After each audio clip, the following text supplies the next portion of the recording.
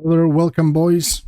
It's the second day of Project Epoch. As you can see, I didn't get that much further, unfortunately. I was late like 5 minutes after the server has been restarted, which is a shame because then that would probably mean I would get in, but for now, yeah, like 2 hours of waiting, which is just crazy. But yeah, hopefully, I'm not happy to say this, but yeah, I'm really hoping for some kind of DC or restart. At least then I would have small chance to get in, because otherwise, this is like Gurubashi. Kazan, I just gave up all my hopes. There's just no point trying to get there. Of course, unless it will be restarted once again, so we'll see. But yeah, yesterday, been kind of wild. I did manage to get in a couple of times, but yeah. Yeah, sorry mate, but I have no luck at all. It seems that streamer privileges are not on Epoch, so I have to wait as well, as everybody else. But yeah, I think that our only chance to get in is actually hope for some DC or restart. But unfortunately, one happened like not long ago, so that's probably be a long time waiting.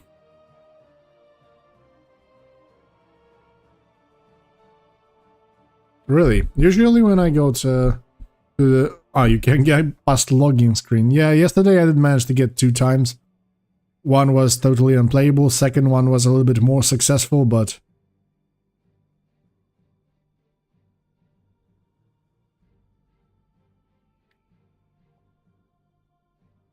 Yeah, I was hoping actually to play on some PvE server, just to enjoy warrior leveling in dungeons and stuff like that, with the like double utility arm spec. I kind of love it. But yeah, it seems that I will be forced into the PvP server, which I don't really mind, although I have to change my class for full-scale open world PvP. And I'm kind of wondering still. I think I was thinking about Warlock previously, but at the moment, not quite sure. Warlocks will be great. That I'm 100% sure, but... yeah, Priest could be awesome, and it also provides some utility with healing eventual dungeons. So that's also a choice. Rogues. With the Rogues, I have a problem that we would be forced to level as combat or subtlety with the ambush spec. For PvP, that would probably be great, but... I don't know. I can actually theorycraft quite a lot now, but first things first, we have to get in, so...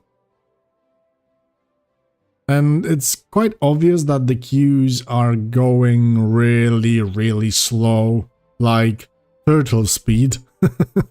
But yeah, I can understand people that already got in. There's no freaking way somebody just goes out unless they get a random DC or something, or they are totally pissed off at the situation. Then that's also understandable. So yeah, it seems that this stream for the moment will be one big waiting room, as for many people as well, so...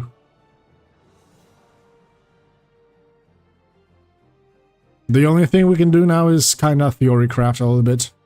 But does anybody play at the moment? What is actually the server capacity? Yesterday it was capped, I think, at 2K. Hey there, good afternoon. Yeah, I mean, that is fascinating. That's why I kind of don't understand complaining people. They smoke the server completely. I mean, we all knew what's gonna happen, right? Let's face it. I think the server got pretty nice future ahead of it. We just need to get some patience and let them work. I'm not saying that they completely know what they're doing. Probably this is their first server ever and stuff like that, so...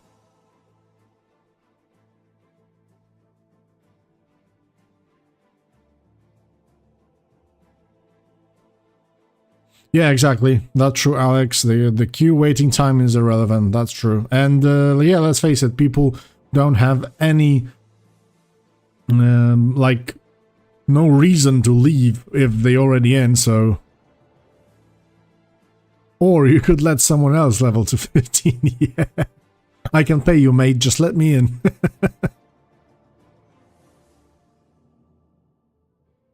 Yeah, damn. I was actually having my dinner and I came in upstairs, then I see that the server will be restarted, but it was like from 5 minutes ago. And I quickly tried to log in and bam, 5,000 queue.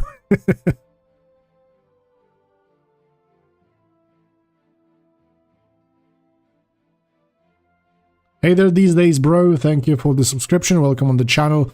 Yeah, I switched to Gurubashi because, let's face it, Kazan is, like, not possible to reach at this moment. I have my hopes in Gurubashi, or for the server disconnect or something, then I can just try to log in onto the Kazan. Ultimately, I think that some kind of DC is the only way in. Unless you're, like, less than 1,000 in the queue.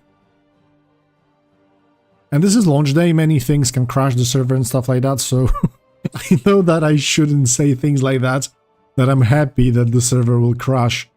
But yeah, at this point... yeah. It's crazy.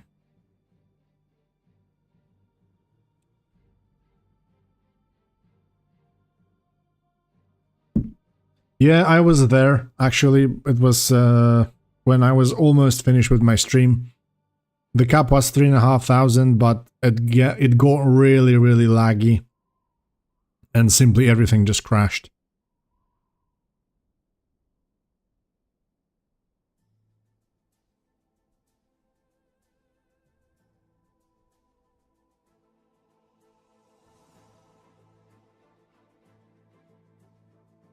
Yeah, 24 hours in seems like quite a lot, but look at this. The funny thing is that so many people are complaining, throwing shit at the server, especially on Reddit. I mean, Reddit is famous for that, so that's kind of understandable as well. But look at the queues. It seems that nobody has been really that put off from the server, even after all those hardships of the launch day. Yeah, I do have a Warlock. George, there's like no possibility at the moment to create a new account because, yeah, the server cannot like host current accounts, not to say create new ones, so...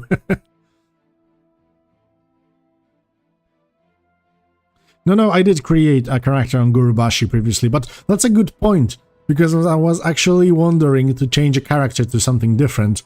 But then again, it seems that it's not possible, so I will be sticking to the Warlock if I get in, of course. I mean, Warlocks are great, I love them. For PvE, I really love Destruction spec overall, so I don't mind it, and for like leveling, some PvP and stuff, Affliction looks cool. Also, with SL build, we will have plenty of ways to like AoE farm and stuff, so... Promising, promising.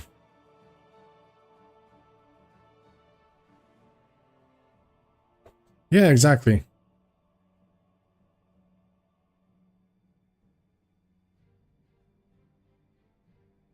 Of course that it wasn't a perfect start, that's obvious, but let's face it, they don't have that big of a team. Warlock pets are completely bugged. In what way, man? Oh, look at this. Disconnected. Shit. Try Kazan first? Oh.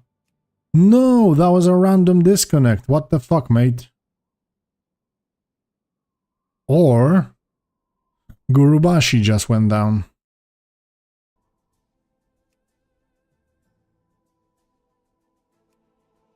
Yeah, Gurubashi went down. Okay, maybe I get a chance to get in. Can you guys please go away from the computers for a second? Like, give me 5 minutes and then you're good to go. Alright? Yeah, it seems that this time around Gurubashi went down. This is my only chance. Let's do it, boys. There will be no PvP up until like level 20 or something anyway, so...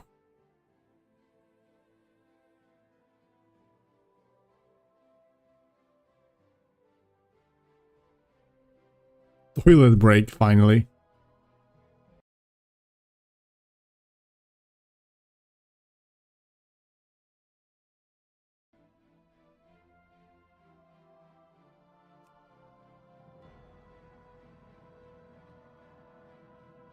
Hey there, boys! We're in! My camera got fucked up, but that doesn't matter.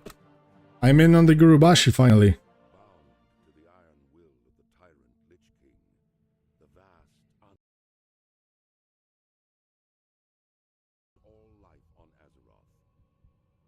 Yeah.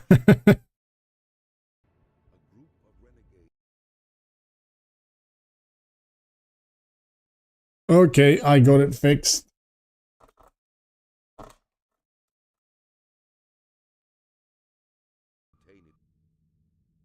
Hey there, we managed to get in. That's nice. What the hell is this with those freaking... Oh yeah, this is different characters, so... No, I have turned off the beginner tooltips, come on.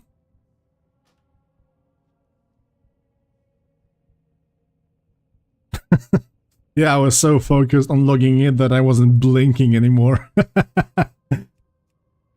Let's just randomly put stuff up in here. Hey guys, but somebody did mention that the pets are bugged. In what way, actually? Aggro percentage, target of target, like some of the things been saved, it seems. Oh shit, come on. It's dead?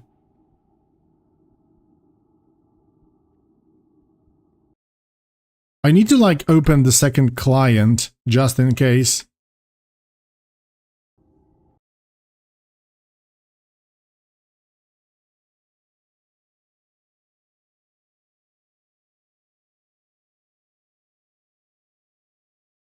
I was so focused on setting up the stuff, and it seems that it's not working anymore.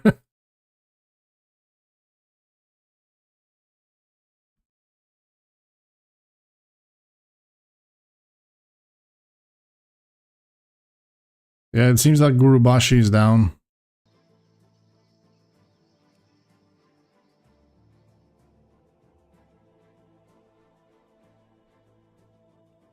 Kazan is also dead. Okay, I'm waiting for the Kazan then.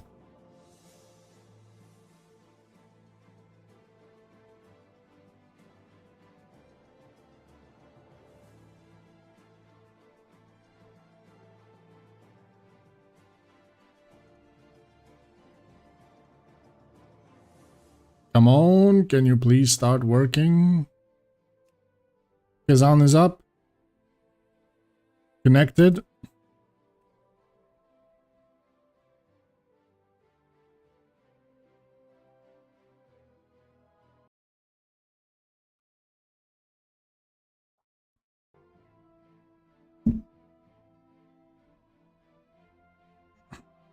Okay, I think it froze.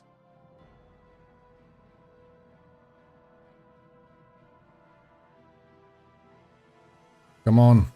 Start working, please. Please.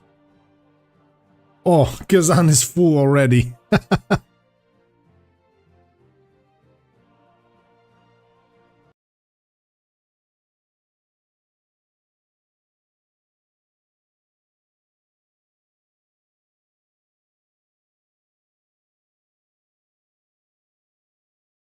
I'm actually gonna open like second client and see if I can be on in the two queues simultaneously.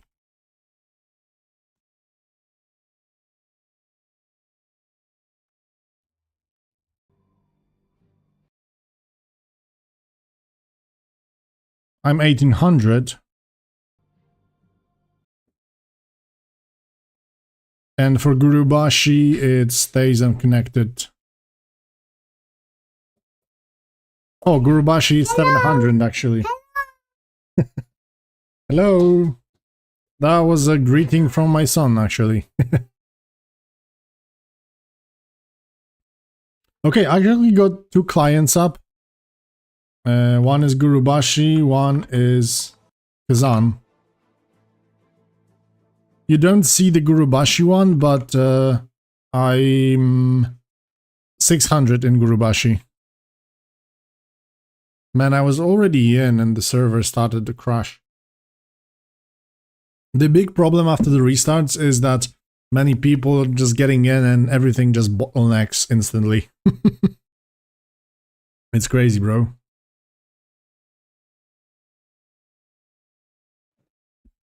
Yeah, unfortunately, it probably will last for some time.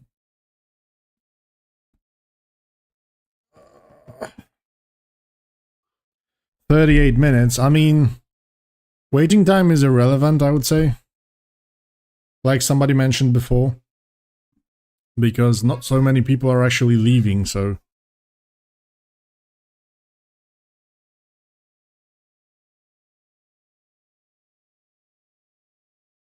Auto-logging add-on? Now you got me interested. What exactly... How exactly does it work? Like, you set it up outside of the client and it just logs you in constantly if you get disconnected and stuff? That's how it works? I wonder, never heard of it actually. That's kinda interesting.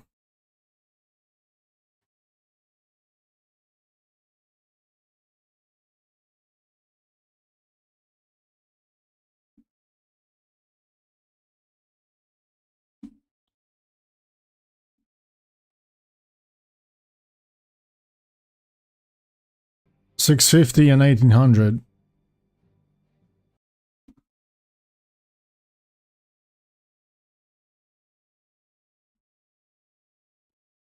Yeah, I guess this is kind of fucked up for people that already managed to get in once. Ah, don't need the password. That's not a problem, I can just copy paste it.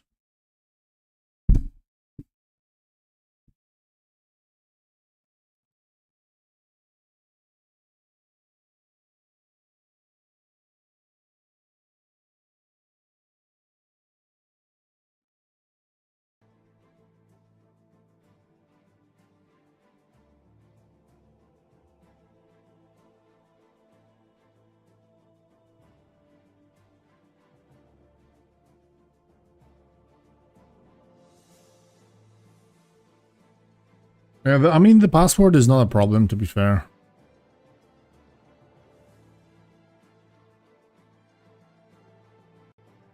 Yeah, man, you won't be able to actually register it now. It's off, actually. Because, yeah.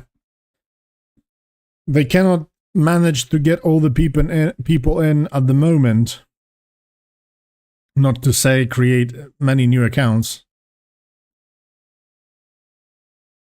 I'm actually gonna switch it up to the second window.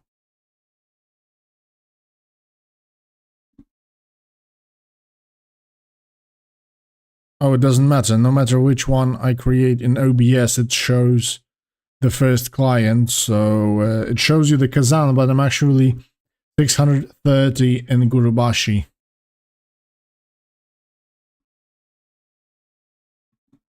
No new info on the Discords, unfortunately. So I guess for the moment we just wait.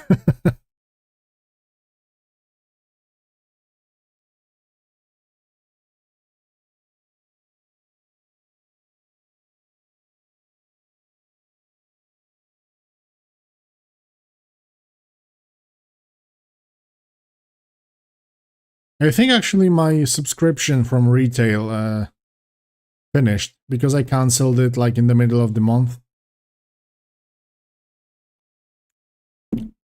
When I stopped playing retail. So not able to anymore. Yesterday I was trying out some Ascension Bronzebeard for a second, just to see how things are going.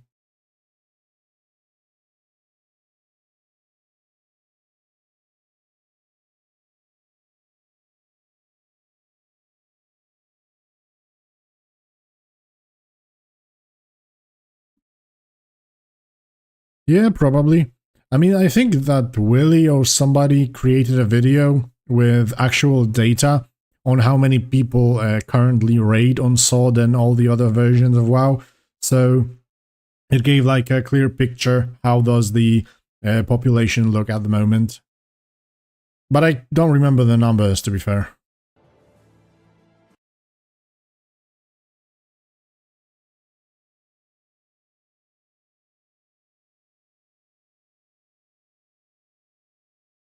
I mean, it's not live, but I do have the access to the alpha, so...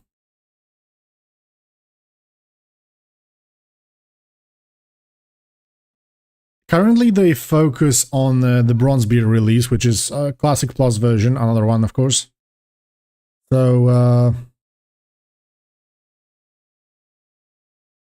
yeah, I mean, I did get in after the crash, but then it crashed again, and then now I'm in the queue. So...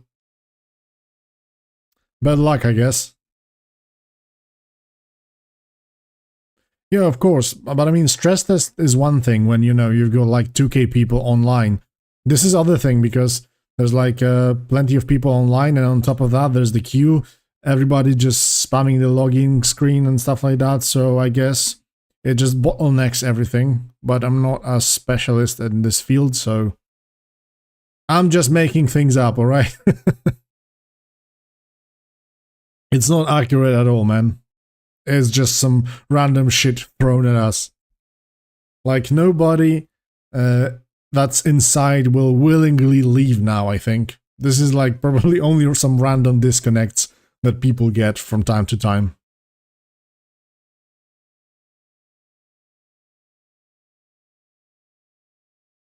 I mean, the first release date for Ascension Bronzebeard was somewhere around, I think it was April, because Conquest of Azeroth was supposed to be out on June. So they said that Bronzebeard will be earlier, so I just assumed that it's going to be like 1 or 2 months before. Then everything got moved, and yeah, we're at the point now that Wrath of the Lich King is probably very, very far away. Conquest of Azeroth supposedly by the end of this year, so who knows? Bronzebeard, I would say somewhere around September, probably. September, November, who knows?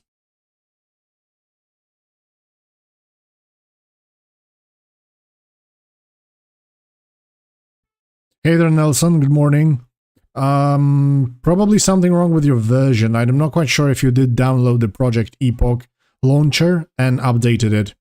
Because I many times have seen the vocal screen when I was playing Ascension and my client was not updated. That was a problem.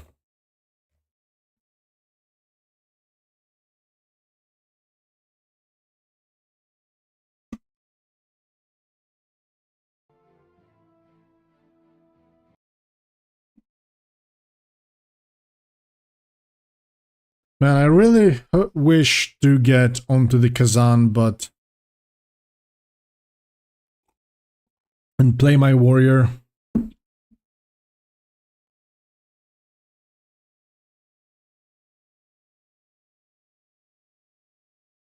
Yeah, I mean, Ascension, at this point, they're playing safe, literally. They see all those releases and stuff.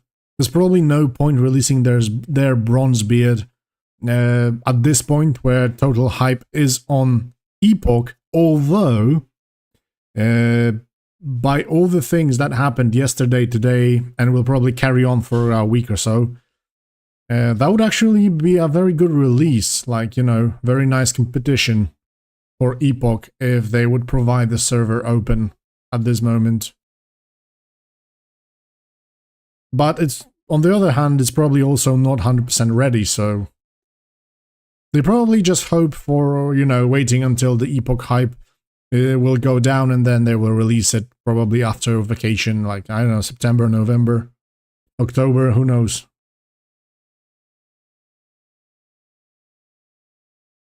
Stop hating on things you don't understand. Yeah, I couldn't agree more.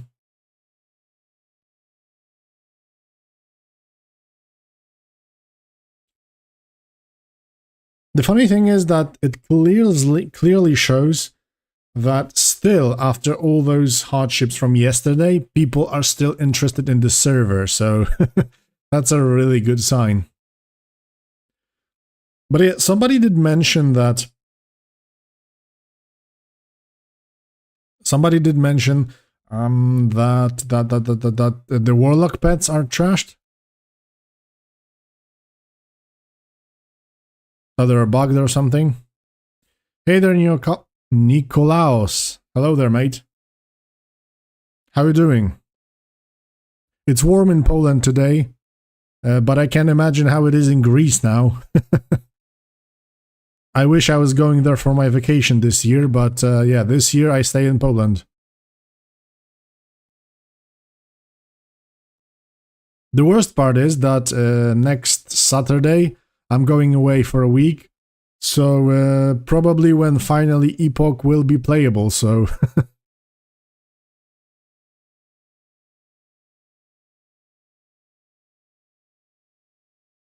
Oh, it's pathfinding and following issues.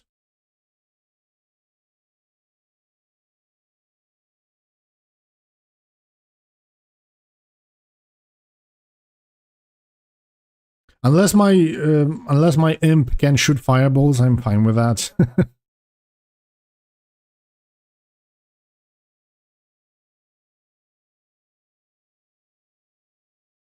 Yeah, I mean, we have summer now, so probably in most places it's quite hot today.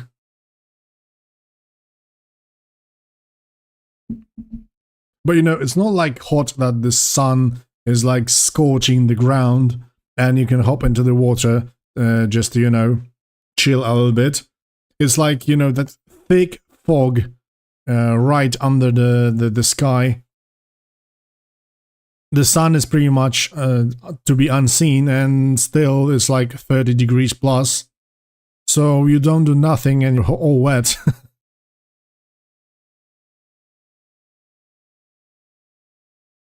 Yeah, this is also a big problem for people that already got in. For us, people in the queue, DC is a blessing. But for people in game, it's a freaking curse, because that means that there's like very high chance of not getting in.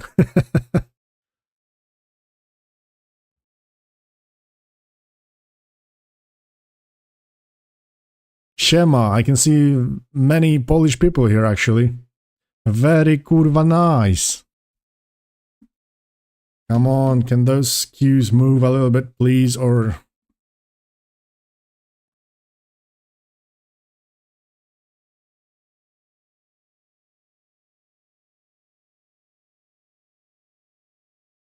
Okay, guys, while we wait in the... weird tricks to bypass the queue.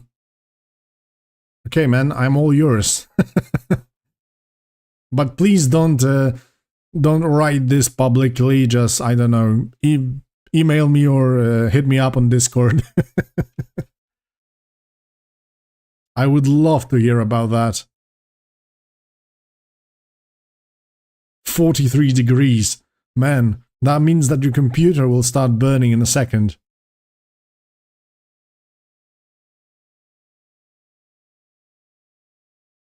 Yeah, that's always been great about the internet, I guess. Connecting people. Same as vodka. You know, just a thought.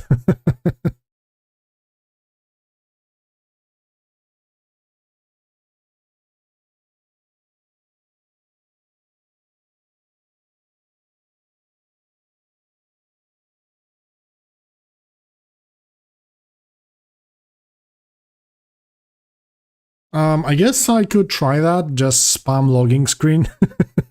Maybe it would force... Because, you know, a funny fact is that when I was in game already, there's of course a certain server capacity, usually 2K, let's say. And most of the time you see more people than 2K, like 2015, 2009, 2008. So maybe those 8 or 15 people are the ones that actually forced to get in. So who knows?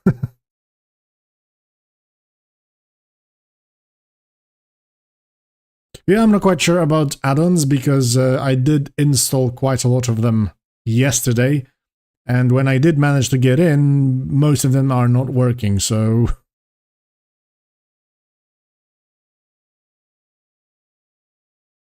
I sound British? Well, I guess that's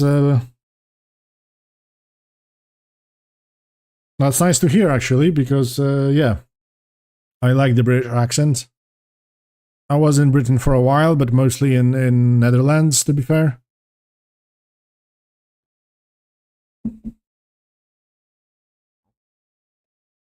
Yeah, the reason why it's only 2K is, of course, instability.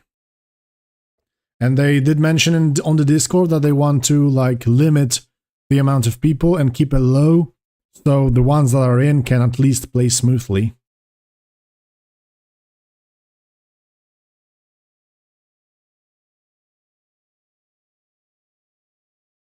Well, I'm from Poland, like we mentioned a couple of times already, but if you got in, then welcome on the stream, man.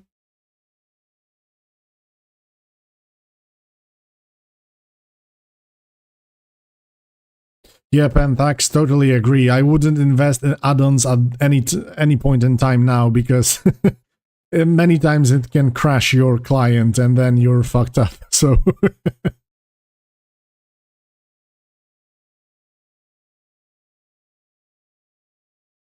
No, I did.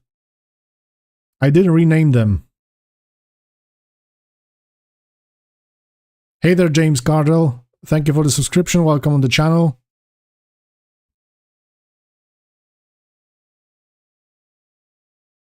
Yeah, I did rename them. I like delayed the master suffix and the master and main, I think it was. I mean, I've been fooling around with add-ons for like 20 years already. Everything, you know, installing manually and stuff like that. So I think that I kind of know what I'm doing. At least I think so. But yeah.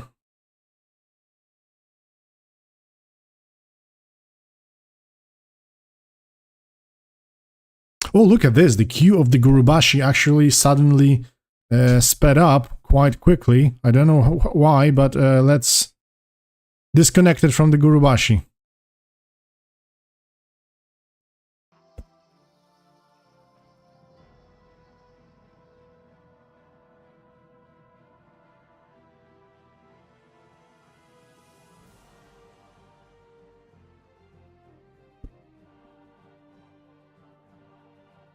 Is this a crash or something?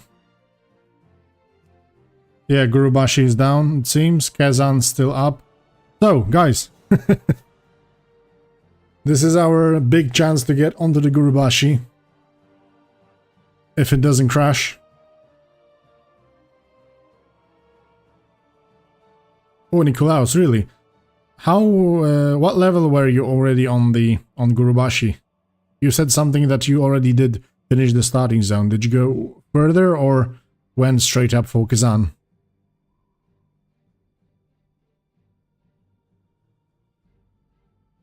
Oh, Gurubashi's up. Let's go, let's go.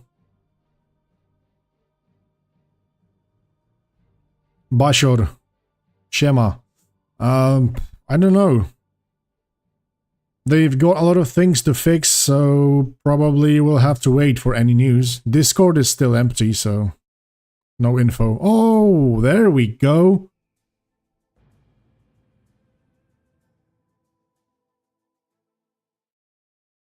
We're in, boys. Bound. Shit, bro, this pisses me off, really. Come on, Undertaken Mordo. Rollback. People are writing it's a rollback. How many people already? 1200.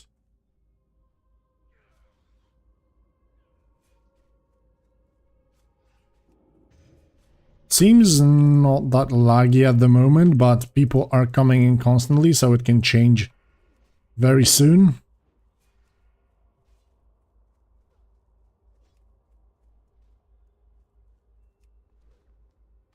I mean, Q is no way in. The only way in is actually waiting for a crash. But yeah, that also fucks up people that are already in.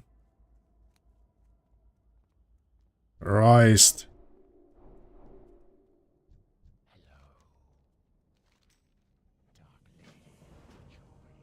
Okay, it seems that it's not lagging for the moment. The interface is a little bit too big. Try that.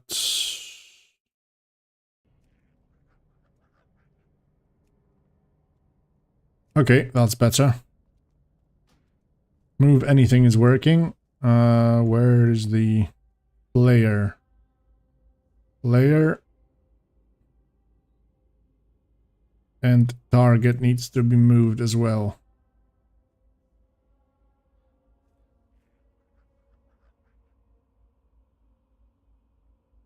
I even said Bashor. Bashor, yeah. I don't know. Okay, I guess it's in the middle, more or less, at least. Okay, that's better.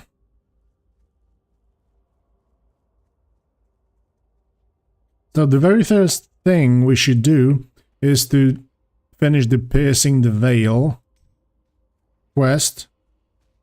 Those are level 3 Rattlescage skeletons, but I should be able to kill them. If my mana allows it to. Okay, it's actually not lagging at the moment. It's pretty fine. Okay, one. They've got like insta respawn, so that's good. Shit, miss. I need to grab the chute.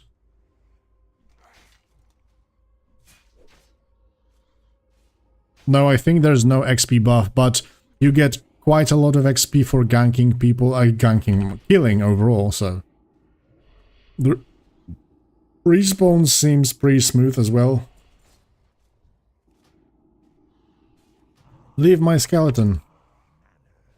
Oh yeah, there's shit tons of paladins now.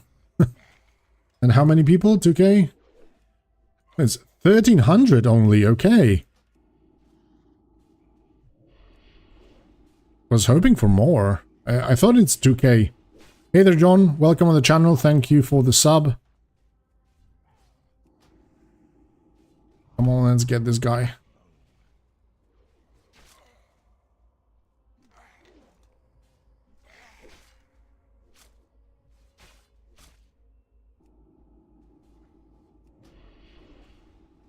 I mean, I don't know. PvP is always nice. Okay, we've got the quest done. I will get my imp now. So that should improve a lot of things.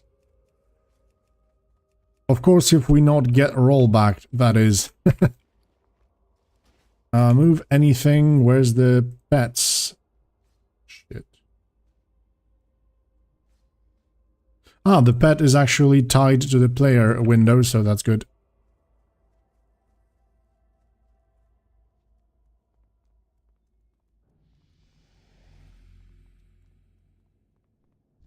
Give me my imp. Hello there, friend. Very kurwa nice now. Got my buffs in here. Let's say, for example...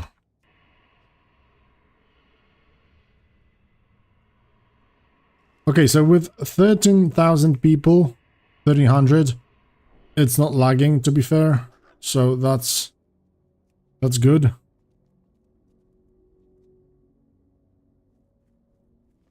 Oh, and I also have money for Immolate, which is amazing. Great. Warlock is like one of the best level 1 classes. Look at this. Look at my toolkit, bro.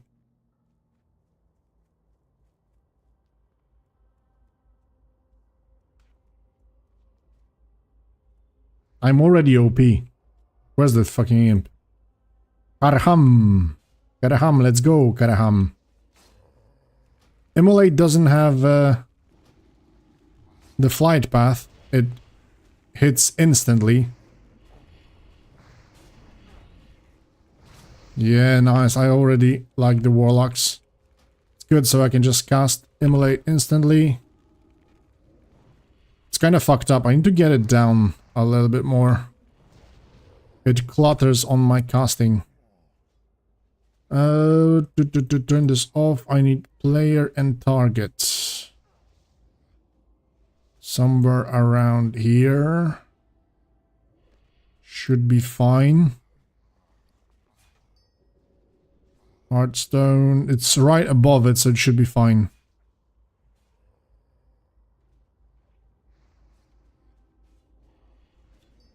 Okay, we've got this.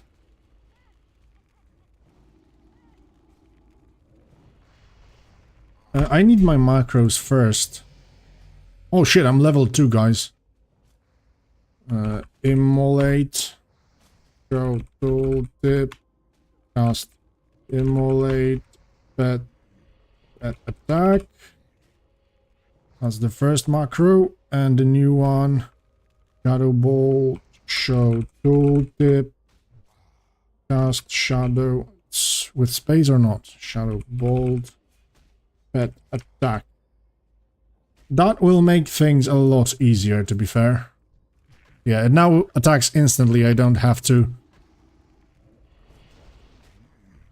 automatically control it, but also I need to change my keybinds. Enemy nameplates.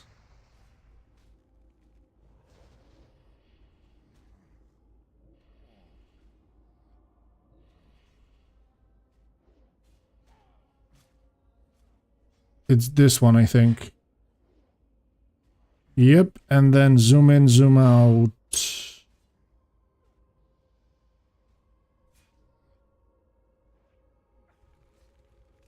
Okay, everything is ready now.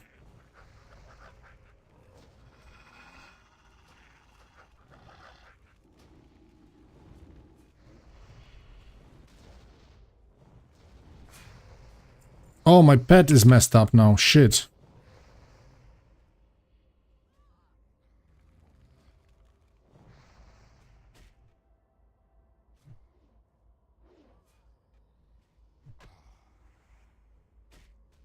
Yeah, something like that. Should be fine.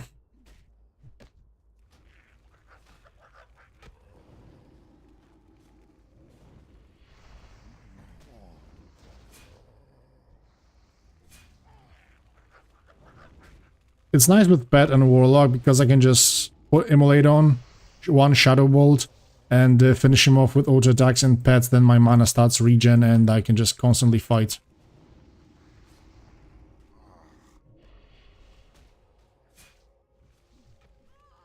Come on. Ah, miss. Alright. Wretched zombie. I need those.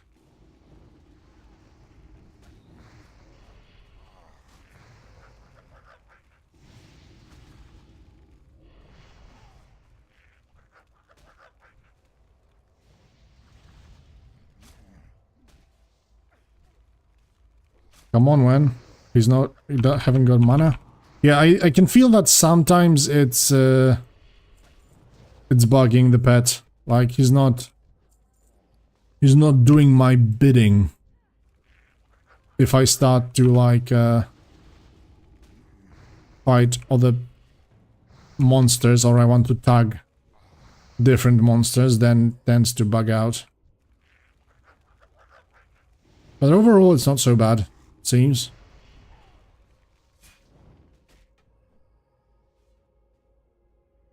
Ah, he doesn't have mana now. That's understandable. He cannot fight without any mana.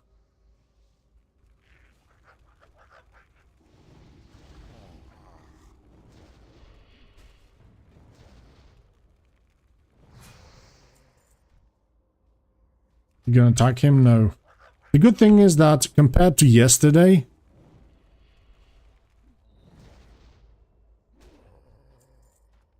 I mean, if pet dies, you're losing control.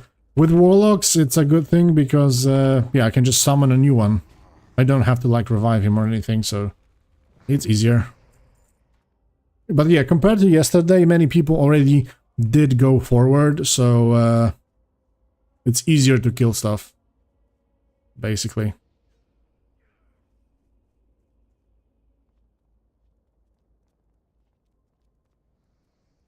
Oh shit, my camera froze once again.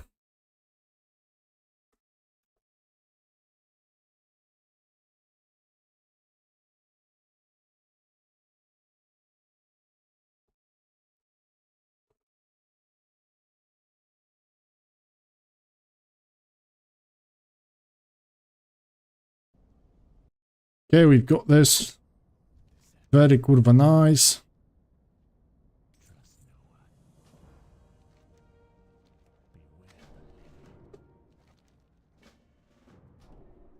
I don't hear any music, so I better put on my headphones.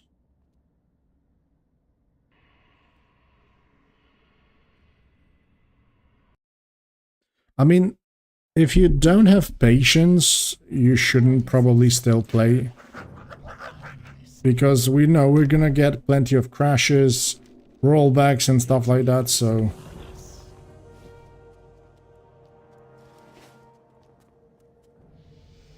Can you please get rid of this shit? It's annoying as hell.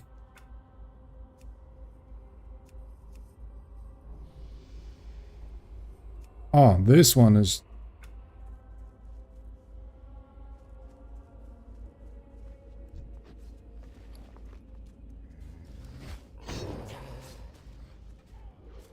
Okay, let's go for the rattle cages.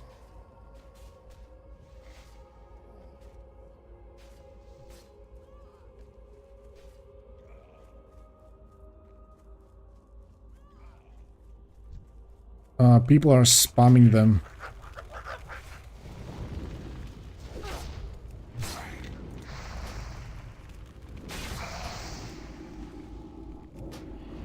But there's plenty respawning constantly, so it should be easier.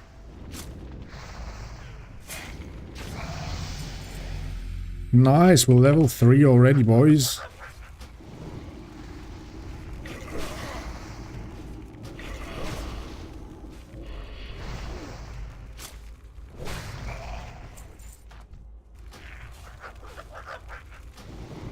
At least they kept the rapid respawns, so we can level somehow.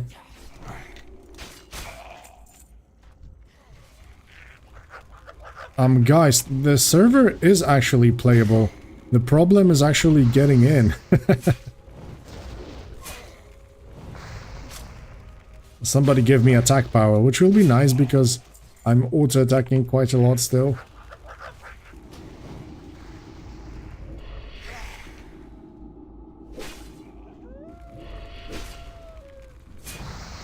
I would probably say next week. People will go to work. It's not gonna be so occupied. Devs will probably fix some things and it's gonna be easier.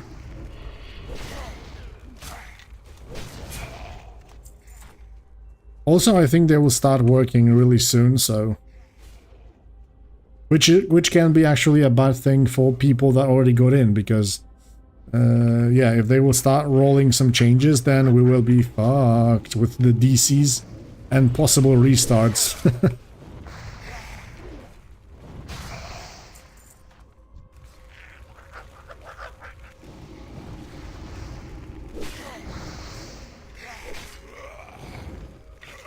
Oh yeah, Undeads actually have body modification. This is great.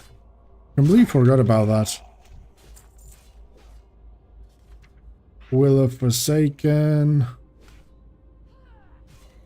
Cannibalize. That's why Warlocks are so great as Undead as well, because we've got Cannibalize. So each time we lifed up, we can use Cannibalize to recover some health. Yeah, as we already mentioned, Ito waiting time is irrelevant because people will actually not leave the game if they're already in, so...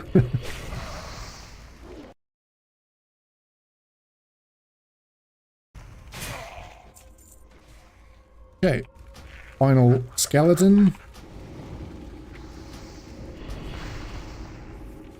I wanted to actually get rid of the macros, because then I can control my pet easier. Yeah, that's some Gurubashi I managed to get in. Let me check this. Body modification. Ha! Nice. But, yeah, weapon is seen. Oh shit, this is good. Ah, man, but this only lasts 2 minutes. Such a shame.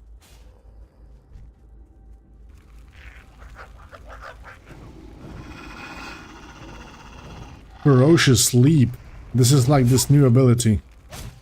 It does literally nothing at this level, but looks cool.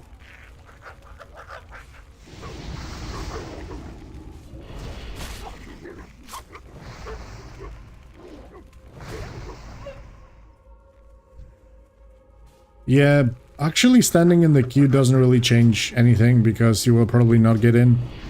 Like 8,000 people with 1,300 on. It's only 1,300 on. It's like nothing.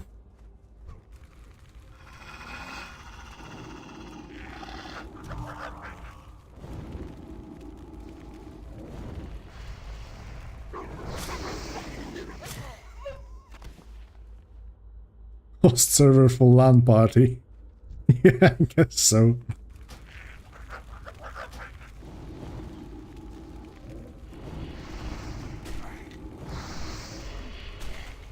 Yeah, it's 1,300. Only 1,300, so it's even less than yesterday. Oh, we got best in slot item. Good. This is good. Why my bags don't open all at once? I need to change it. Toggle open all bags. Yep, that's better.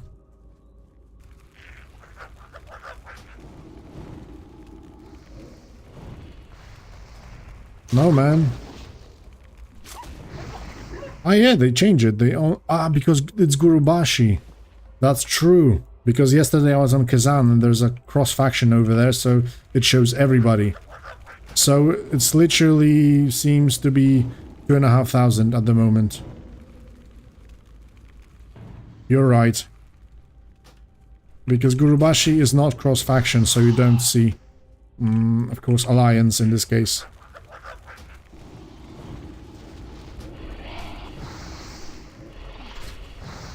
So yeah, 2,500, not so bad.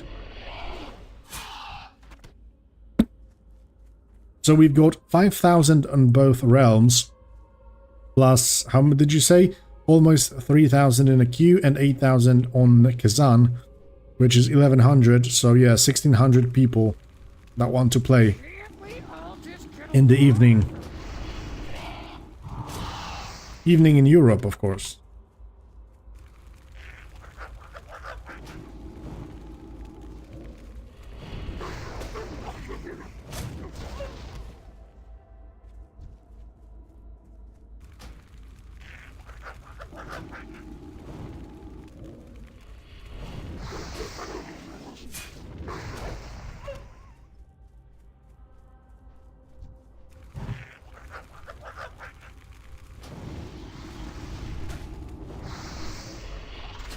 It is custom, but not in a way that Ascension is. Like, you know, in Ascension you've got custom spells and stuff like that. This keeps to the TBC talents and a lot of more custom content.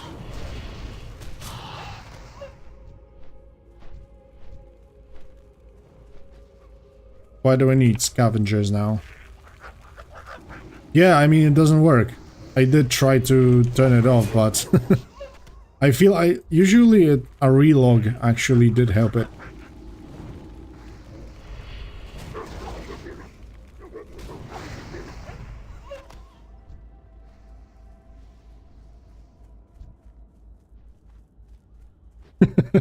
clay ring of the bear. Somebody showed it and said, "Kneel, peasants."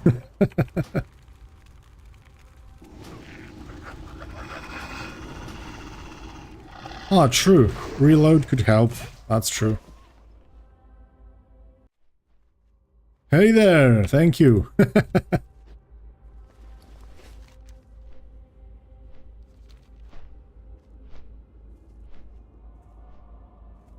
Nah, let's face it, like, there are people doing Epoch content for like past 2-3 months already. And nobody got a strike or anything, so... Shit, my camera is stuck once again. This piece of...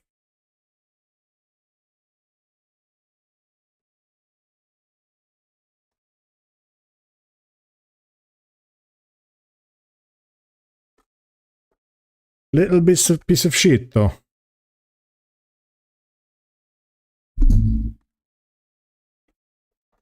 I don't know why, but it's freaking stuck in...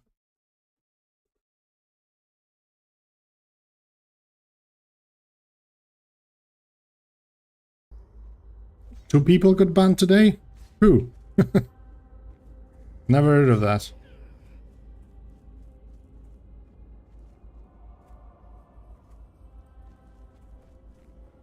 Yeah, one of the add-ons that's actually working is the move anything.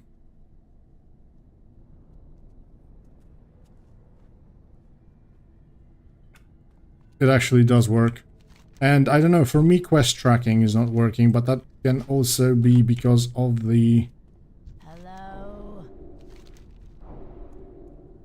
Because of some add-ons, so I'm not quite sure about that as well.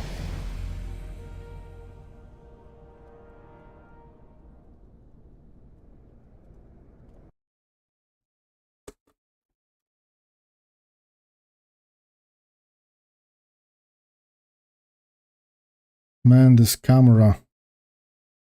It's so annoying.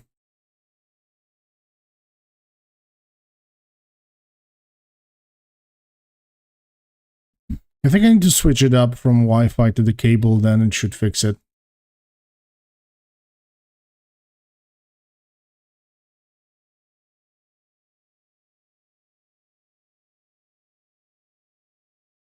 Yeah, for the moment I haven't seen any problems with the pets, to be fair.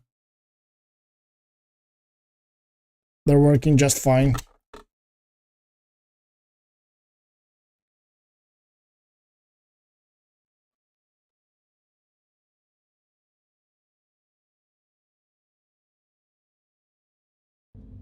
Okay, the camera is also fixed.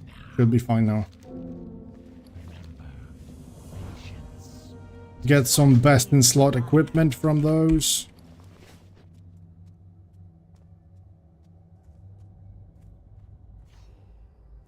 What would you ask? Best strat of getting in?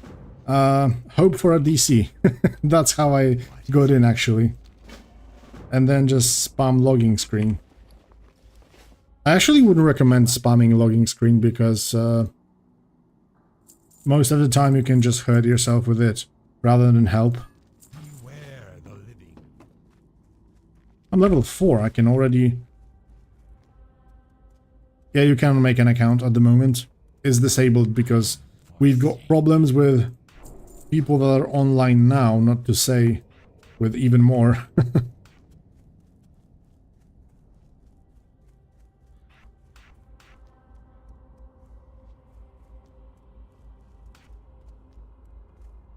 Oh, there's one more quest in here. Oh, it's a new one. Luna Stinbro. Ooh, Joseph Stinbro. Now that I'm with you again, I can't accept my fate. What do you require? Greetings, I assume you're wondering why I kneel at this grave. It belongs to my husband, Joseph. Joseph was a miner that worked in the Nightweb Hollow mine northwest of here. He was bit by a spider and died. We're not able to recover his body before the plague came. Now Joseph's spirit is restless, terrorizing Forsaken that try to claim the mine. His body is long gone, but they still claim the grave for him. I think that if we bring him something of his, we can bury it here and lay his spirit to rest. Can you search the mine for anything that might have been his? Okay, new custom quest. Writing seems to be... Where's Joseph's grave? Right here, mate. Here. I've got a mail from a chronicler. Oh yeah, the mailboxes are in the next town, actually, in Brill.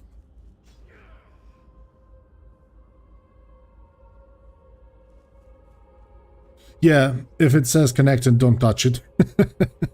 That's basically it. Samuel's remains, scavenged goods, and some spiders to kill. Oh yeah, scavenged goods. That's nice. Those are objects that lay on the ground. There's freaking no way we're gonna find it at this point.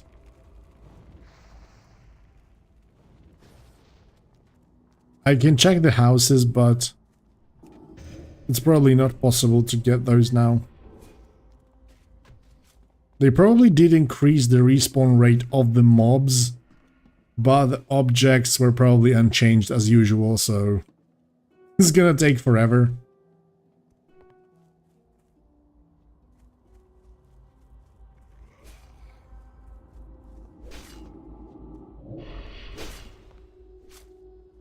Yeah, let's go try those two buildings, but I don't really have hopes up for that.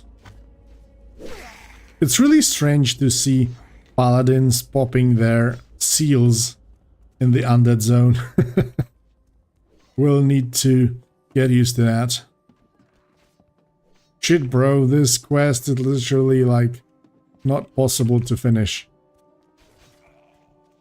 Unless I would spend another hour just roaming here to get those... Oh shit, she just collected the crates.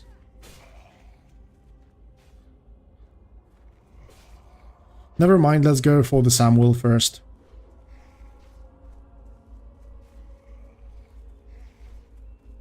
Hey there, Matsu, where are you from? Balkan vibe. Yeah, I'm from Poland, so... You could say that. Holy shit, so many people waiting for freaking Samuel. I need a target. I'm gonna spam my dagger. It's best in slot now. I don't have a target. I need a target. I don't have a target. I need a target.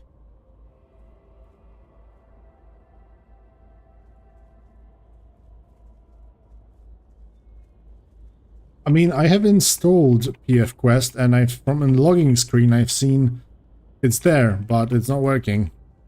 So that's kind of strange. Cool. Okay, guys. You will want to invite me in a second. No, it's full.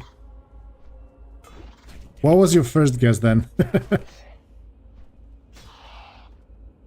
Yeah, I got those guys. I'm kind of afraid to log out now. Yeah, I did rename them. Like I said, they are visible on the character logging screen.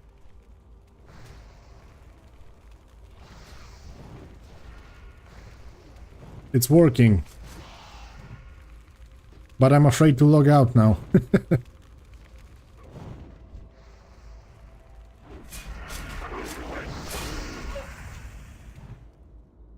This is Gurubashi. I need a target. I don't have a target.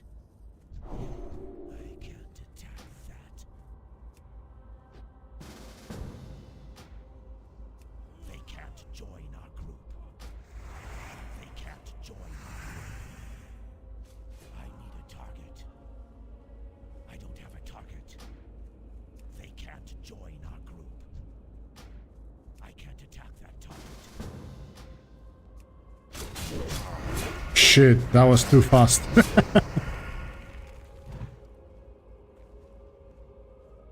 No, pink is fine.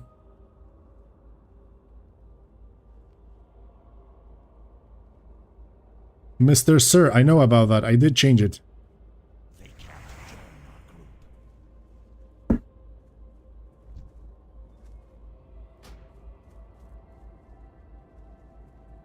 Almost instantly. Because I did manage to jump during the DC.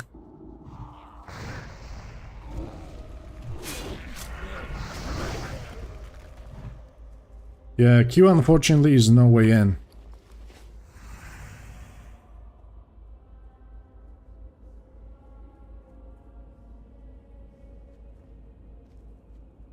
The respawn timer seems to be quite long, to be fair.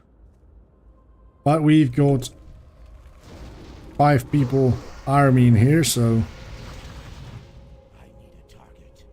we need to just spam dagger attack.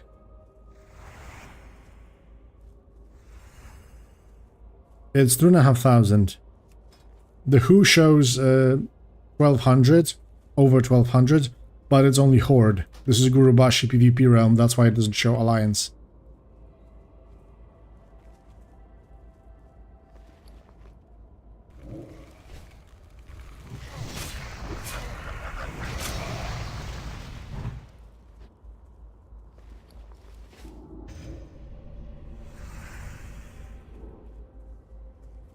It's nice how those daytimes change with their day and night cycle. It could be that Kazan has lower because they had more problems with it. No changes on Discord.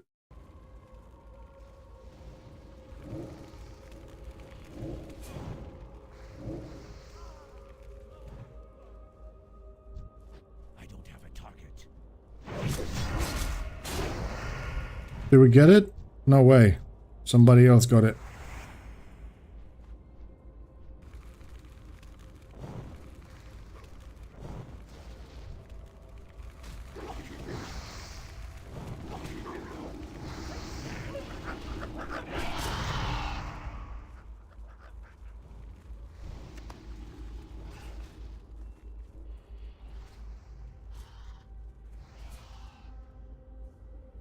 Ooh, hey there, Russell Adams.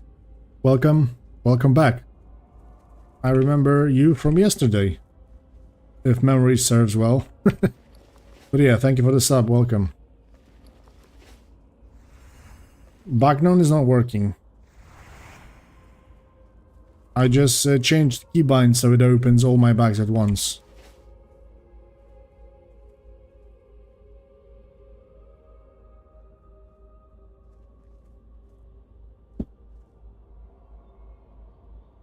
Man, it's hard to say. On paper, I think yes, because due to the PvP changes and more interesting stuff in the open world, rather than only quests, but I think that only time will tell. There's also the quality issue. Of course, on Turtle, we already know, we've seen many things there that they're doing a great job. And on Epoch, it's still unknown. Only time will tell, I guess.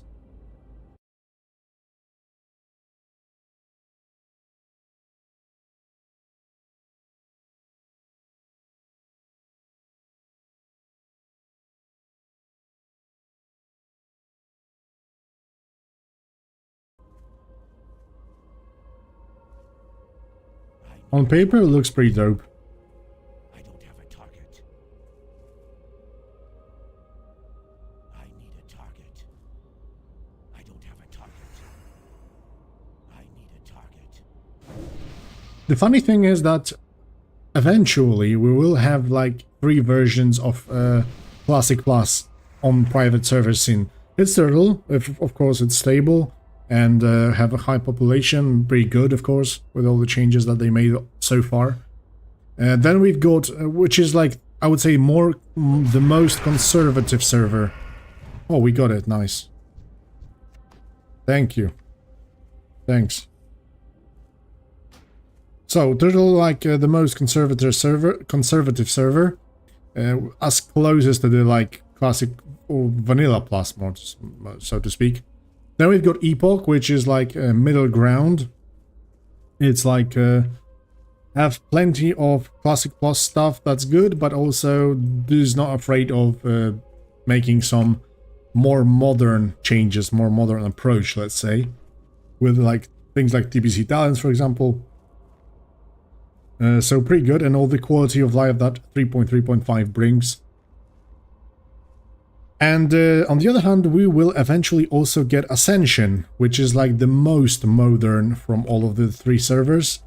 And I think it will be like the best for Season of Discovery players. Bronzebeard, I mean.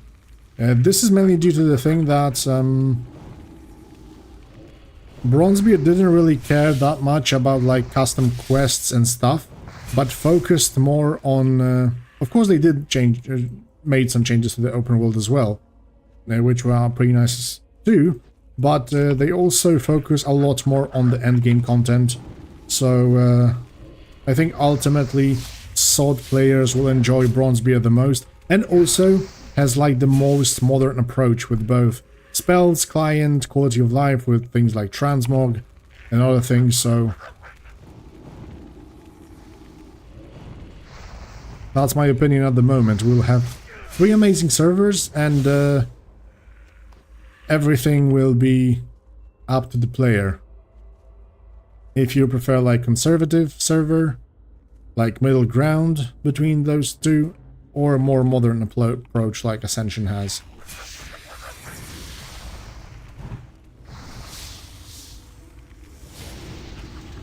I loved Ascension, but unfortunately the recent Season 9 wasn't like the best.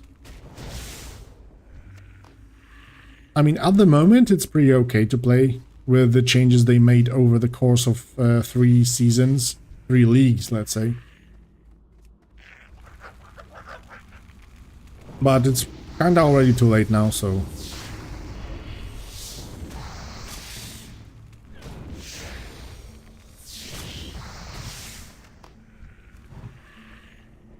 Ooh, 2 spiders. This is a massive challenge, actually.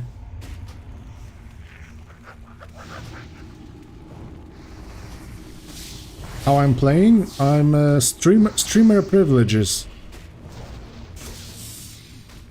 That's basically it. Nah, just kidding.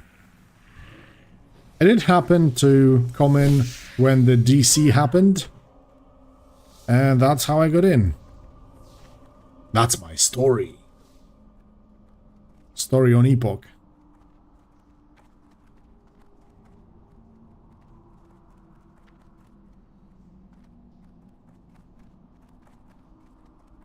I mean, the only pay to win on Ascension is that you can buy all the items from the shop and sell them for gold on Auction House. Some say that it's straight up pay to win. For me, not really, because for gold you cannot really get super ahead.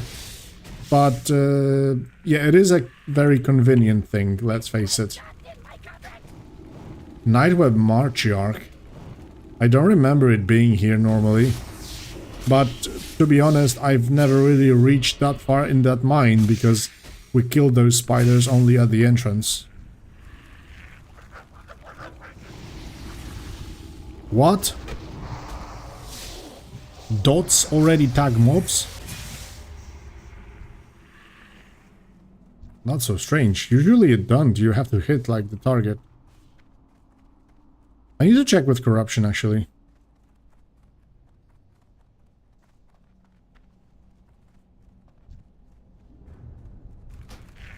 Yeah, seasonals are paid to win.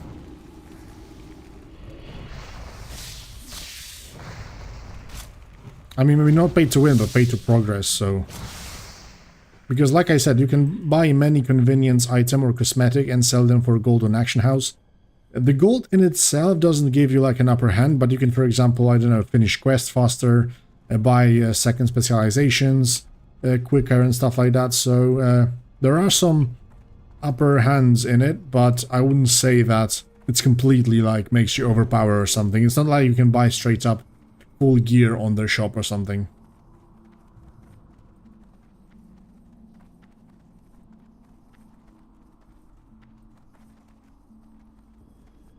Yeah, we'll see. I was kinda hyped for that Unreal Engine as well, so...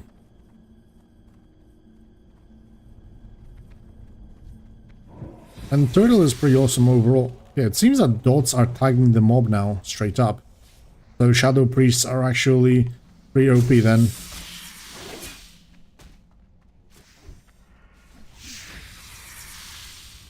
Where's my pet?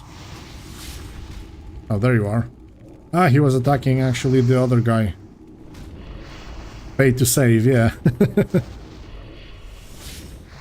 That's also an option.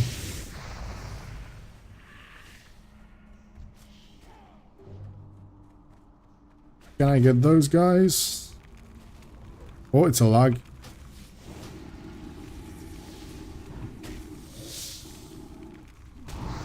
Resist it or what?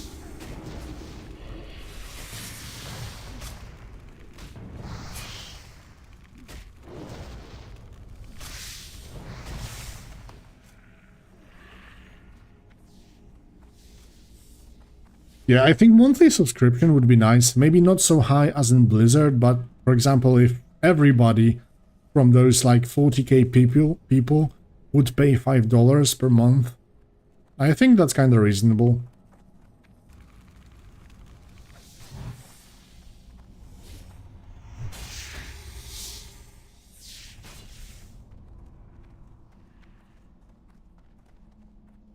Yeah, to be fair, is like I mean, Turtle also did some amazing changes recently. But yeah, I do admit that I do love TBC balance overall. I'm not saying it's perfect, but after the classic, TBC was almost perfect, so...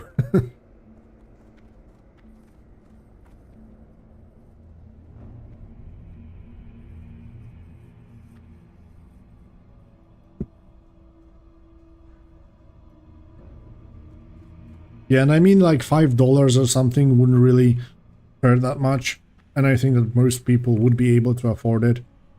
But also on the other hand, they didn't expect so many people, so...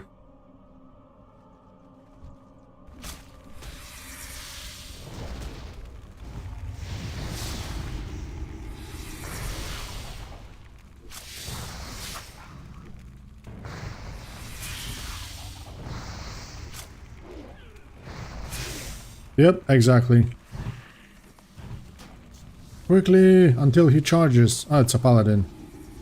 A wheelchair class, so I'm gonna be faster with the cast time.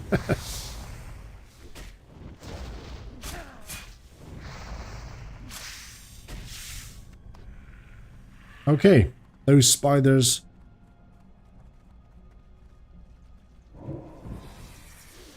Are done.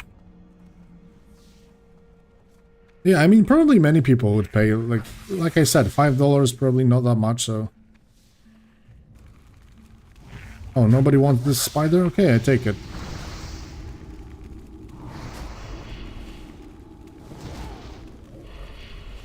No, Quantum, I'm saying like, $5 or something. €5. Oh. This was the spider that I didn't even need to kill and I got a bag off of it. That's awesome.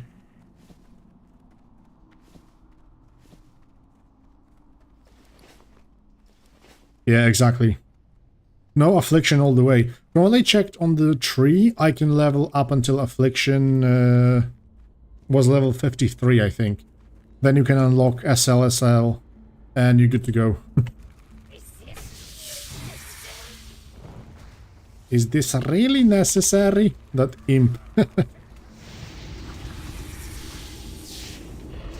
I'm gonna put it on passive because this defensive actually takes me. Oh shit, I casted Corruption 2 times instead of Shadow Bolt.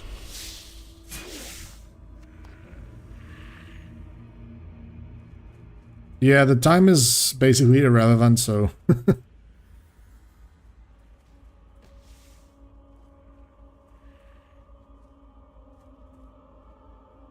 Yeah, the character creation is closed at the moment until they fix problems with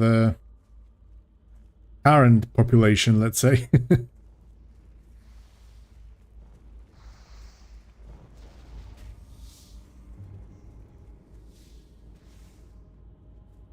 Yeah, you know, that's the problem probably, that of course they did get donation beforehand just to, you know, from people to support them and to actually cover some costs. But yeah, they didn't expect such hype in like last 1 month or two, and then suddenly it turned out that the money they received will be too less to cover everything. And I think that's the massive problem, because they were waiting with Gurubashi up until like 1 day before release or something.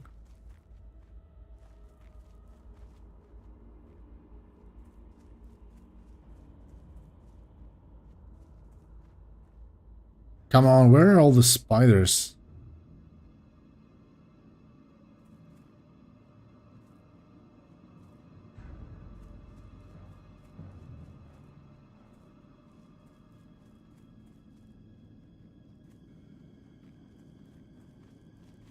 Man, sometimes those respawn timers are so quick, and sometimes you just cannot find anybody. Of course, it's too late.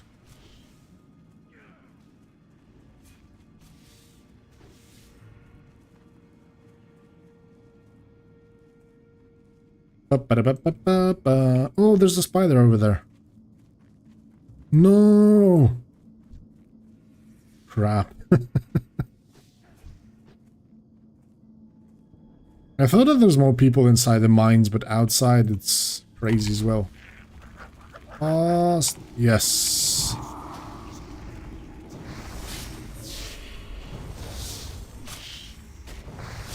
Hey there, Andy. Yeah, Ascension also looks great.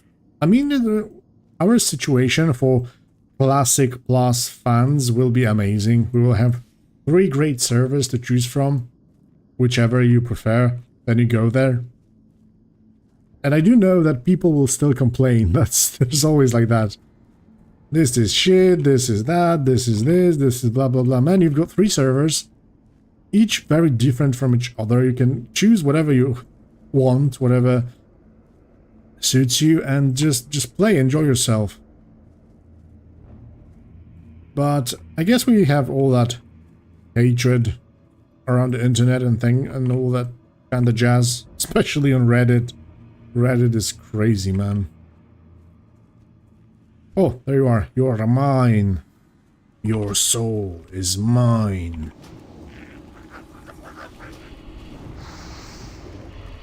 Can you skip the queue if you donate? That would probably suit them. I don't know. This is the question also. Do they really need money to provide new server, or there's other problems?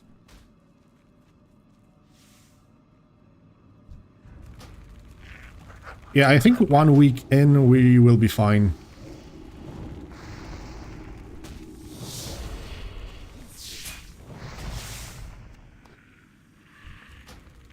Yeah, I actually started on Kazan, but was kind of forced to Gurubashi due to the DCs. Quickly! Ah, he's already attacking somebody else.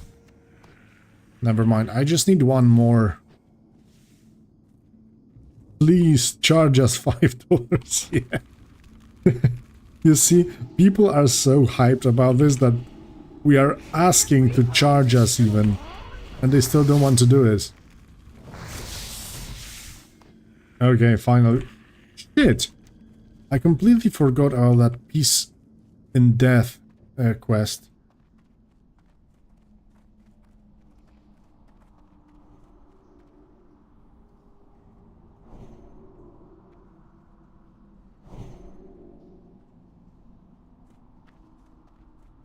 I need to find his body. Completely forgot about that.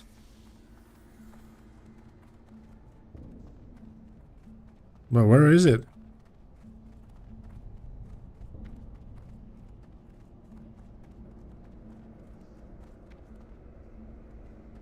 Yeah, 5 devs is not really that much.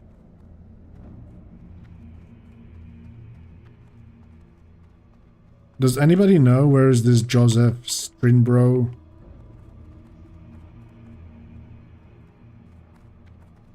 Is it even here? The quest clearly says...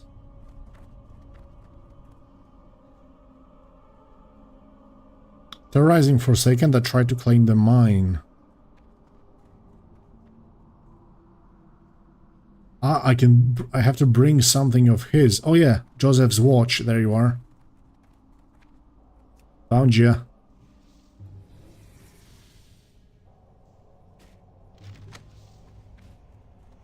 Monday morning will definitely be better due to the fact that many people will finally go to work, so...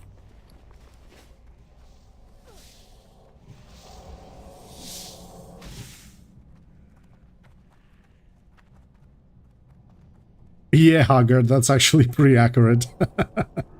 Sitting in a gold mine, but nobody have a clue. That's true, that's true. But you know, when I was actually listening to that founder interview, Q&A, his approach was kind of strange, I don't know. He was acting a little bit strange.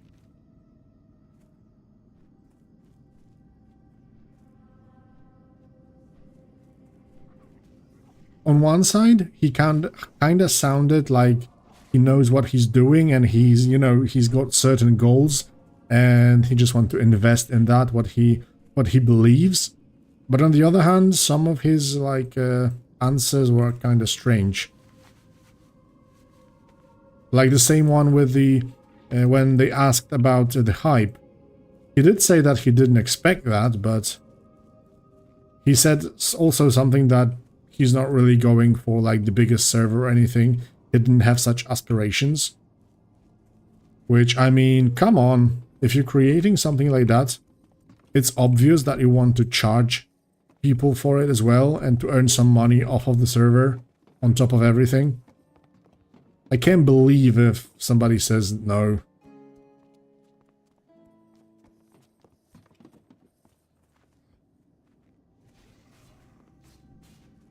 Ooh, many people also say that Ascension Shop is kind of oppressive, but I don't know, mostly do the cosmetics.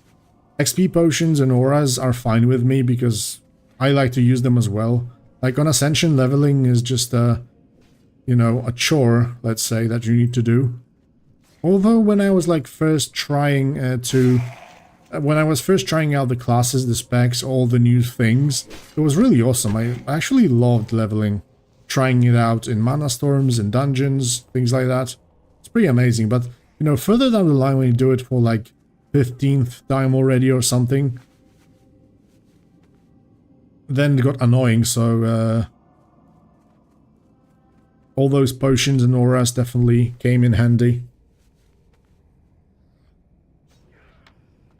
Yeah, that's true, but that really wasn't up until recently. I think when the Epoch videos went down by Blizzard, by the copyright strike, then I think that everybody just woke up and found out that, yeah, doing content about Epoch when their official channel was deleted is going to be the big thing.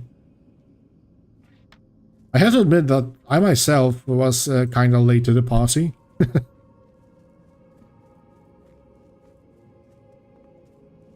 So I had to work really hard to push out all those videos and stuff like that.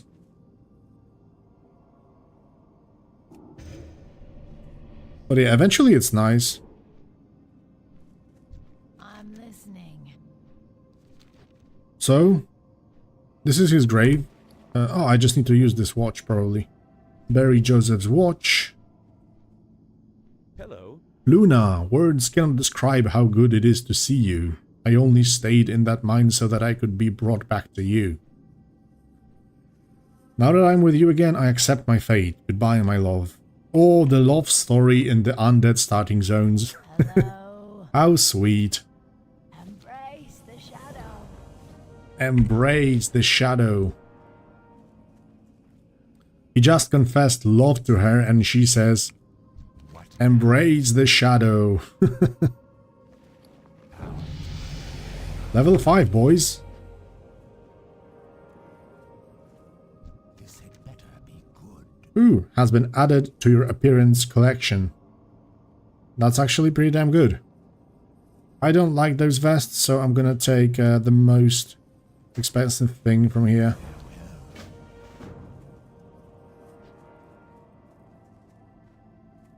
This is Gurubashi PvP.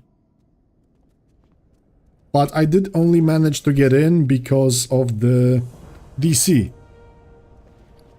So it's not like I stayed in the queue for 2 hours and suddenly got in. If you're not like 500 in the queue or something, I can just straight up give up and wait for the DC. But on the other hand, you have to constantly focus on the screen or do something else on the other screen to be able to get in. Trust no one. Yeah, I mean, we already got evening in Europe, so plenty of people will be trying it out. That's for sure. What makes Epoch so amazing? The queues. The queue simulator, as people say. Nah, just kidding. It's got some very nice, amazing features. Like I said, Turtle is very conservative about things they do, although recently they did go very modern with all the changes to the classes. But yeah, Epoch is like middle ground between this and Ascension. Or if you don't know anything about Ascension, between this and SOD, let's say.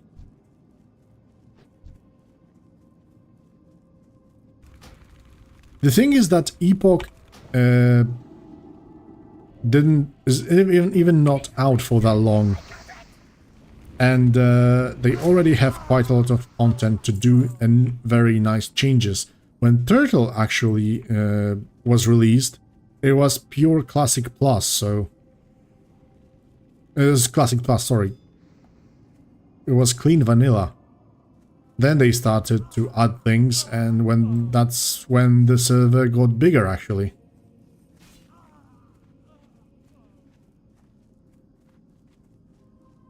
I don't remember exactly what features were available straight up from release, but I'm pretty sure that there weren't any, like, Classic Plus things in there. I mean, when it comes down to the private servers, if you want something similar to Season of Discovery, then probably Ascension would be like improved, even improved versions of SOD.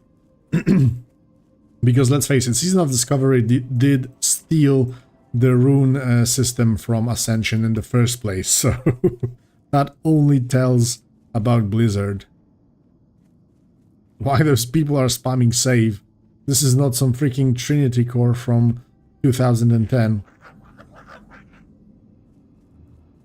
Why my pet was resummoned?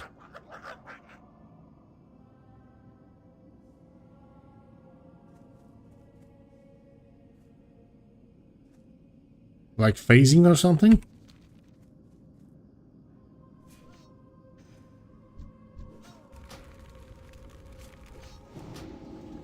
Oh, now I lost my pet. Okay. It seems that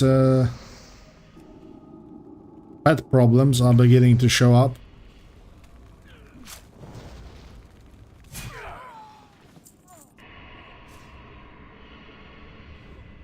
Yeah, and actually Ascension Bronzebeard will be like improved version of Season of Discovery, so if any of you guys did enjoy it, I would definitely wait for Season of Discovery, for Ascension Bronzebeard. This will be like a perfect version for you. Then we've got Epoch, which is like middle ground between those two. And Turtle would probably call it the most conservative from the three. Jesus Christ. Yeah, it already started. The pet problems. Now, it doesn't want to follow me, actually. Nope, not working. That shitty little bastard. Dismiss.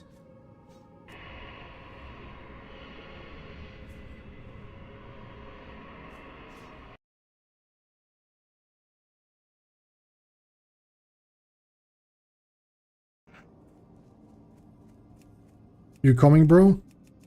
Oh no, mate. The pet got bugged.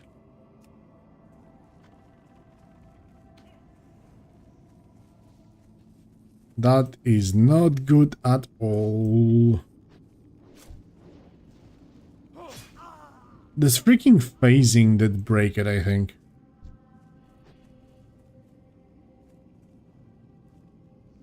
Time to reset all servers. Yeah, definitely.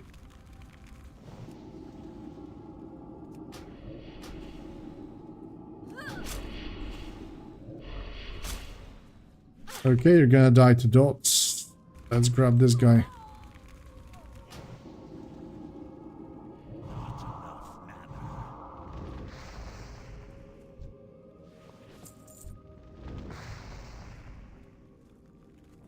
I mean, I know this is only like starting zone, but they said that mobs will be more powerful, and for the moment I'm getting like 5 damage from their fireballs, which is not that much to be fair.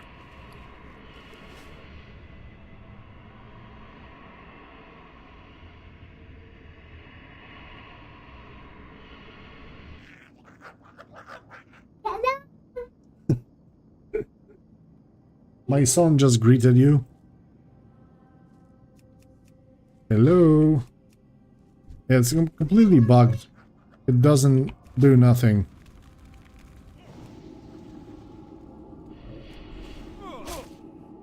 Should I wonder, should I actually try to relog maybe?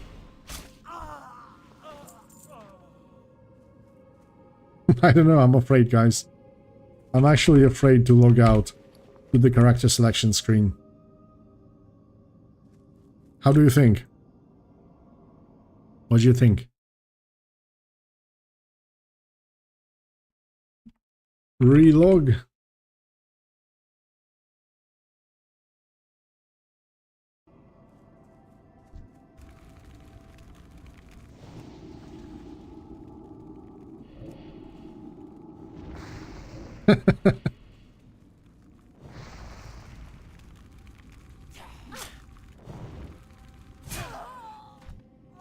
Yeah, I'm not closing the game, just using the log out option.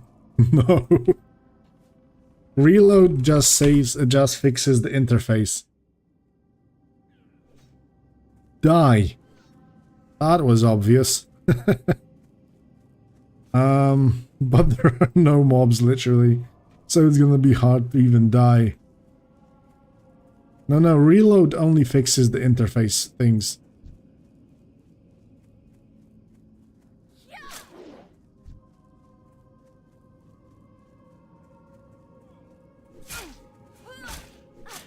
Get me, boys.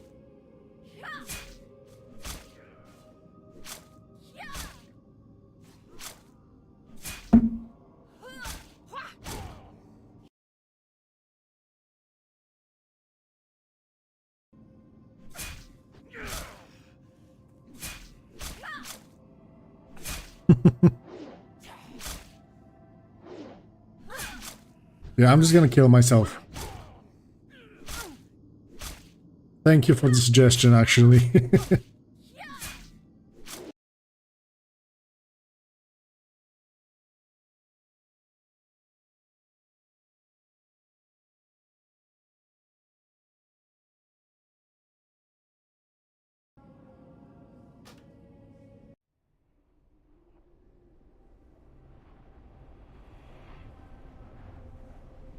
Lock tank class, yeah. I mean, I don't know, they did mention that they fixed all the mobs and stuff like that, but it's a starting zone, so maybe that's why they are so weak. We'll see.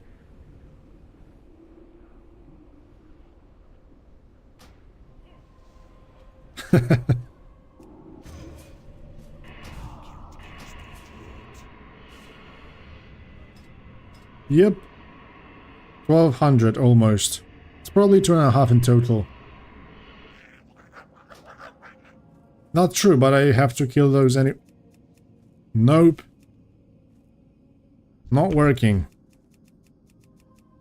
Damn it. Those freaking pets. Did I really have to choose a pet class? That's probably because I was so fixated on the warrior on Kazan. But I was not able to play one, so... Yeah, he actually hates me. That little bastard.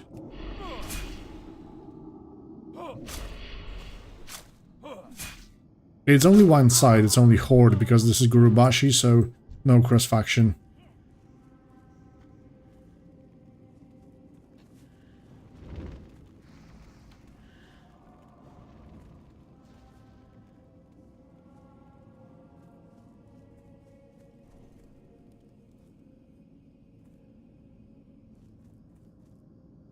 Ooh, I see a scarlet guy.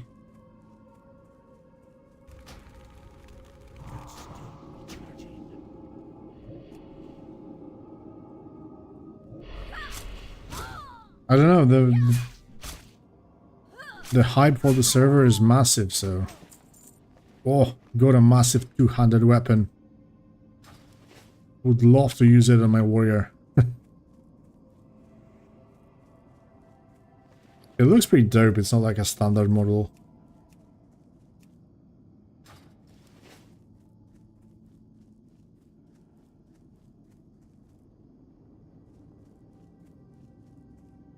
Yeah, its damage hasn't been improved. I was really hoping it does.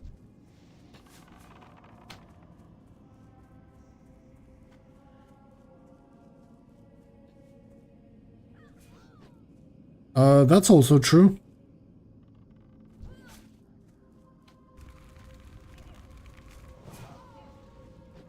Many people actually wanted to play Horde, so that's also possible.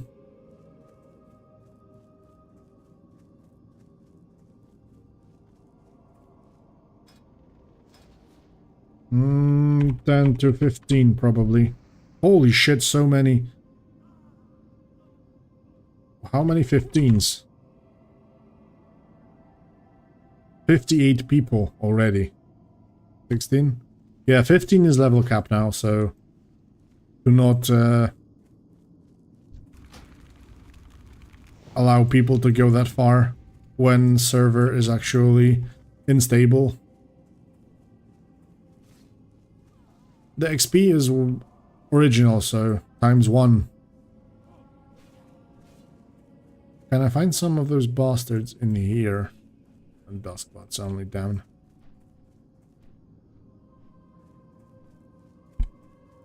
It actually makes the leveling so much slower because of the sheer amount of people that want to kill stuff. .1, yeah, that's true. And if you add all the people that want to kill the same mobs, it's even worse.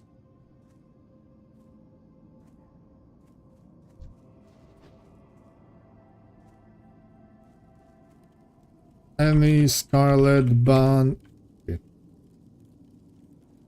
Any Scarlet Band party?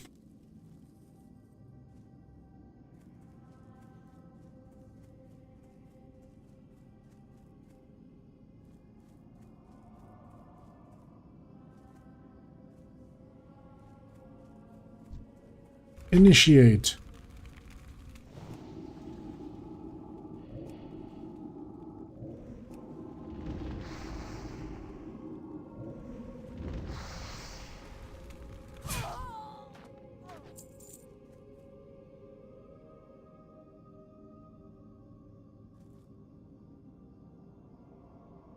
Yeah, yesterday on 2K it was actually kinda alright, and when they started to allow more people, like 500, then 1000, and I think it capped at 4K, was actually terrible.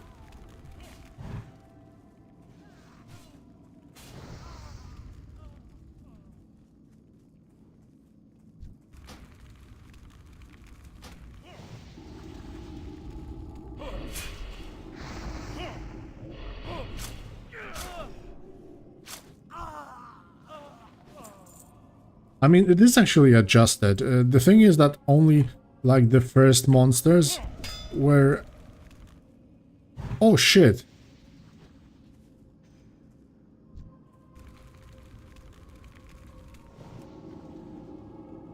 I didn't actually get Seal of Weakness. Seal.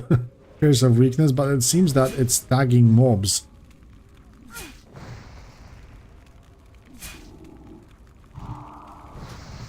Shit. Already got hit. Not that fast, it seems.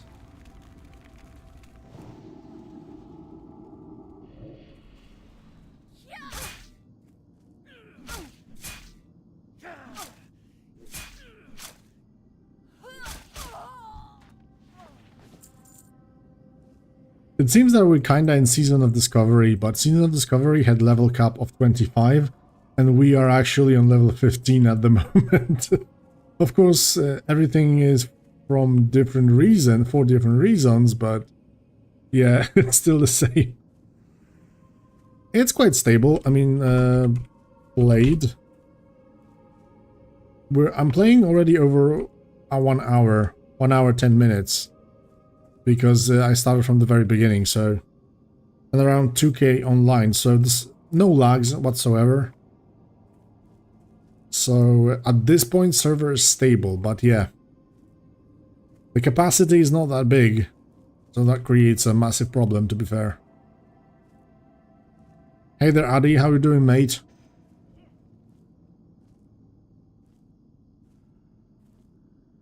This is 3.3.5.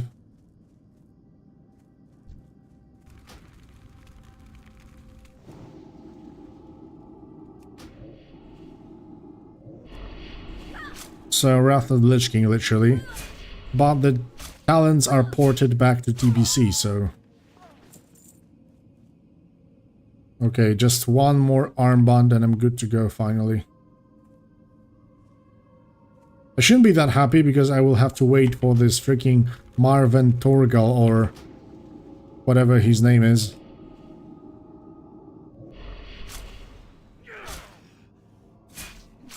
Yeah, I think they should open one more PvE realm.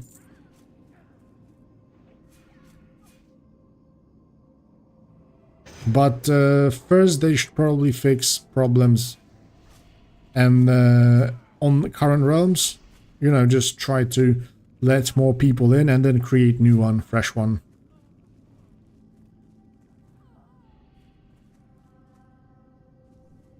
To be fair, even I think many people from Gurubashi, for example, maybe even me, would decide to go to the fresh server if the third one, PvE third one, would be opened.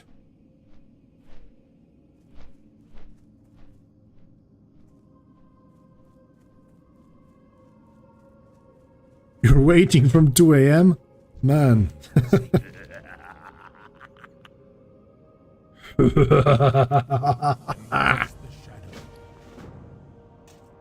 Embrace the shadow.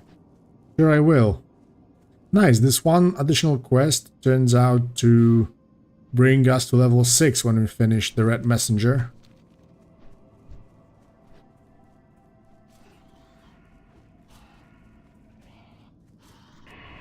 Yeah, probably. But I do know that there are also some kind of server issues that can cause lag as well, so... Did the pet fix itself?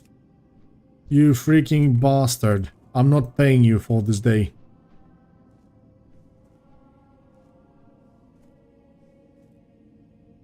Traitor.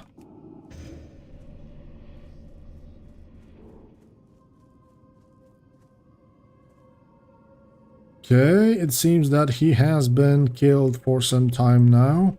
I don't have a target. So maybe I will be able to get him. I don't have a target. In loading screen? No, it is almost instant. I need a target. I don't When I have a target. already was able to get onto my character, it just straight up intro. Have a target. I need a target. Why people spam save? I don't have Pretty a funny. target. Save.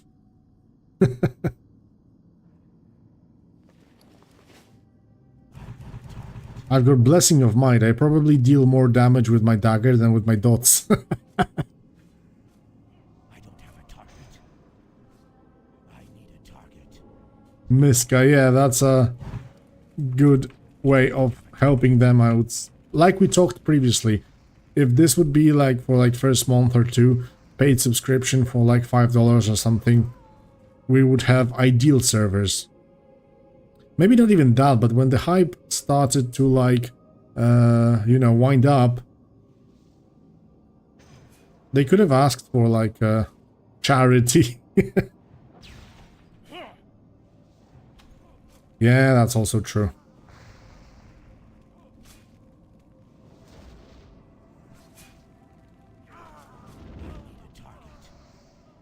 I need a target. I need a target. I don't have a target. I need a target. I don't have a target.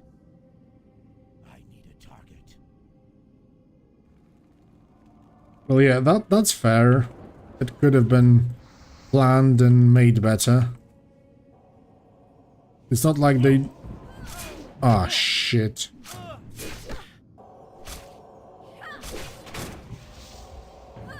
It's not like they were not aware of the situation, so... It's not an excuse. That's true as well.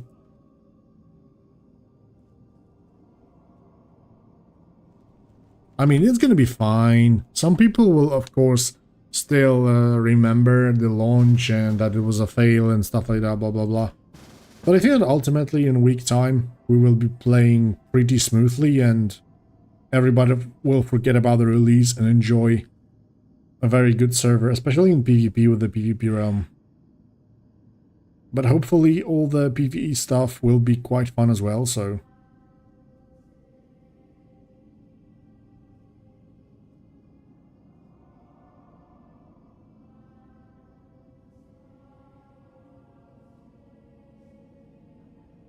I assume that YouTube streams at the moment are like waiting room in the queue.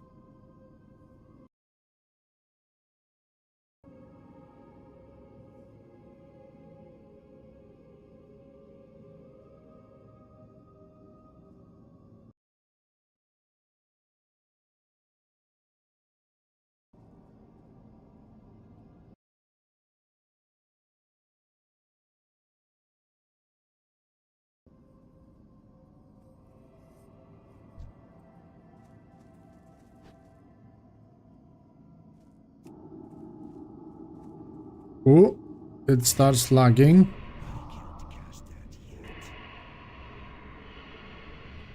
Be ready, guys. The DC is upon us.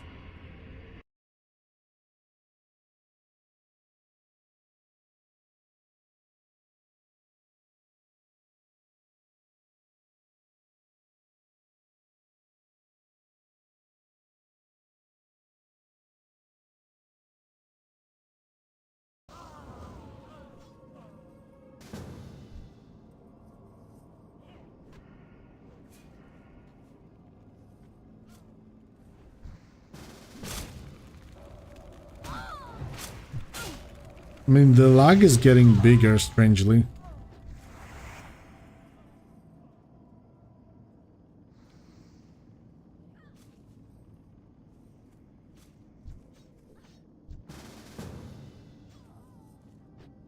Okay, we've got a nice party, so I guess... now rape me.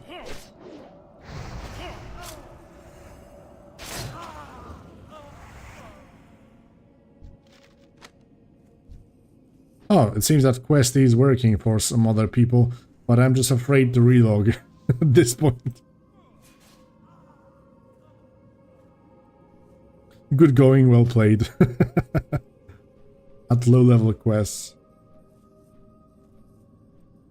Yeah, time is really irrelevant now.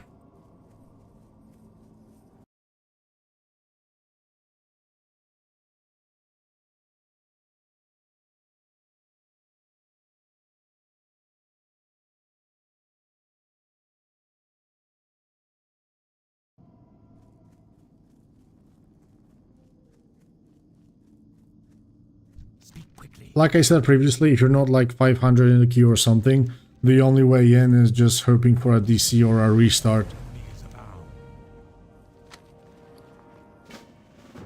Okay, boys, it's not so bad. We did manage to finish the starting zone, so I hope that now things will go downhill for us.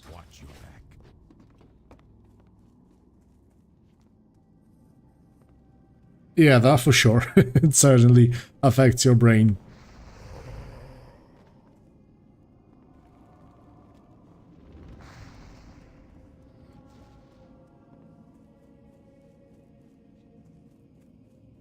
I'm actually gonna try summon imp once again.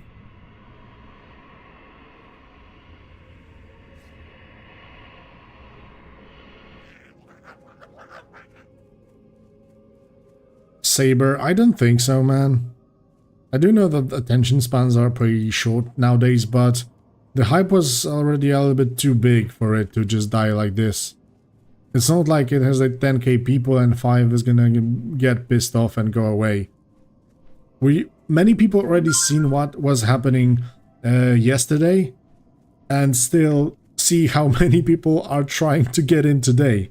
It just shows that the hype is really, really high.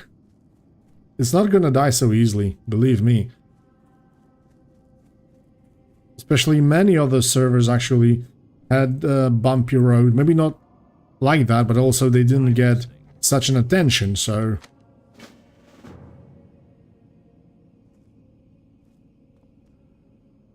Pekita, thank you, thank you. Good to hear that.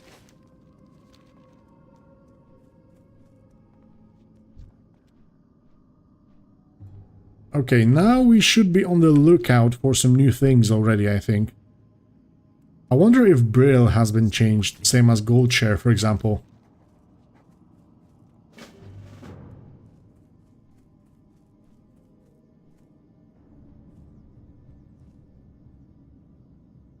Sirion, now when you ask it, I actually didn't read anything about world buffs. Oh, we've got lore speakers.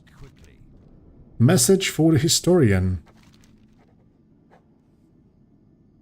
Hail, friend. Are you traveling to Brill by chance? If so, could you take a message there for me? My name is Jasper Green, and I'm an initiate of the lore speakers. My superior, historian Page, is in Brill, wanting for me to return from collecting some relics from the North Shore mine, but I can't do what he asks. Murlocs have overrun the area around the mine. He told me not to come back until the task was done. Can you explain the problem? Maybe he'll know what to do. North Shore mine. I definitely do not see anything like that in here. That's definitely a new stuff, some new things.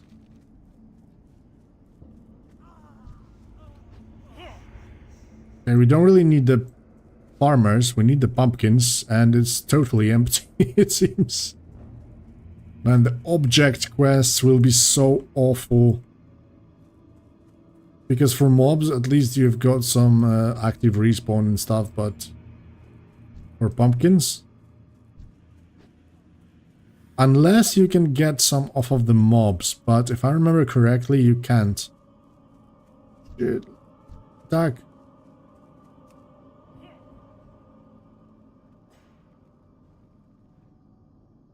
Nope, it's opened. This quest is gonna take a while. There's a Tauren in here named I'm Cat. Cool stuff.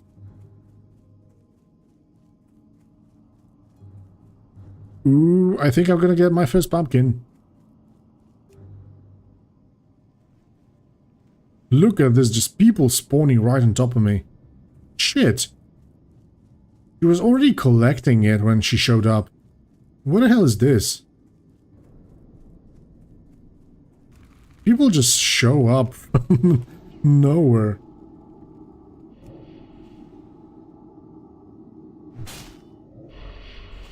I think they're probably waiting in one spot will be the best choice now.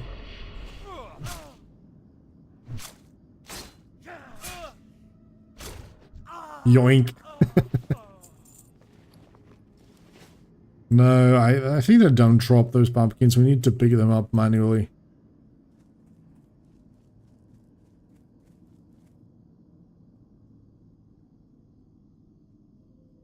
It's level 15 cap, and when it comes down to capacity, somewhere around 2k probably. Yeah, Imp is bugged. There were some layer changes, it seems. So I'm gonna try it out once again, but I really doubt that it's working.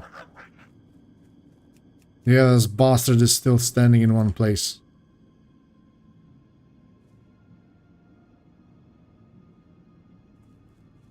Okay, I think that the pumpkins will start to respawn around here very soon. So let's just stand in one place.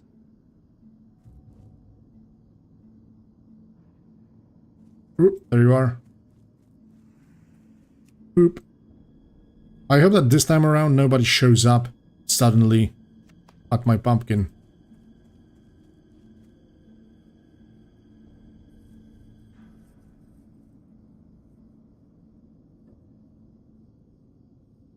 Ooh.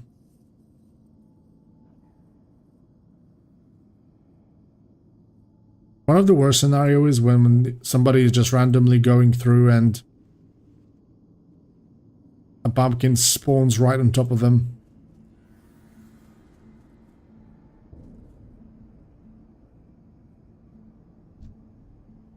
Oh, somebody changed its looks to Stitches.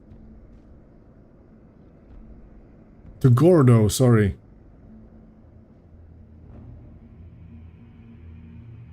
Oh shit, I literally thought that Stitches is coming our way.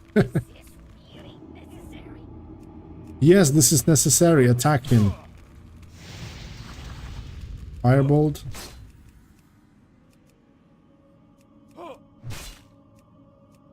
No, nothing. Aggressive. Shit, I'm gonna die. What? What the fuck is this? He hits me for 23, literally. Okay, that's a massive change from the starting zone, actually. Like, those mobs were hitting for 3. You guys seen yourselves, I was able to tank RFC, and now suddenly I get smacked for 25s. That's definitely an up in difficulty, I would say. And I don't have my pet, so I'm kind of fucked up. It's hard to actually get him hit. I mean, I can summon him and just let him stay like that.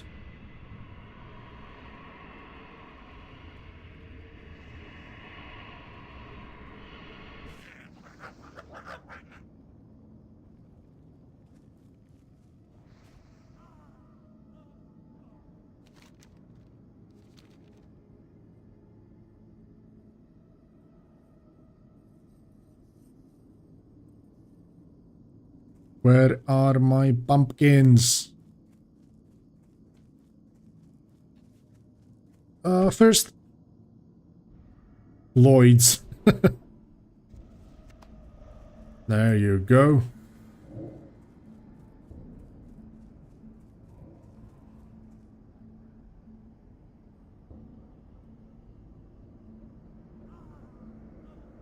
Yeah, exactly. The sheer amount of people that try to get in is just crazy. And we have to be aware that it's after all the troubles from yesterday, so... Pretty good shit. Very kurwa nice. Oh, pumpkin! Pumpkin! Pumpkin! Another pumpkin. Shit.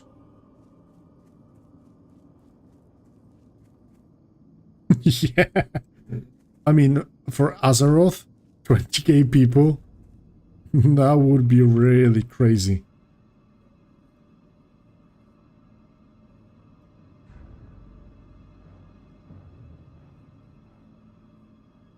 Sambo Juice, hello, welcome on the channel.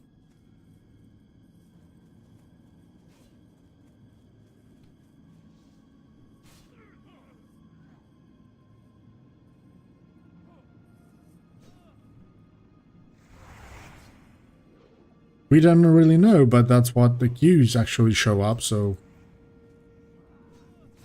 Those are only estimates, that's true.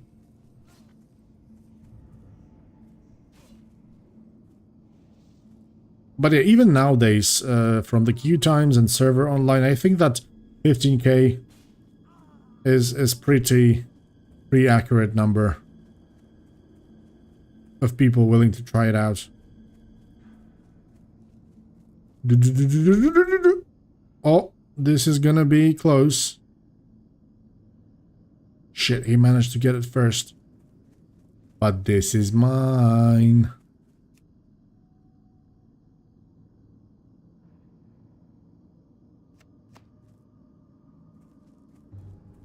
Dude, I never thought that picking up pumpkins on this field will be so exciting.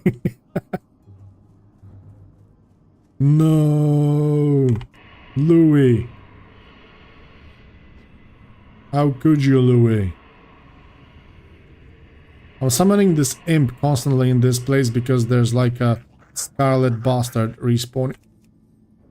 There was a small delay, but I think that I'm gonna get it. There you go. Reflects like a rogue on a warlock.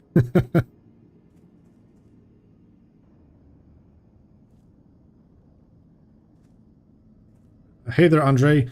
There was one custom quest in Starting Zone about like collecting watch from a mine for a lady that wanted to say her farewells for the husband, which was a pretty nice touch with a little bit of a cutscene. And now I've got a quest message for the historian. We found this guy just outside of this farmstead, and he wants us to speak with somebody in Brill. But he also mentions this North Shore mine, which I'm pretty sure was never to be seen in Classic, so definitely some new area, it seems.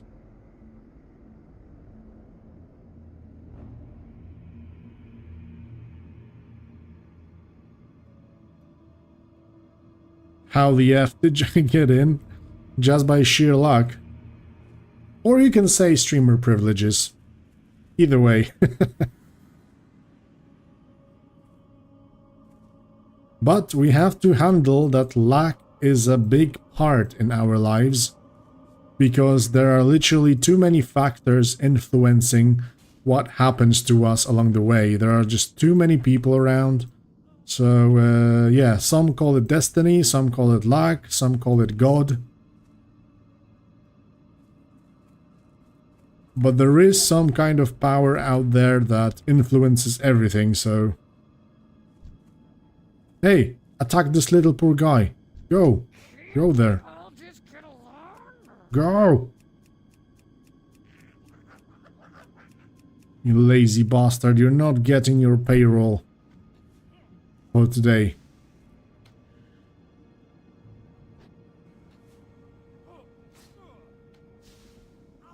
Ooh, pumpkin right on top of me. Perfecto. No, it doesn't move. It doesn't do nothing. Like I said, he's not getting payroll for this day. Pumpkin, sprint. Haven't checked that much yet, but those freaking farmers are hitting me for like 25s. Which means that 5 hits and I'm dead, so I would call that tougher, yeah. I definitely would.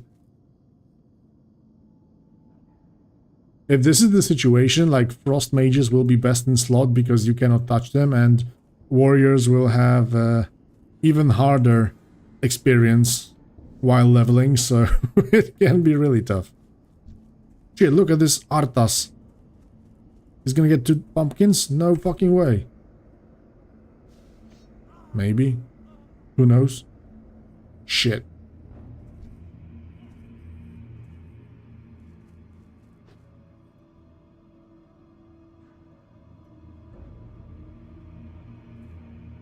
Haggard, really? That's actually quite bad. I mean, yeah, exploits will happen because there are things happening that shouldn't happen. And now that they happen, it can happen. So, you know... Shit can happen. Shit happens. If that makes sense. But I guess that's how the system works. Like, you know, you're like marked as a max level, so get max level rewards. So that sounds possible, yeah. Which is kind of an exploit, either way.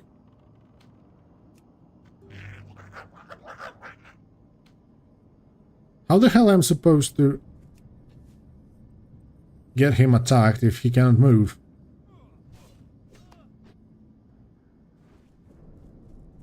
Oh, so many pumpkins suddenly.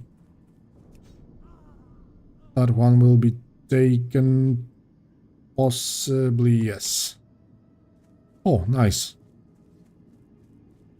the final 3 ones were pretty cool.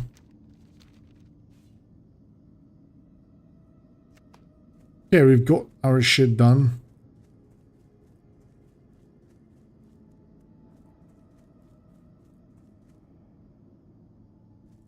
If I will summon him right next to this farmer, maybe he will aggro him. I don't want to come too close. He should show up on my left side, right?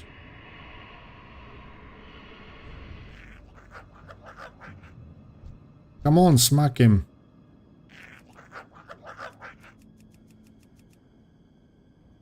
What if I type pet attack?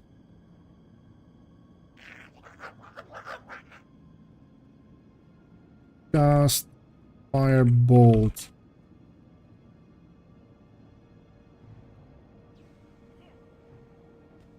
No, this shit is just not working. He's a lazy bastard.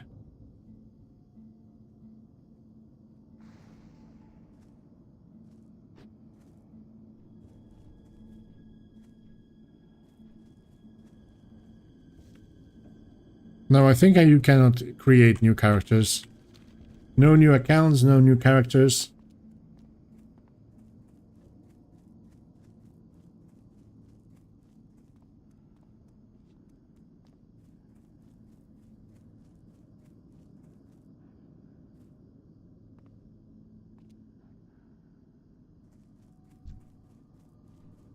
Level 7, let's go and see if the difficulty has been up. Oh no, it was only the farmers that were hitting so hard. The bats don't actually deal that much damage. I mean, they're pretty hard, but in like standard classic way, let's say.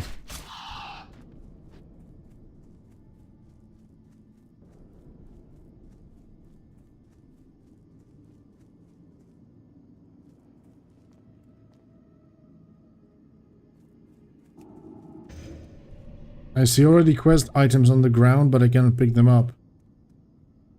That would actually be pretty cool, right? If you could preemptively collect items from the world and you just go in and turn in the quest. It would be pretty awesome.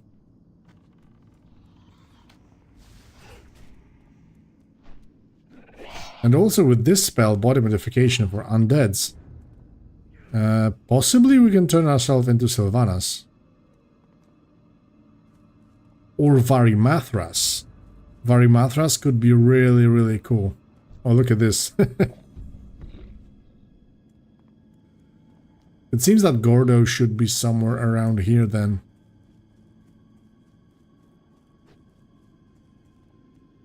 If he just changed into him. Yep, there's Gordo.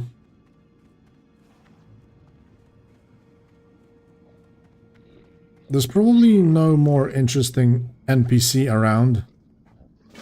So I'm just gonna turn into him as well. Bang! That's pretty dope. Now I need to look for those freaking gloomweeds. When he jumps with those chains, it's pretty awesome.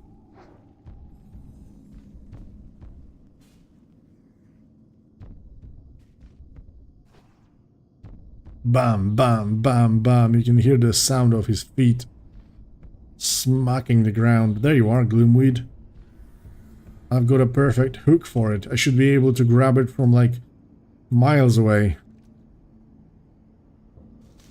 People are just fishing, chilling. It's fine, boys. Like in this meme where everything is burning around this guy and it's written, it's fine.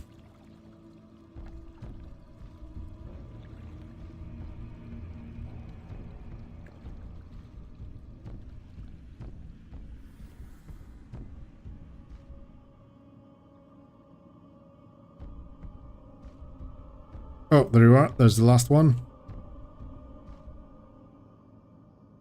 Let's go for it.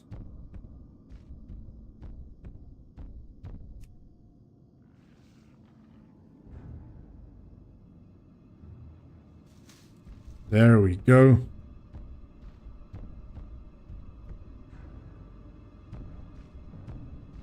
Man, such a shame that I can't use my imp. I'm really kinda wondering relogging. Because playing a Warlock without a pet is kinda meh. I would love to have one. Make things so much more smoother. Could have changed into this guy. Because I really doubt that in Classic he is sitting on a mount. This is probably his whole modal. Hello! Hello, Sunny. Hello, Kitty. Kitty, kitty.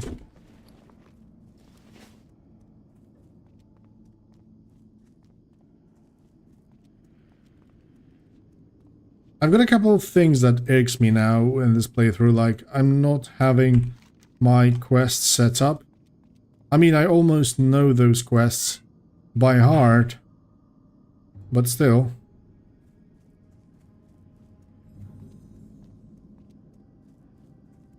And yeah, the imp is really annoying that it doesn't work.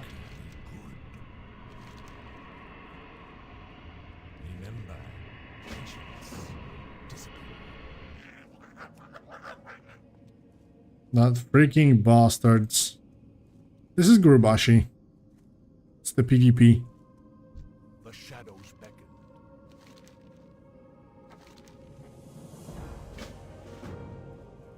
Okay, so Brielle kinda looks unchanged, which is a shame. I really wanted to see the new gold share.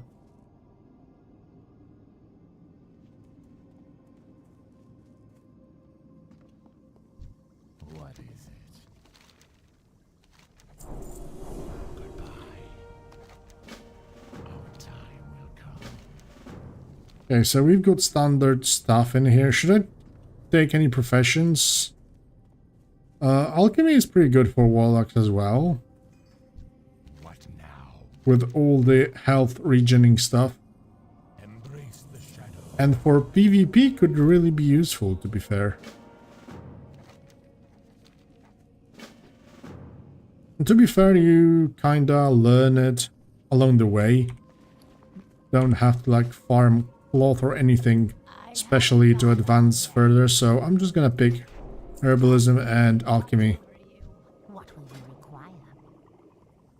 So far I only found like 2 new quests, Embrace the shadow. so not that much.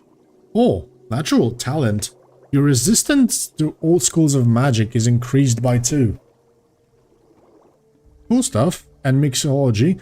You receive 100% increased duration and 25 increased effect from elixirs and flasks. Dude, that's freaking pretty cool thing. I mean, account creation is closed, and why the streamers don't have queue? Because I did wait quite long already.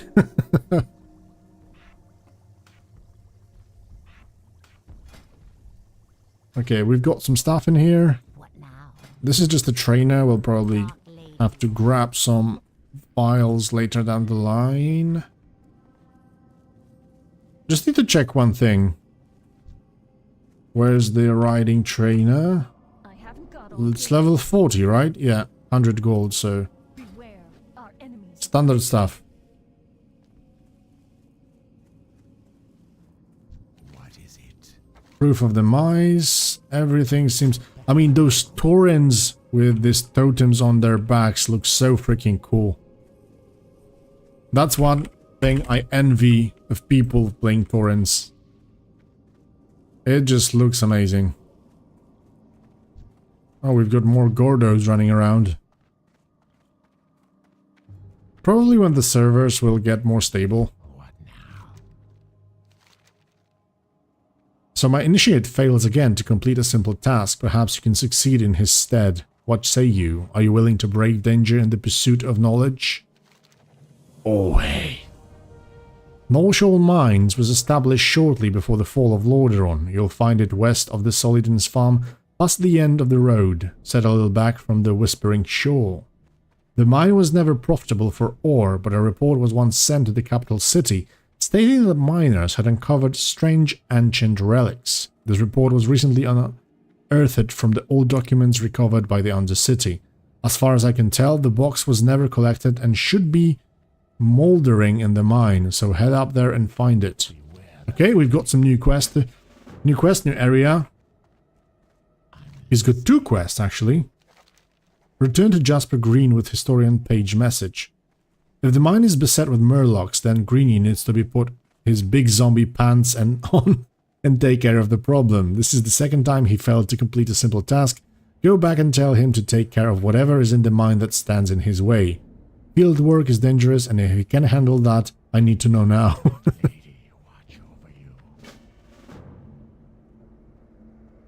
Yeah, I mean, I was kind of lucky to get on during the time where there were like 2 or 3 DCs in a row.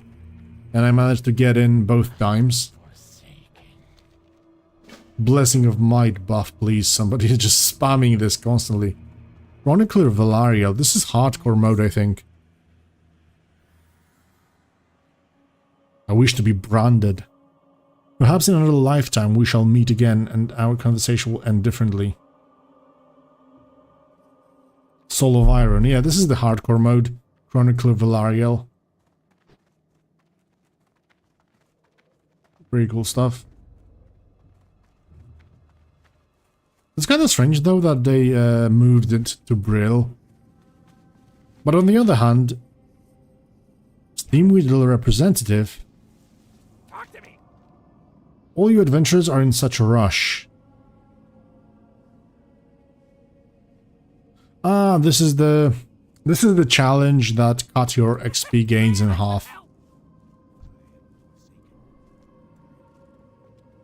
What now? Enroaching Wargs. This is a new one as well.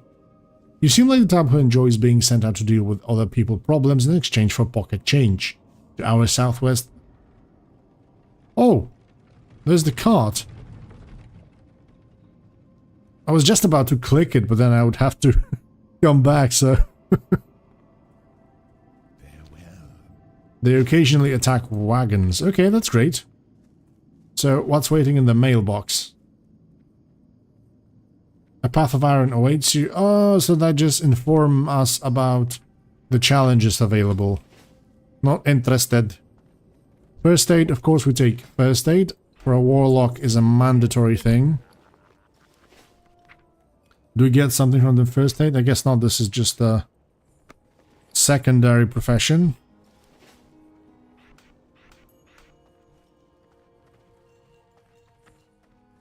And you are. Do not seek death. Oh shit, no, not linen cloth. That was too fast. Okay, we're supposed to kill them. Oh, another new quest. The cook. Stillwater Elves. Fish 10 Stillwater Elves from the Stillwater Pond and return to Gernal Brutch in Brill. So, yeah, it's a profession quest. Pretty cool, but I'm not really into fishing, to be fair. Neither in real life and neither in World of Warcraft, so... Captured Mountaineer. Why I can't speak with him? Ah, because I'm supposed to kill the Scarlet Zealot now. I thought that something is hidden in there, but there are just people that are AFK stuck while running. Okay, that's done.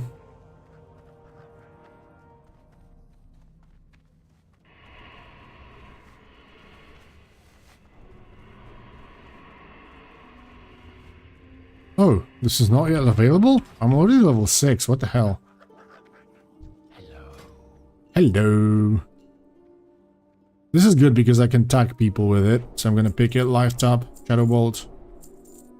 Bane of Agony on level 8. Our time will come. Yeah, many people unfortunately will have to wait. Ooh, Bloodpact. Maybe if I teach him something new, he's gonna wake up.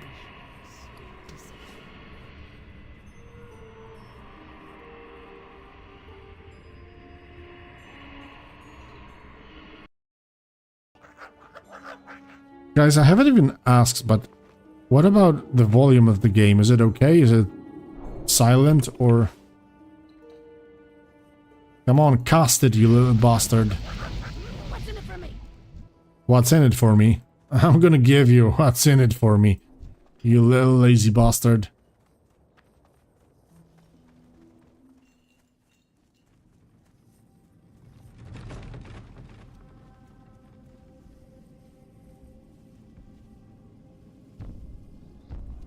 Oh, there are new quests. Apprentice Weaponsmith. Those are probably those profession quests. Mining Trainer. Reclaim the mine. Kill 10 Scarlet Miners and 3 Scarlet Foremen and return to Fergus, Kidderspell, and Brill. Ooh! 1 intellect, that's nice.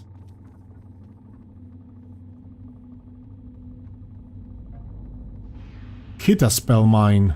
Richest mine in Tirisfal. Before the Plague I owned it and maintained it, but when the Plague came, the Scarlet Crusade took it upon themselves to liberate the mine from us. It's time to teach them a lesson.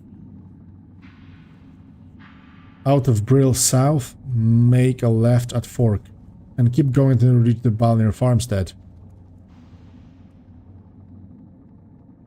Beware the South of Brill, turn left, somewhere over here, it seems. Ah, he meant that go left, so so it's somewhere over here, it seems. But yeah, reclaim the mine, of course, accepted.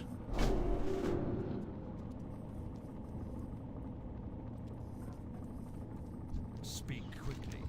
Filling the armory. Recover 6 cases of ore and turn to Oliver Dwar and Brill. Kidderspell Mines are both quests, okay. Giving out quests in batches is nice, and it's good to hear that they increase the amount of quests we do in here. So that's even better.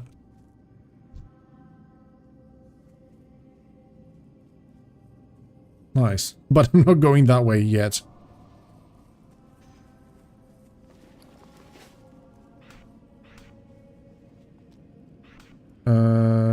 Find herbs. That's something we need definitely.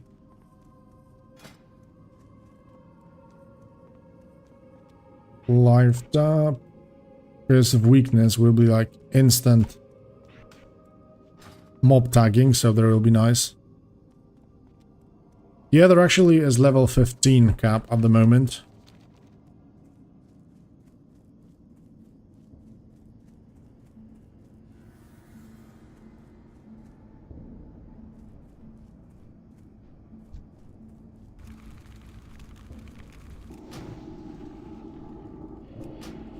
Man, playing without a freaking imp is so annoying.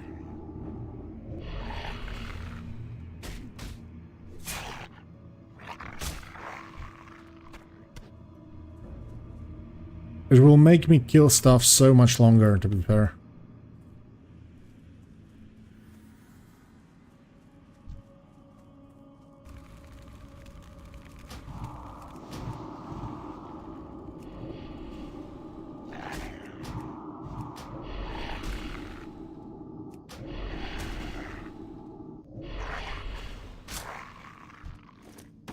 Ooh, best in slot item. I take that.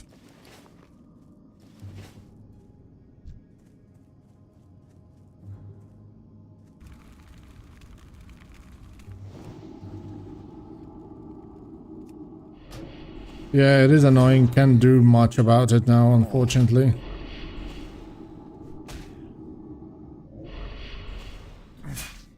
And no mana. Perfect.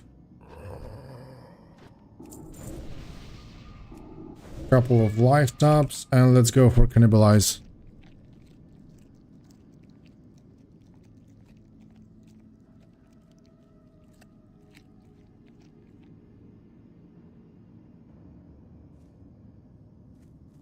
I could try that, why not? Death Guard, Abraham. What the hell does he do here? Never seen this guy. What is it? Trust no Max level gold rewards. It's gonna be crazy. People will be rich in no time.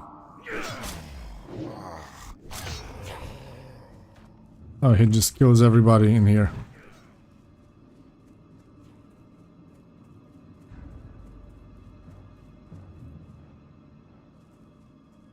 So long story short, when there's a level cap in at the moment, level 15, so people cannot go further down the line while others cannot play at all. And the thing is that when you're at level 15, you get max level rewards for it. So that means that on level 15 you get quest rewards for 1 gold and stuff like that, so... No, I would say that's standard classic. No difficult changes so far. But I need to find one mob that is quite separated from any other. So I can summon Imp, bring it to me, and then try to fix it.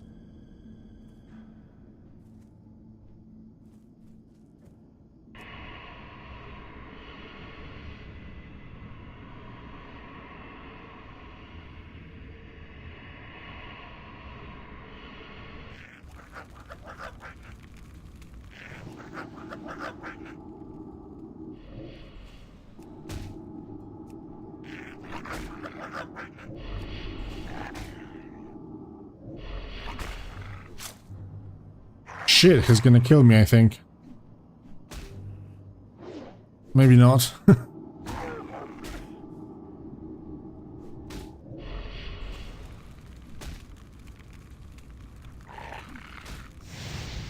Oh, there's a challenge announcement.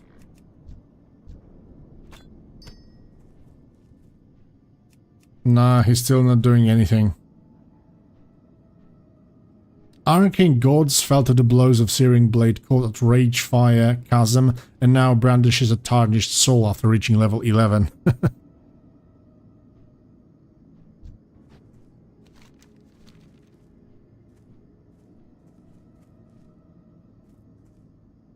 You know what, guys? It kinda irks me. I will try to log out.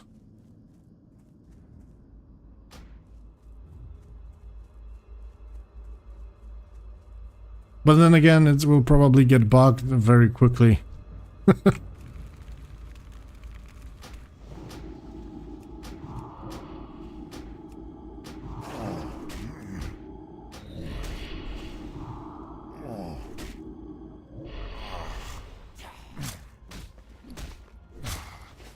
Warlock was supposed to be one of the best low-level leveling classes due to the having an imp, and now it turns out to a freaking chore.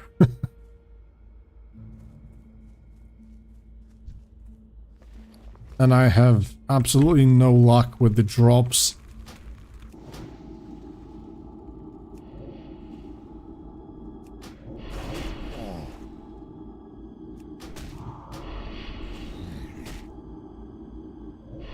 You want to stare at the logging screen. Okay, recover some mana. Cannibalize real quick. Dust pool. Oh, Valley of Trials, like a new quest or something, it seems.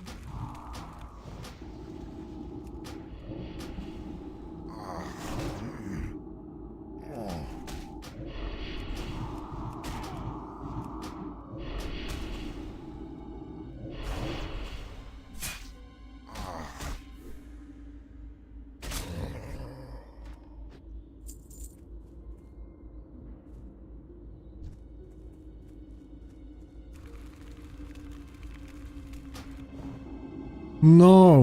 Miss is like the worst enemy of at the moment for me.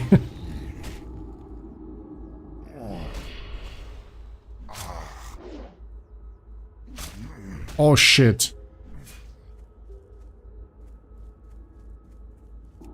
Quick corruption.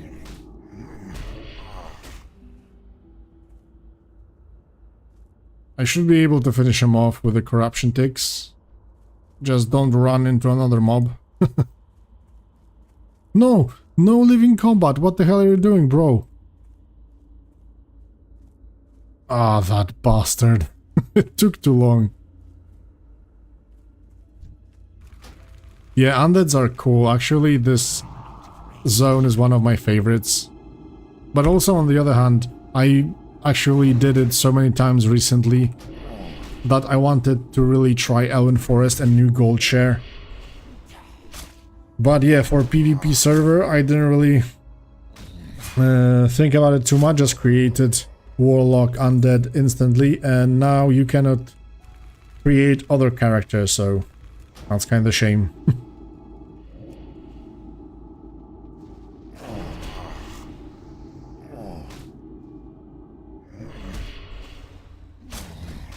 What if I could try my macros once again?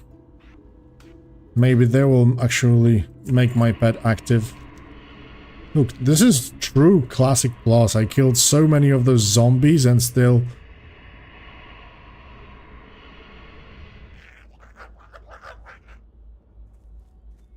Only one item.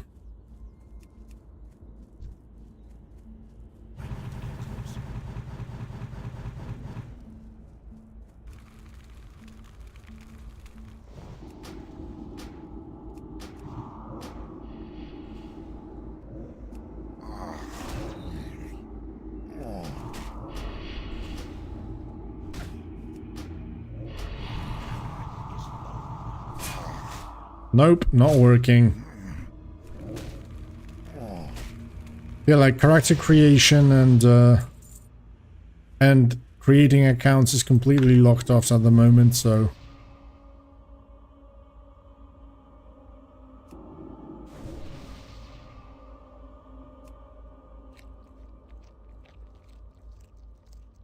Oh, but you're already on character creating screen? That's even quite good, to be fair. Some people were not able to get past that point even.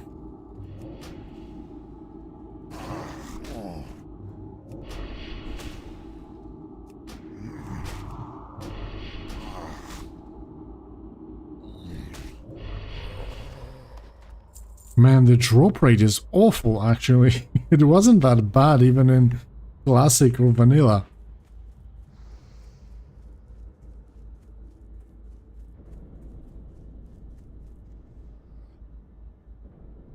I know, because I did try previously to die, but I didn't try to die with the pet on. Maybe that's the problem.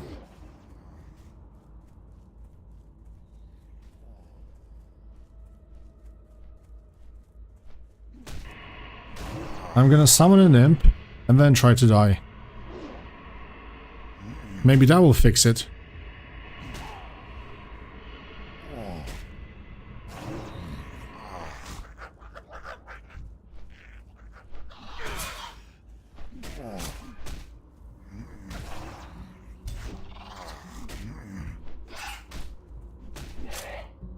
Oh, now they smack me really hard. Okay, so I died with the pet. Maybe this will help out a little.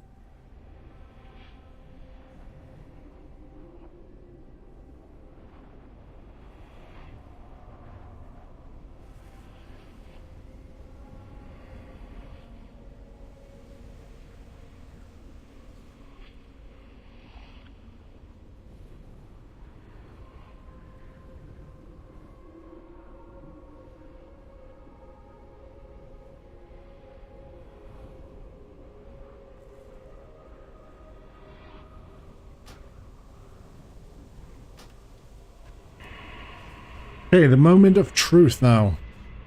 Will dying with pet fix it?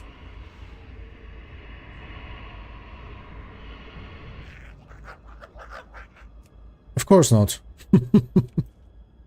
That would be too easy.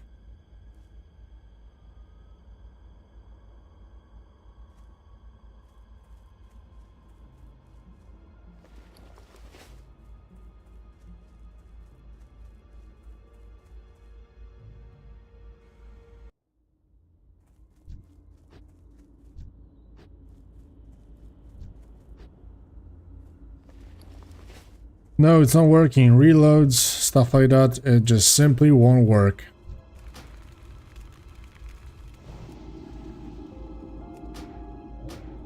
Yeah, man, there are like undead poly animation everywhere in the starting zones, especially. I'm pretty happy that I did manage to get out of there finally, so it's a little bit loose in here. But dude, look at this drop, it's really, really bad.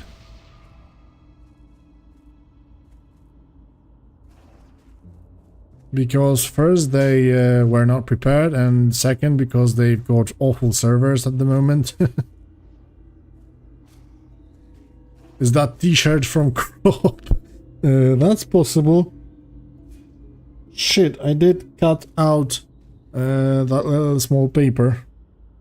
I would have to check, but probably, yeah. I do buy a lot of t-shirts over there, so that's possible.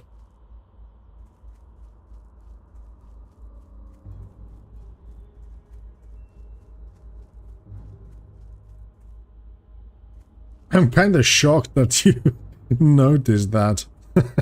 Unless, of course, you've got the same, so... Oh, found my first herb. Ah, yeah. That's nice, man. Big bro fist.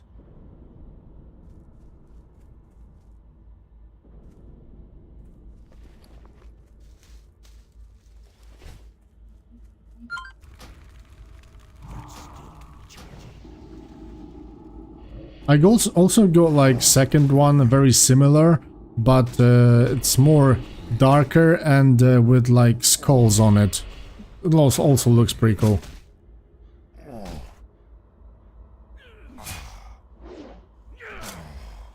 Yeah, there are plenty of things that didn't go well with the start. Oh, finally, my second item. So good. Level 7. That's gonna be a challenge, definitely.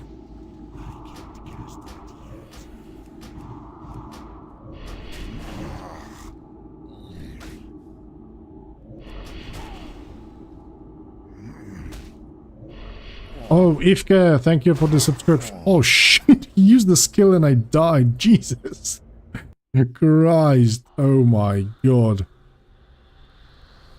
Thank you for the sub.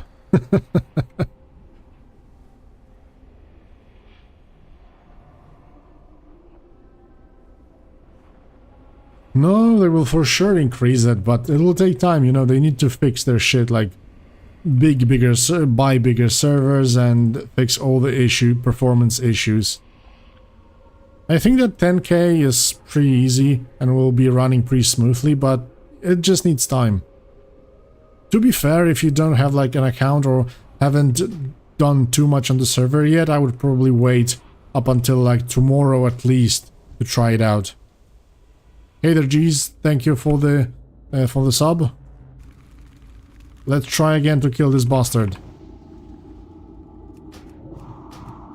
Miss, come on. Why you do this to me?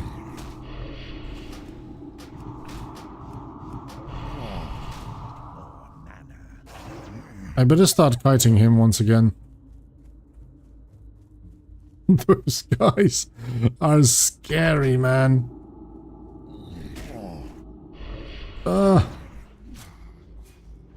Please. Oh, he went under 20% health, so his speed is low. Somebody was actually asking about the difficulty. Just look at this. I need to guide those freaking low-level mobs. But the problem is that I also don't have imp access.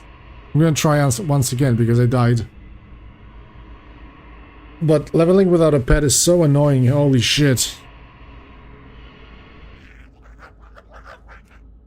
Nope, he simply do not want to cooperate.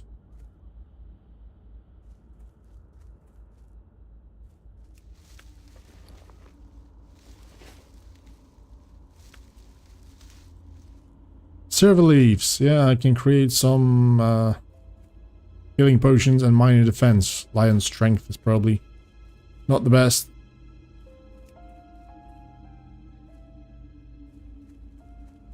Yeah, I use it after the fights, actually. Yeah, imps are broken.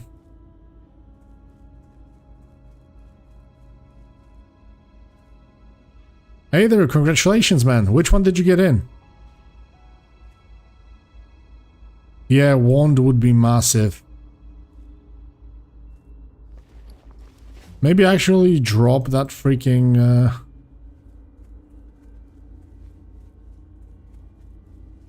Maybe drop that herbalism for now and go for enchanting to create a wand. But there's plenty people playing, so maybe I will be able to buy one sooner or later. With a pet, that wouldn't be that much of a problem. Oh, arcane mages already. Oh, there was a rogue also, so... Protection, scroll, best in slot item. But I spend here already like so much time. And have like 2 putrid claws. That's awful. I'm gonna go on the other side of the bridge. Actually 1053, because on level 53 you will be able to do SL lock. So that's gonna be like best in slot, especially on PvP server, so... It almost makes Warlocks indestructible then, so... There should be shit ton of zombies around here. Oh, Paladin. Another one. I was pretty sure that with that two-handed weapon there's a warrior running to him, but yeah. Completely forgot about the Paladins. You know, just not used to see them in this place.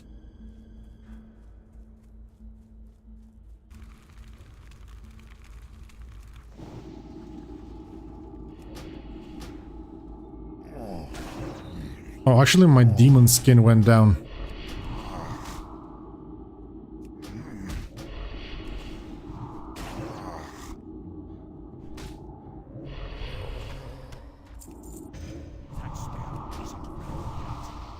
Shit, there's this guy close by.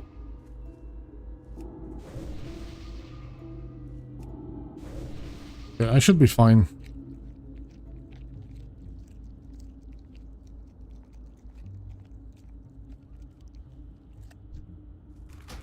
I'll always love the incinerate spell in TBC, the looks of it and the playstyle. So for like endgame PvE, destruction fire looks really promising as well.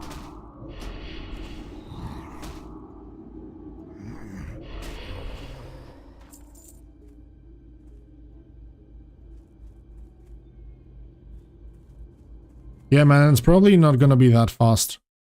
And I also don't see any new announcements from the Discord. Which, to be fair, it's kinda late already.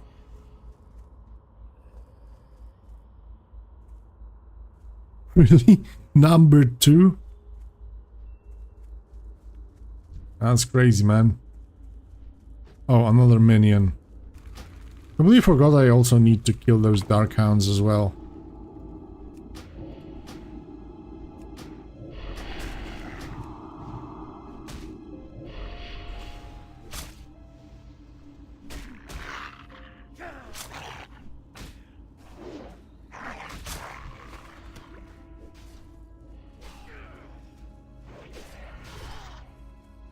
Let's see how many people. 1250. Quite a lot of shamans, to be fair, in here. Druids, a lot of hunter, only 1 mage. Not so many paladins, but of course it doesn't represent exactly so many warlocks, actually. It doesn't represent exactly how it looks like because, yeah, those are random people, so...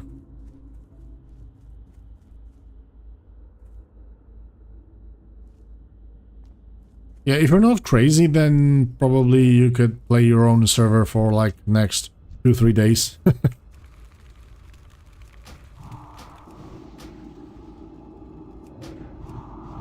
Oh, once again, freaking corruption got resisted.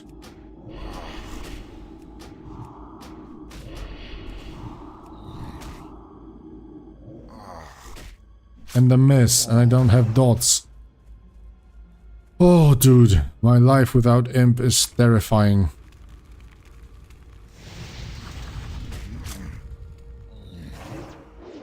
What? Please, 5 health.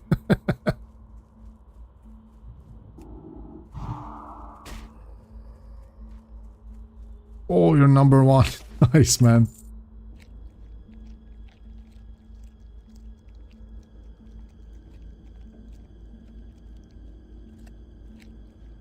Oh, we're already playing 3 hours. No, I mean, I'm online 3 hours, but played 2 hours, 16 minutes, actually.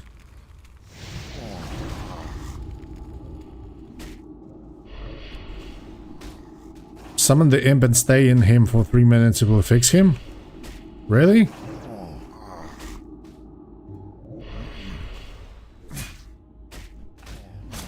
That's kind of strange approach, but if it works, it works, I guess.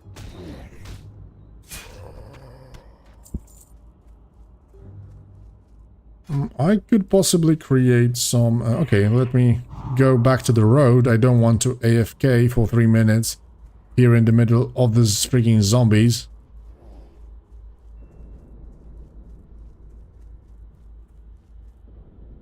Nikolaus, that's true. That's actually quite true. Yeah. And of course, that would be nice for us as well. I'm not gonna lie. Ah, so somebody already checked it. That's nice. Thank you for the info, man. Deep dog.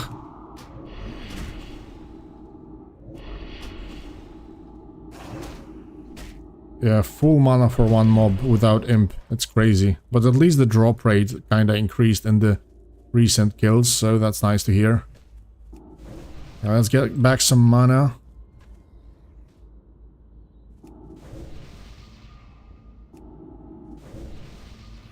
That would be funny, right? I mean, if they would do something like that, and all the database would get deleted with all the characters, then then I think that they would make the people really mad. Okay, let's AFK for a second. I will create some linen bandages. He's got Blood Pact on autocast, so it should pop.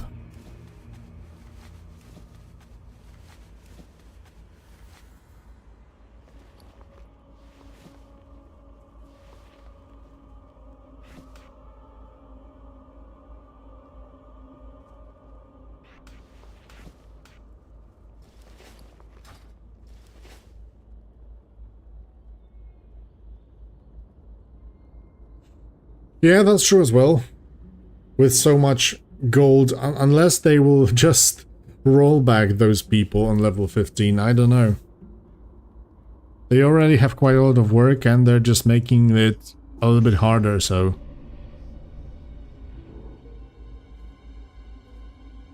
Oh, good luck, man. Have fun then. Have fun, bro. So, we're waiting for the imp to fix for a second, so I'm gonna go to the bathroom, take a piss, grab some drink and come back. So I'm gonna be IFK for a moment, guys. Hopefully it's not gonna kick me out.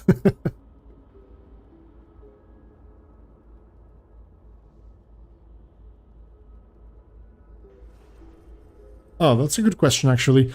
Yeah, I did. I do even have some playthroughs because I did like a zone lock challenge on Turtle WoW when I was doing like complete 100% completion of the zones I did do. So yeah, questing was pretty nice. I mean, all the changes were great. All the new zones and stuff. Definitely one big point was that there were plenty of leveling new dungeons added, which was quite cool as well. Class changes, of course. I was playing a shaman and it was a big step up from classic. Was definitely a lot easier to level up, especially when I figured out a good build where my mana allowed me to kind of spam my spells. So, and recently they rolled out even more class changes, so depends what suits you. You can check out the classes and decide whether you prefer like TBC stuff with a little bit of a twist, or Turtle, where they really reiterate some of the stuff, like for example, Rogue Blade Flurry. Deep Dark. Yeah, I figured that out. That will probably cast it automatically because it's on autocast. Yeah, the only thing is in Turtle that, except for example for the new quest end zones, of course, which are awesome, let's face it, they didn't actually add anything that much to the open world, so sometimes it gets, you know, you're still doing simple quests, nothing really that much. Hey there, Sam Googler7. Welcome, thank you for the subscription. So, here on Epoch, they actually did change quite a lot of rares, added new ones. They did world bosses. Oh, look at this, the imp is already working. Thank you for that, Deep Duck. Holy shit, this is big, actually. Finally. It's back and working. Okay, cool stuff. So yeah, I like that they added new thing to the open world. It will make it more exciting. Like, you know, minor world bosses for low-level players that you have to gather a group and just to kill it and stuff like that. So that will make the world more alive, I think, and will make players actually interact with each other. So that kind of looks cool. Otherwise, it's kind of similar, you know, changes to professions, to classes, things like that. I would say that overall, Turtle has like more conservative approach towards vanilla and doesn't really want to go away from it. Yeah, I can send you refreshing spring water, if you will. Or I will send you 1 gold when I get to level 15. And yeah, Epoch is kind of middle ground between more modern approach with the client and all that quality of life stuff changes from Turtle, so... But they're not really that far away, to be fair, so... If you really like Turtle, you could stay there. I mean, people are also drawn because it's a massive Classic Plus release, so... many people haven't experienced that previously. That's why they are kinda enjoying it. No, I mean, not enjoying, but they would love to enjoy it. But for the moment, it has been a bumpy ride. Okay guys, so quick AFK, I need to go to the bathroom real quick. Do some stuff, so I'll be back. Hopefully it will not kick me.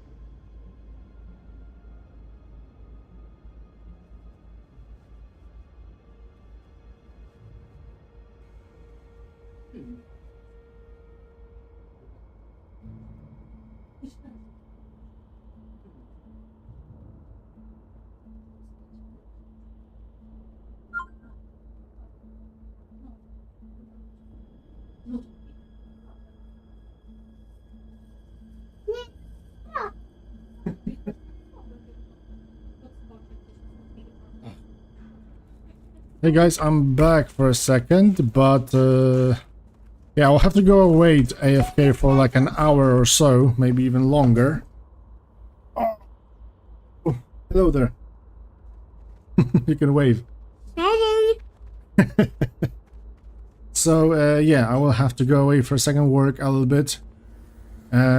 Unfortunately for you guys, I'm not gonna leave the game because I don't want to give away the spot. So probably from time to time somebody will keep me in game. I'm just gonna go hide to the city. So I'm just gonna turn in some video in the background so you guys can watch if you want to stay on the stream and talk with other people. If not, I will probably... Hej Venario Junior. Możesz pomachać tam do kamery, do góry. Hej! Hey, hey! So yeah, I really want to keep my place. So I should be back in like an hour or something. And then we can play some more. So if you decide to stay on the stream, something will be playing on the background. If not, then I'll see you later. And yeah, I'm not giving away my place on the server, so there's that. Yeah, see you later, guys.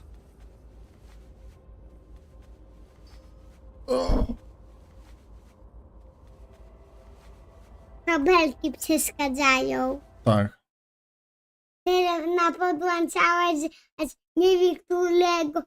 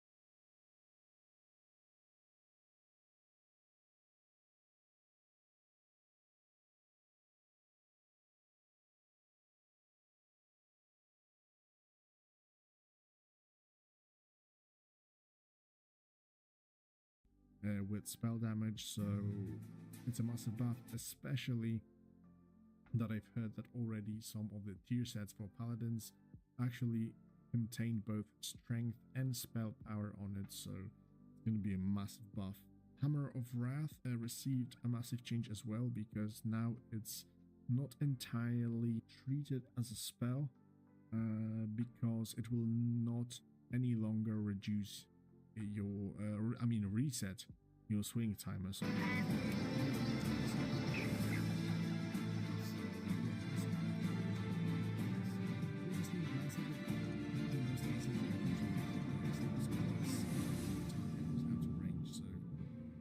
very welcome change to have.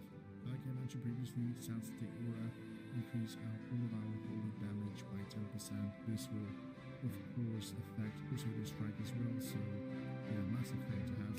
And it's actually welcome because Retribution should be a holy spell damage dealer with melee attacks, so I think I've got that fantasy right. Team of Crusader can be charged also to increase holy damage level by 160, which is massive.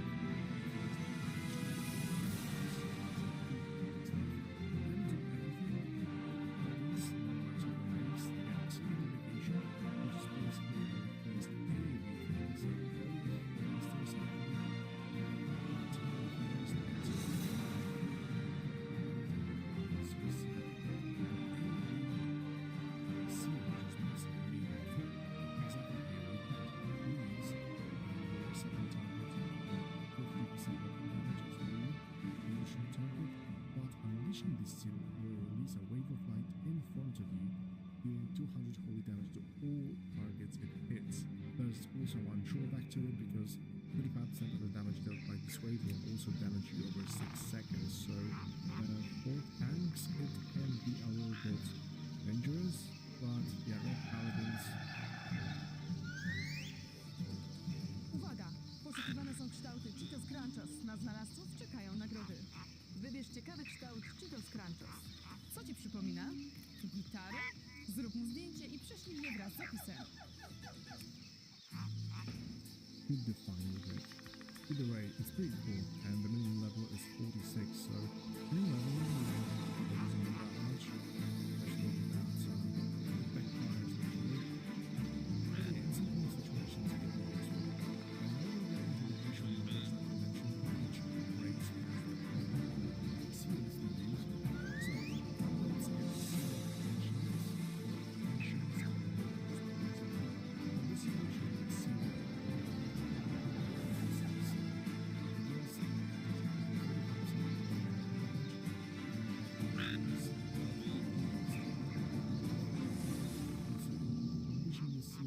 Judge enemy from because of teeth, 70 holy damage, at the cost of health equal to 33% of damage caused. So yeah, you deal constant damage, but at the cost of some health, and it's actually available only from 56, so during leveling you won't be using it that much. Similar dungeons as same two we have always seen, this is for humans, so it's just a damage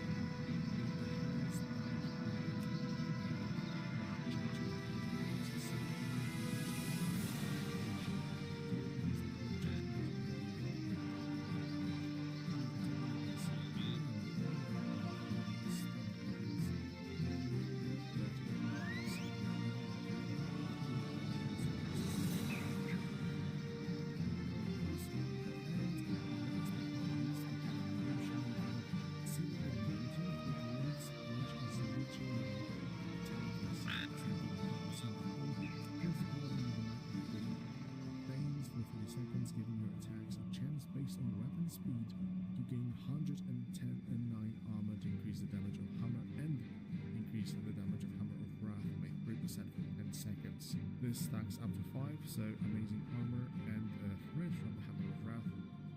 On top of everything, unleashing this seal energy will cause all nearby targets to take 48 holy damage per stack and increase the duration of mountain might to 120 seconds until you next use the seal.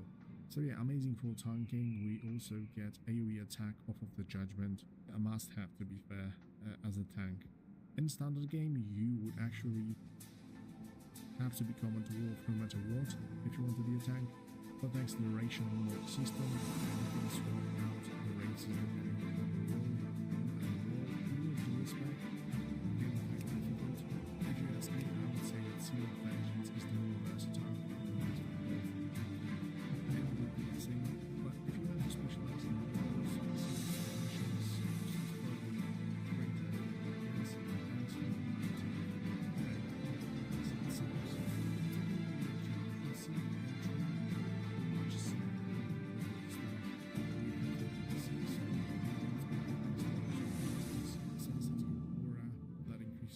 damage which will now be mandatory. You can find that Crusader Strike actually deals holy damage. Crusader Strike is available at level 44 at earliest if we go for Inter-Attribution. And the amazing thing we have is the Sunseed Light Judgment, which basically gives us mana back every time we judge 80% of the mana cost of the judged seal, so very useful and very efficient. So we're able to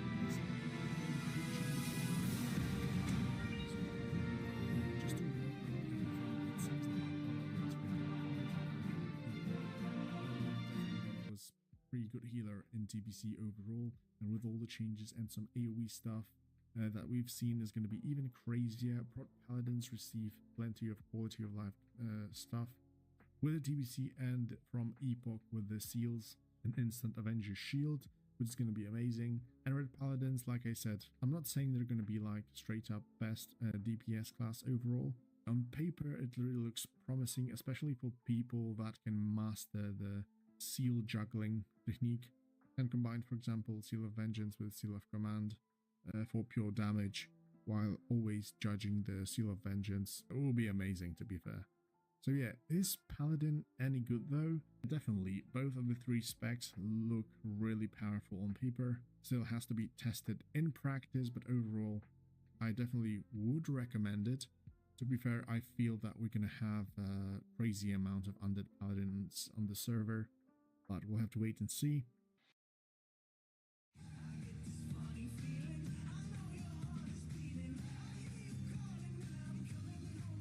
Jowiduet. Pysznie, robi dzień.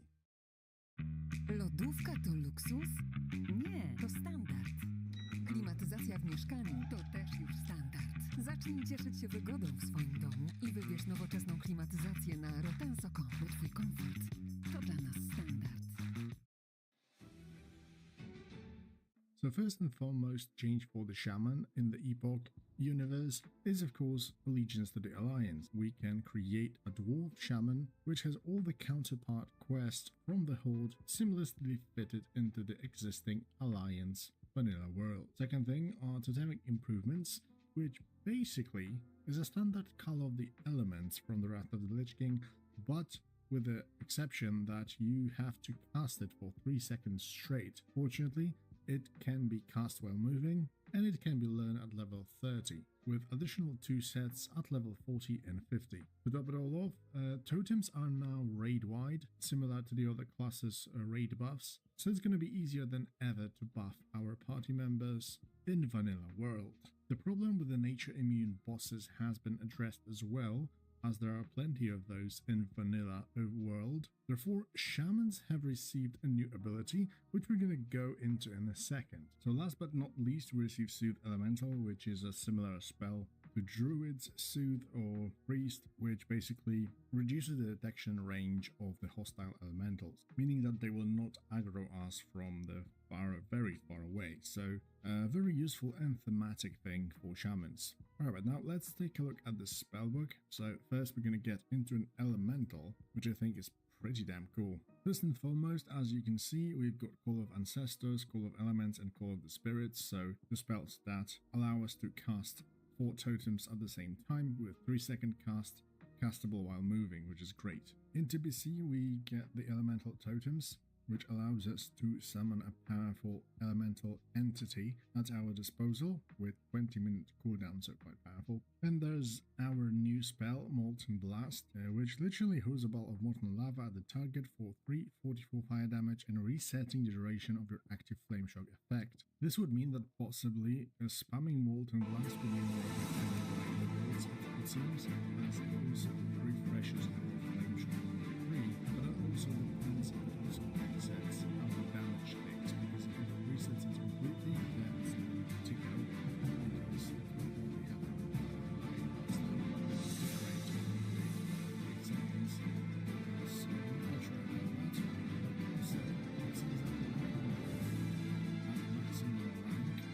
a little bit more damage, although I've seen somewhere, but this is not confirmed, that my Molten Blast is actually faster to cast, so maybe this can be equal DPS wise, but this has to be checked yet. And also I'm not quite sure about the Flame Shock part effect, so maybe somebody played the beta and can elaborate on that. Either way, the minimum level is 14, so we get it quite fast, to be fair. So all in all, amazing spell, even if we will be using Lightning Bolt generally against like non-resistant mobs. Then using Molten Blast just to refresh Flame Shock is always better than recasting it, so yeah, some additional stuff to our rotation at least. But the big downside is that this is a fire spell, so like initial instances like Instability or Mortar are not really in favor of this spell, so initially except for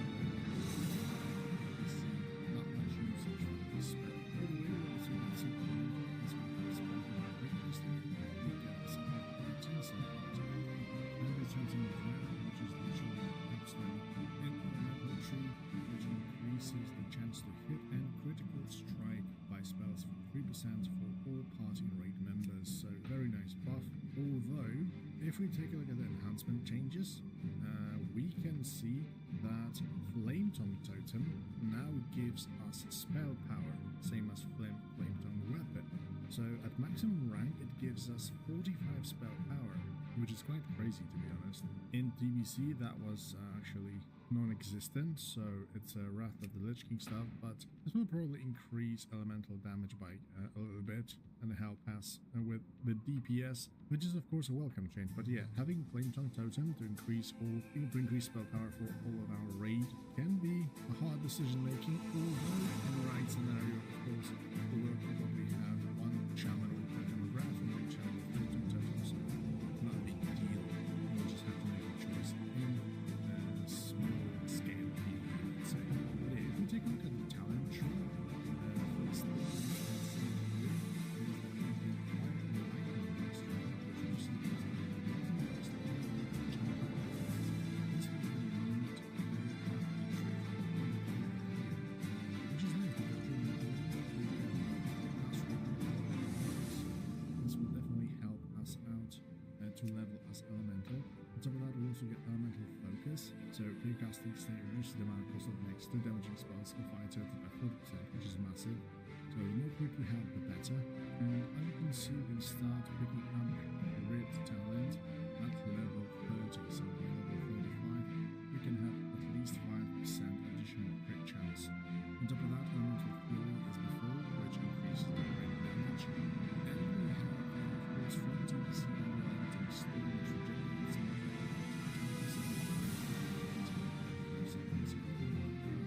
regenerates especially restoration tree, water shield. This is a massive upgrade and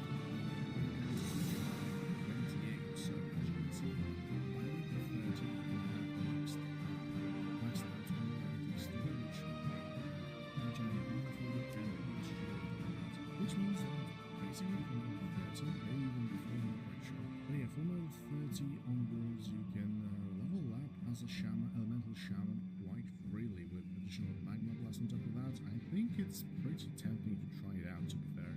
Later down the line we also get elemental mastery, which is of course a crit chance, and elemental overload also affects molten blast, as well as lightning bolt and chain lightning, which is going to be 20% chance So yeah, all the important things regarding the Elemental Shaman spells affect Magma Blast, Molten Blast as well. So yeah, it's a very nice addition, definitely. Especially that Epoch didn't like take this spell out of the blue, because Molten Blast was supposed to initially get to the vanilla, although right before the release it has been taken away. Not sure why, but yeah, that's how it is. So it's just a spell that Blizzard created but never really made it into the game. Later down the line was changed to Lava Burst. So, and one additional amazing thing we get here is Rolling Thunder. This is literally like a basic version of the charges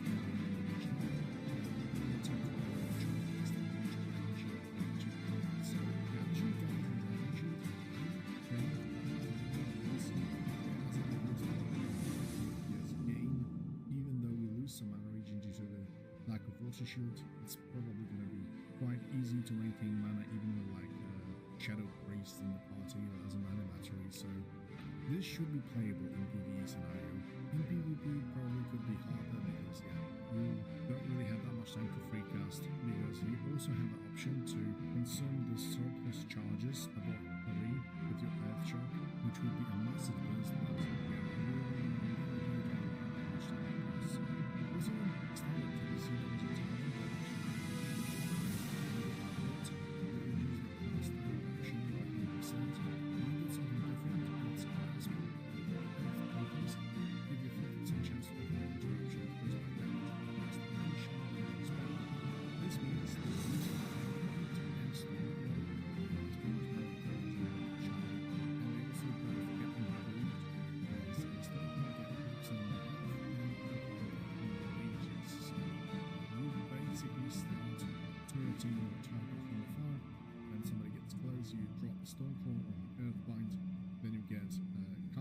interruption, avoidance, and yeah, additional effect like slow from Earthbind.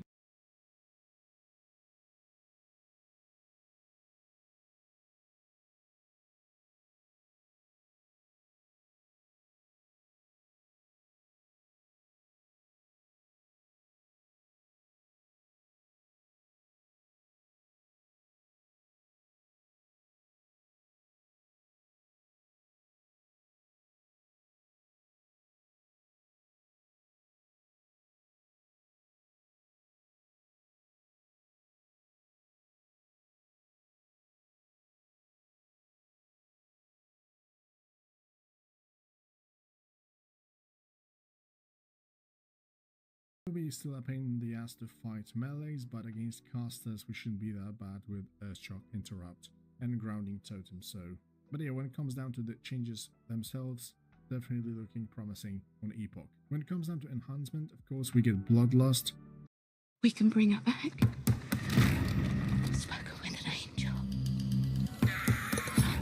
Новое тело должно умереть так же.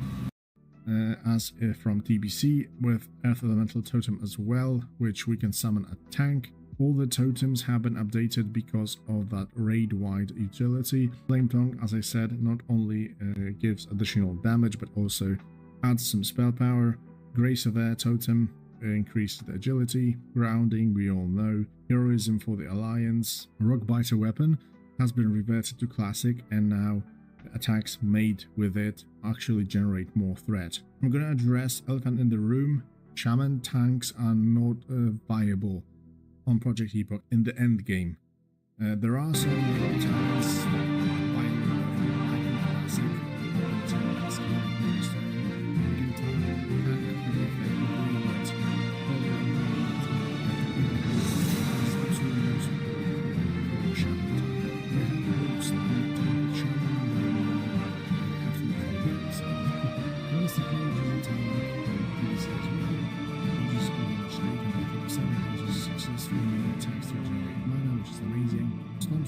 change a little bit, cooldown same 10 seconds, but previously we received 2 charges of 20% increased nature damage, and now the damage has been reduced to 5%, but it lasts 12 seconds with no stacks, so you get a permanent 5%. So this literally leads to less burst damage, but probably equals the same over the course of a long fight. Wind Fury Totem is the same, but Wind Fury Weapon has been changed. As you can see in the tooltip, imbue the shaman weapon with wind. Each hit has 36% chance of dealing additional damage, equal to 2 extra attacks with 3.33 extra attack power. As far as I'm concerned, in TBC, it also had 36% chance of dealing additional damage, but it was only for one-handed weapon. In the two handles, it was only 20% as like the tooltip, so this has the change in default. Everything has been equalized, so what I hope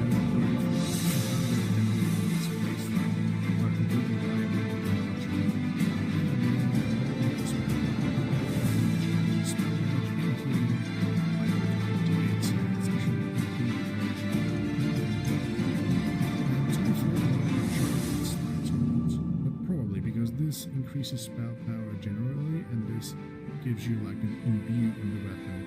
So this should start, but I'm not quite sure. Still to be tested. Also for enhancement leveling, we also receive shield level 28, so definitely will be nice. And when it comes down to talents, not so many changes in here, except that we still keep the threat and defensive capabilities like I mentioned. So spirit weapons, use the control ranges, melee attacks, unless you're wearing a shield, so you can shield with threat. We have level builders for PvC, which increases our spell damage and healing rate. Attack powers, hybrid talent, very nice. We go to the mid, the PvC range, attack damage. That's previously step strike, which we call also, and the most important thing,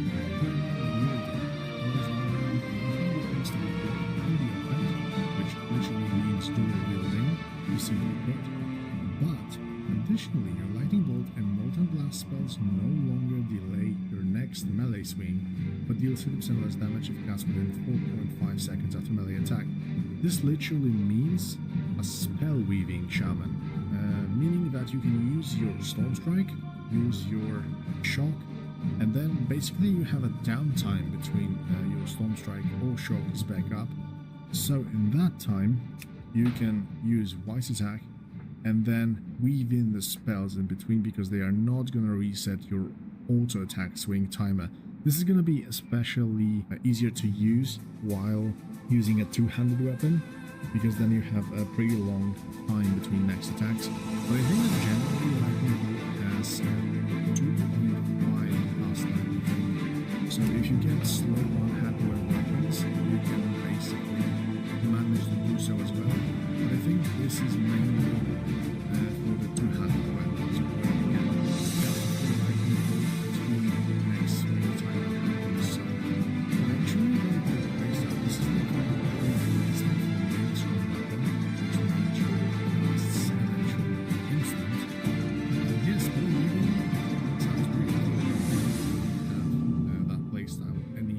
time before, so sounds quite exciting, and will definitely improve like the rotation for the shamans and the downtime we have, especially that we don't have to use totems individually now.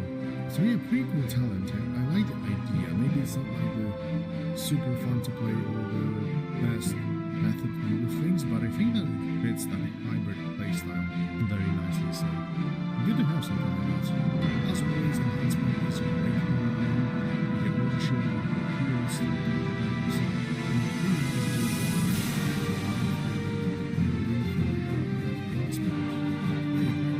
definitely looks pretty cool.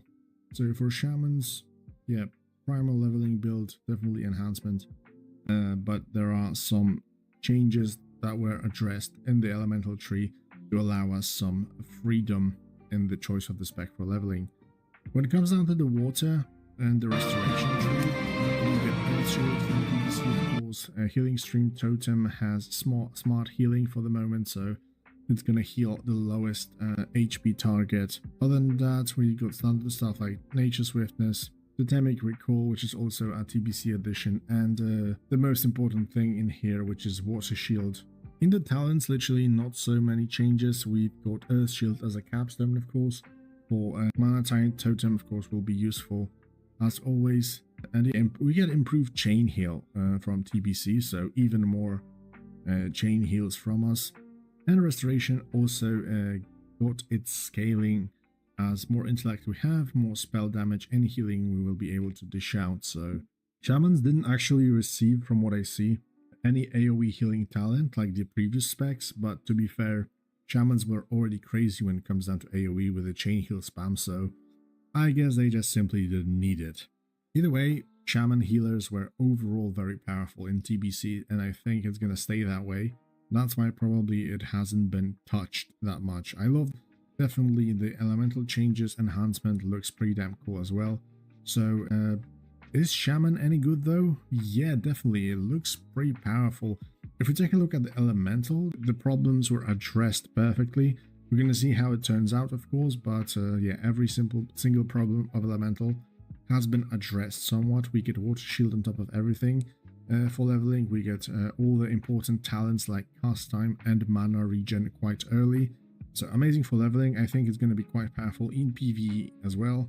Enhancement, powerful as always for leveling. In PvE, endgame, who knows, could be quite powerful if we get some amazing set and with some lightning bolt weaving. Could be a really cool playstyle and quite powerful, to be fair. And restoration, like I said, they were quite powerful by default in TBC, and it seems to stay that way in here. So if you always loved shaman, you're gonna love it on Epoch as well. And it seems to be like a quite powerful choice, to be fair. So definitely recommend it if you like shamanistic elemental powers. Jak to mówią, żeby się dogadać, po pierwsze trzeba gadać. Drodzy widzowie, pytacie mnie w listach, jak komunikować się prościej. So let's first talk about general changes for the hunters. First off, we've got the ammo adjustments.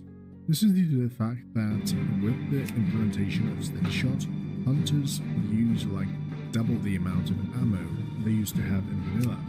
So, because we have less bigger bags like quivers to obtain, it has to be addressed, so they increase the ammo stacks to 250, and the high level quivers will have 2 slots more. Therefore, we will be able to contain more ammo with us, which is pretty much a quality of life change due to the changes to the class itself.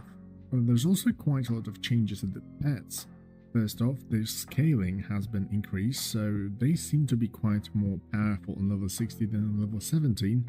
And also there are like new pets to discover. Of course, there are no exotic pets at this point in the game, but new families have been introduced and some of the spells have been changed and added. So for example, we have like Wrath of the Lich King spell for crabs, which allow you to pin your target for 4 seconds, which will be crazy good in PvP when it comes down to Hunter. And one amazing and very nice quality of life change is also differentiating between melee attack and range attack. Due to the 3.3.5 client, this is gonna happen automatically depending on the range we find ourselves in. So if we click auto attack from far, it's gonna shoot some arrows, and if we come into the melee range, he's gonna start attacking with his sword or melee weapon. So this is mostly quality of life change, but will make our lives easier overall as a hunter. So very welcome change. And on top of that, of course, raid-wide effects, for example for True Shot Aura, so more attack power for everybody in the party or raid. Now if we take a look at the Beast Mastery, we see mostly one important change for the aspect of the pack, as this is no longer a toggle ability that we turn on and turn off wherever we want, but this is a 5-minute cooldown that increases the movement speed of all party by 40%. The duration is not stated in here, so we are not quite sure for how long does it last, but I would probably bet it's something around 10 seconds or 15 as usual, like dash from Feral Druid or sprint from Rogues. So although it's a raid-wide effect, so I would bet that it's a little bit shorter, so my bet is 10 seconds, but it still needs to be checked. On top of that, we also get the aspect of the Viper from the TBC, which is literally mana regenerating aspect. So this will help us out tremendously in the end game, because during the leveling, we can still like kill quite efficiently without spending too much mana, but in the end game mana was a big problem, massive actually for hunters, so Aspect of the Viper will actually get rid of it because we'll get very nice mana back for our attacks. And as usual for TBC we get a kill command, which is additional attack for our pet. Although it seems to have been changed because it's working more like in retail where you can use it every 5 seconds and our pet just simply causes additional attack, while in TBC it was like I think 1 minute cooldown where it increases like attack power of your pet or something like that. So yeah, definitely more usable and a very nice spammable attack for Beastmaster, which should diversify our rotation a little bit, so it's very welcome actually.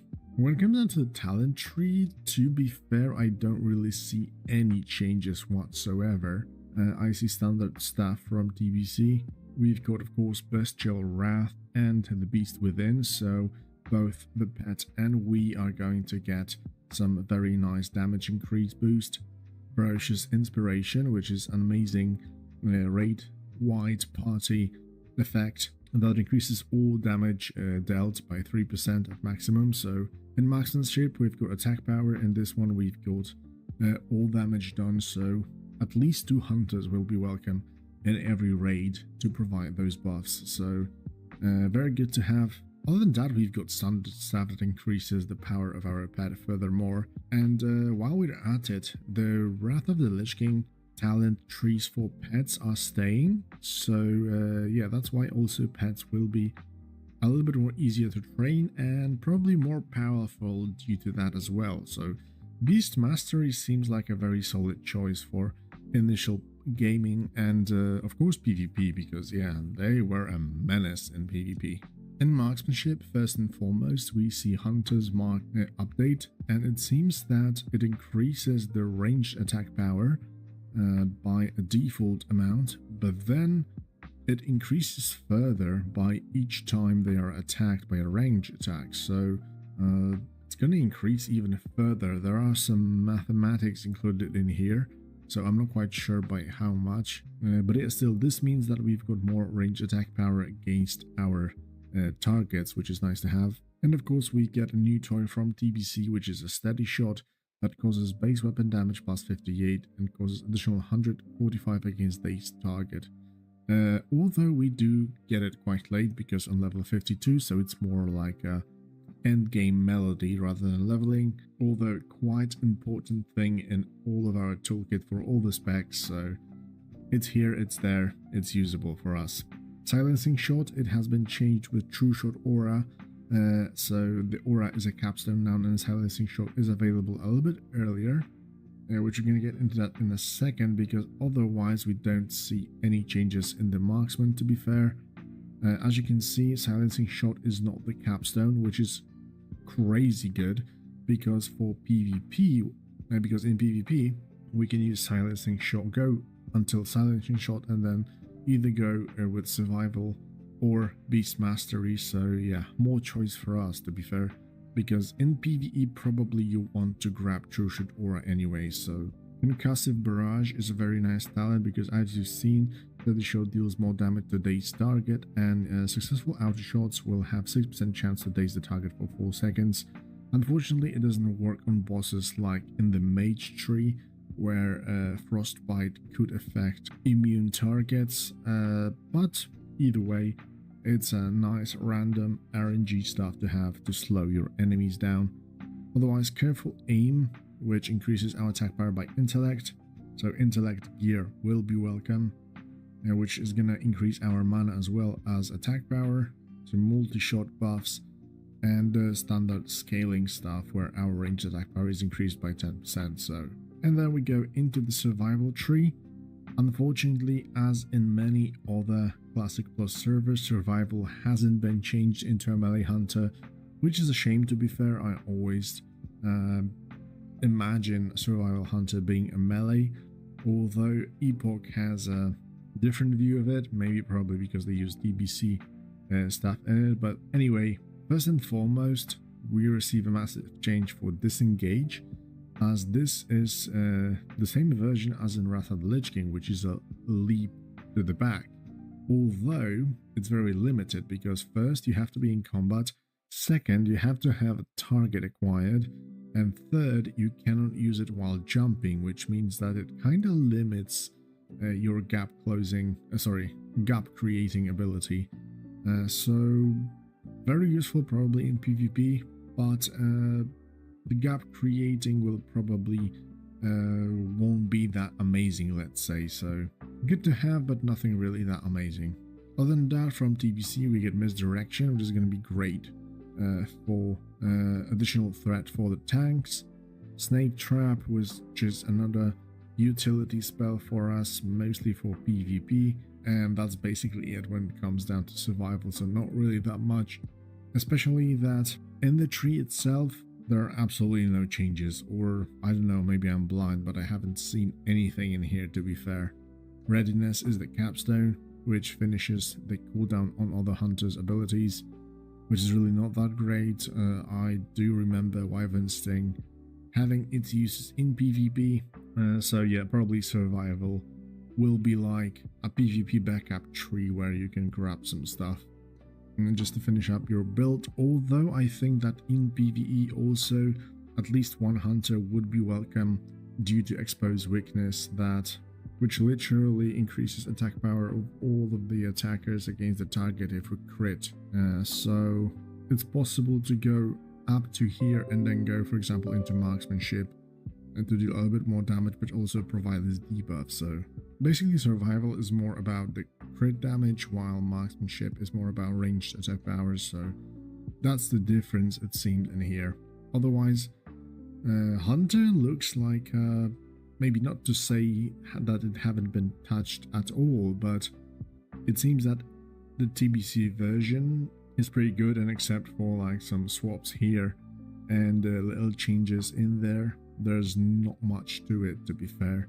We don't unfortunately get any new toys whatsoever to play with, except for like some new pets and their abilities. So yeah, I feel like Beastmaster will be quite powerful. So is the Hunter any good though? Yeah, definitely, because the TBC ones were quite powerful anyways. But I see that Beastmaster could be the top spec for it. First, for leveling, because it always has been amazing having a personal tank, and also in PvP as well, it's great due to the pet. But also in the end game, either PvP or PvE, with all the pet scaling and stuff, it can get really crazy, but we'll have to wait and see for that. When it comes down to the overall changes for the druids, we have pretty big additions in here. First is the feral attack power that we're going to get on every weapon piece we are supposed to find in the world, anywhere literally. So as in TBC, this was added in the expansion content. This is going to be from level 1, so more attack power for ferals is always welcome. On top of that, weapons with on-hit effects like bleeds, I don't know, spellcasts or stuff like that, will also work. Same goes for like things like Flame Tongue, but unfortunately big no for Wind Fury, so if you had your hopes up there, it's not going to happen, unfortunately. But still, plenty of weapons with amazing on-hit effects that we could potentially use, so very nice change. Death to Wolf's Head. If you do remember from Classic, there was a leather druid helmet that actually allowed you to get 40 energy on 10 rage when you shapeshifted into bear or cat. This is gone, thankfully, so we are not tied to only one helmet. This has been implemented with the Fura talent from the restoration tree, and now we are free to use any helmet we want. Polyarm proficiency, literally from the future expansions. Druids can now use polyarms, which is going to be amazing for the ferals. I think that the shift to consumables has been introduced in Wrath of the Lich King, but I'm not quite sure. It was definitely not present in TBC, so now this is happening. We can use potions or any on-use effect items in shapeshift form, so more versatility for us, thankfully. Out of Combo Resurrection is something we also get, so we're going to get like additional revive spell that allows us to normally revive people after a wipe. And as for everybody, things like Wild Moonkin Aura or Leader of the Pact, Gift of the Wild will be raid-wide, so quality of life stuff. Now let's have a look at the balance spellbook. We've got Black Skin in here. It is updated because it is out of the global cooldown, so it's going to be easier to use. With TBC, we of course get a Cyclone, very powerful CC effect. Force of Nature, which is a capstone of the Balance Druid, from what I've heard. The Balance Druid in itself didn't receive that much love, so many people were actually asking to buff this. But yeah, numbers are still subject to change, we're going to see after release. But if you were hoping for a massive balance update, buffs or whatever, you probably have to hold your horses for now. Otherwise, you've got pretty standard stuff in here, with the exception of the Moonkin form, because now it also received the Enrage effect that we know that will increase our spell damage, but I think 5% or something like that. It's a damage buff nonetheless, but we also have to get hit first to be able to pull it off, so it does have its drawbacks. Same goes for the tree. We don't really see any changes in here, except for the fact that we get better scaling thanks to the lunar guidance, which basically increases the our total intellect by 9%, and spell damage and healing by 10% of our total intellect, by 30% actually, if it's 3 out of 3, so that's quite a lot. And that means that by stacking intellect we can get that extra juicy spell power to use. And yeah, Celestial Focus also has been implemented into the Starfire, because previously it only was affecting Wrath. Now it's going to be Starfires that will not be interrupted, which is going to be amazing. Juicy stuff from TBC is definitely Dream State. That allows us to regenerate mana equal to our intellect, and we're going to get quite a lot of intellect thanks to the lunar guidance. On top of that, more spell power coefficient on the Wrath and Starfire, and of course Capstone with Force of Nature. The numbers still need to be checked, but yeah, for the moment, not that much cool stuff for balance. Completely opposite is the Feral Druid, with plenty of cool new stuff, and especially Feral attack power, shapeshifting, and on-hit effects that are going to buff our overall performance.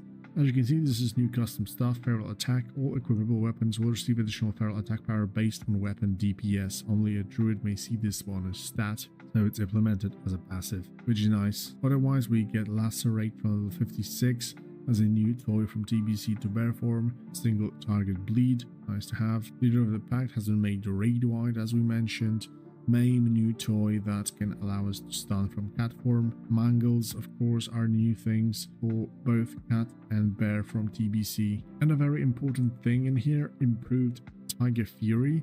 As you can see, it increases physical damage done by 10 for 18 seconds, and the bleed damage causes this effect to increase by 1 up to 10 times. So this is probably intended to shift the focus of the shifting out from the cat form, instead like prioritizing to stay constantly in one form, which is pretty logical. You don't want to play that shape-shifting game, but still, numbers are subject to change, so we're going to test and see how it actually comes out. Not so many changes in the tree in itself as well, but we get amazing Nurturing Instincts, which increases our healing spells by up to 100% of our agility, so yeah, more agility means more healing.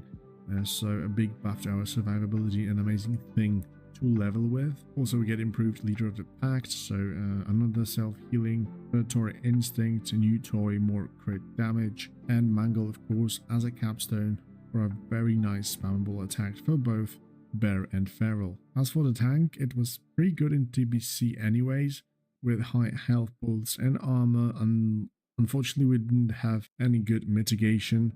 But maybe now with some bark skin changes and the allowance of items that we can use in the bear form maybe can help out a little bit, but yeah, we'll have to see. We've also got some nice additions and changes to the restoration tree, with Gift of the Wild of course being raid-wide. We get Light Bloom from the TBC. It says it's updated, but to be fair, I absolutely have no idea what is it all about.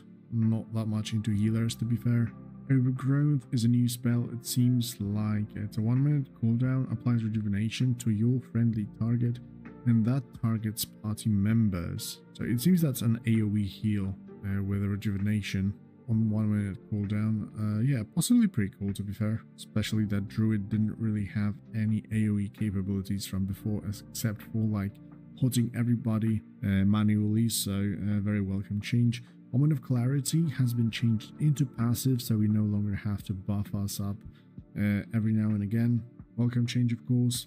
Revive is that resurrection spell that we have talked about previously, so now we can resurrect somebody out of combat. Tranquility has been made raid-wide, so with its smart healing, it should be a very powerful us-saving cooldown.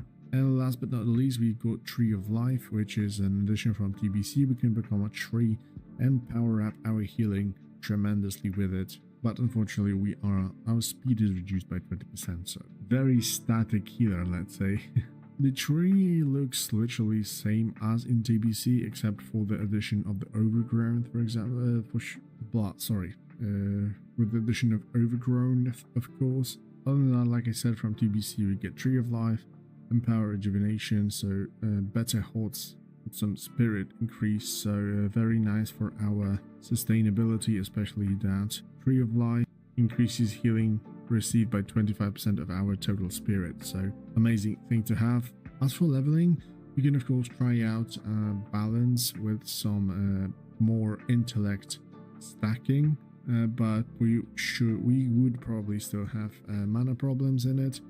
Feral is the way to go, especially that we can do like a mixed build of tanking and DPSing. Very versatile class, definitely recommended, especially after the changes.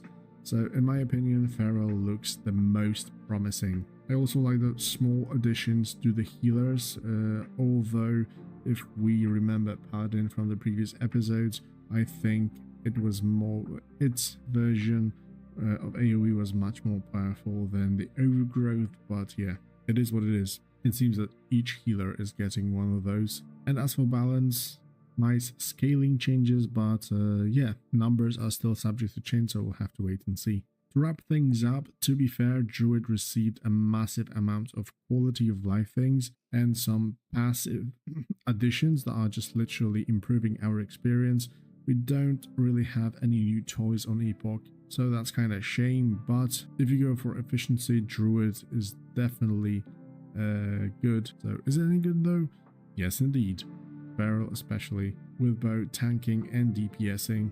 As with additional extra point for leveling, you can also take Fur first to get extra rage or energy while shapeshifting, and then go down the line with the tree to simply increase your killing speed when after healing yourself you can get back into cat form with almost full energy. That's a very big buff to the leveling. So yeah, that's about it when it comes down to Druid.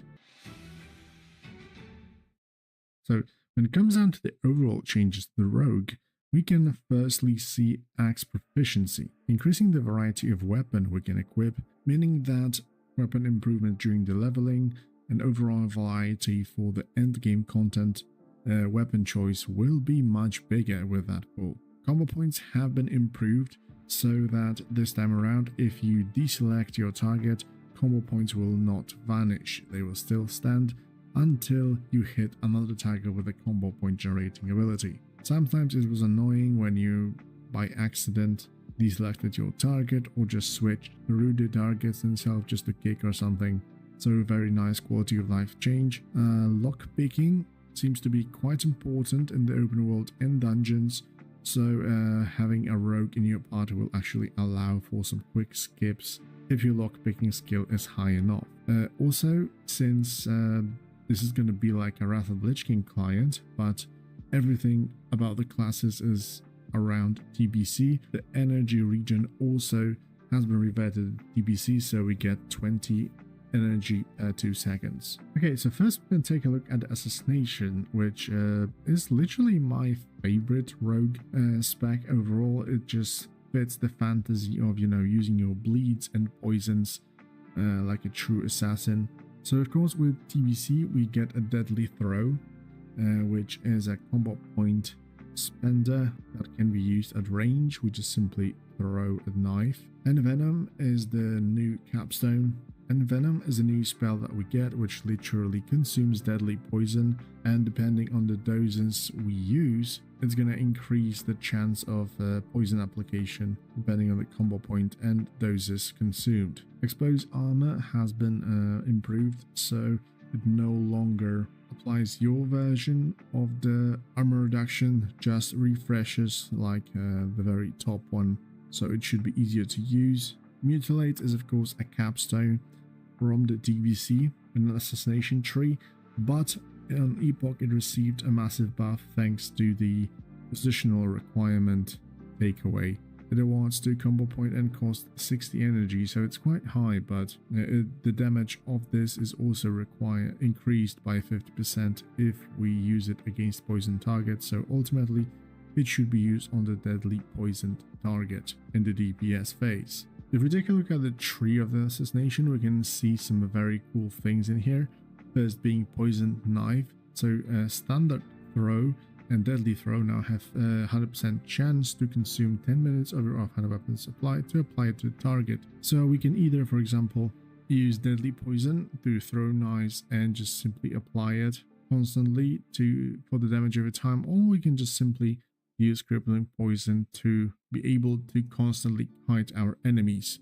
This potentially creates very cool playstyles for both like solo and in PvP, so that's very nice to have. Along this comes improved poison that also increases the duration of our poisons on the weapons by 10%, by 50 at maximum stacks. So if we decide to go for the poison knife, having longer poisons definitely help out a bit. Other than that, we also get improved vigor, which increases maximum energy by 20 now, and on top of that increases energy regeneration by 10%. From what I know, this has been implemented to kind of put on par with the talent from the combat potency, and just to help out generate more energy to dish out those mutilates. TBC gave us like cool stuff like find weakness, which literally increases our DPS, of course, mutilate, deaden nerves, also on PvP stuff. So yeah, assassination definitely looks amazing. With things like cold blood, we can definitely dish out massive envenoms,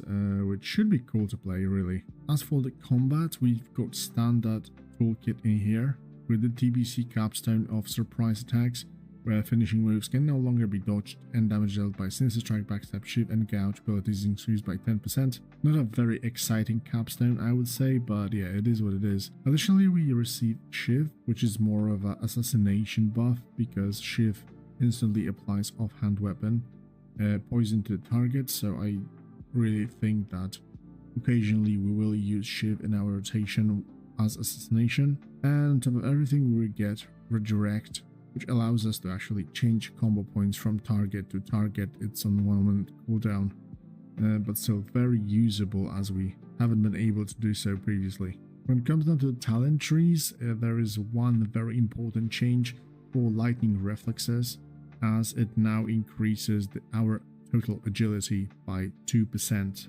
which is 10% with maximum stacks. Is massive because literally every rogue will be able to max it out. So this means more survivability, more crit, more damage, cool stuff.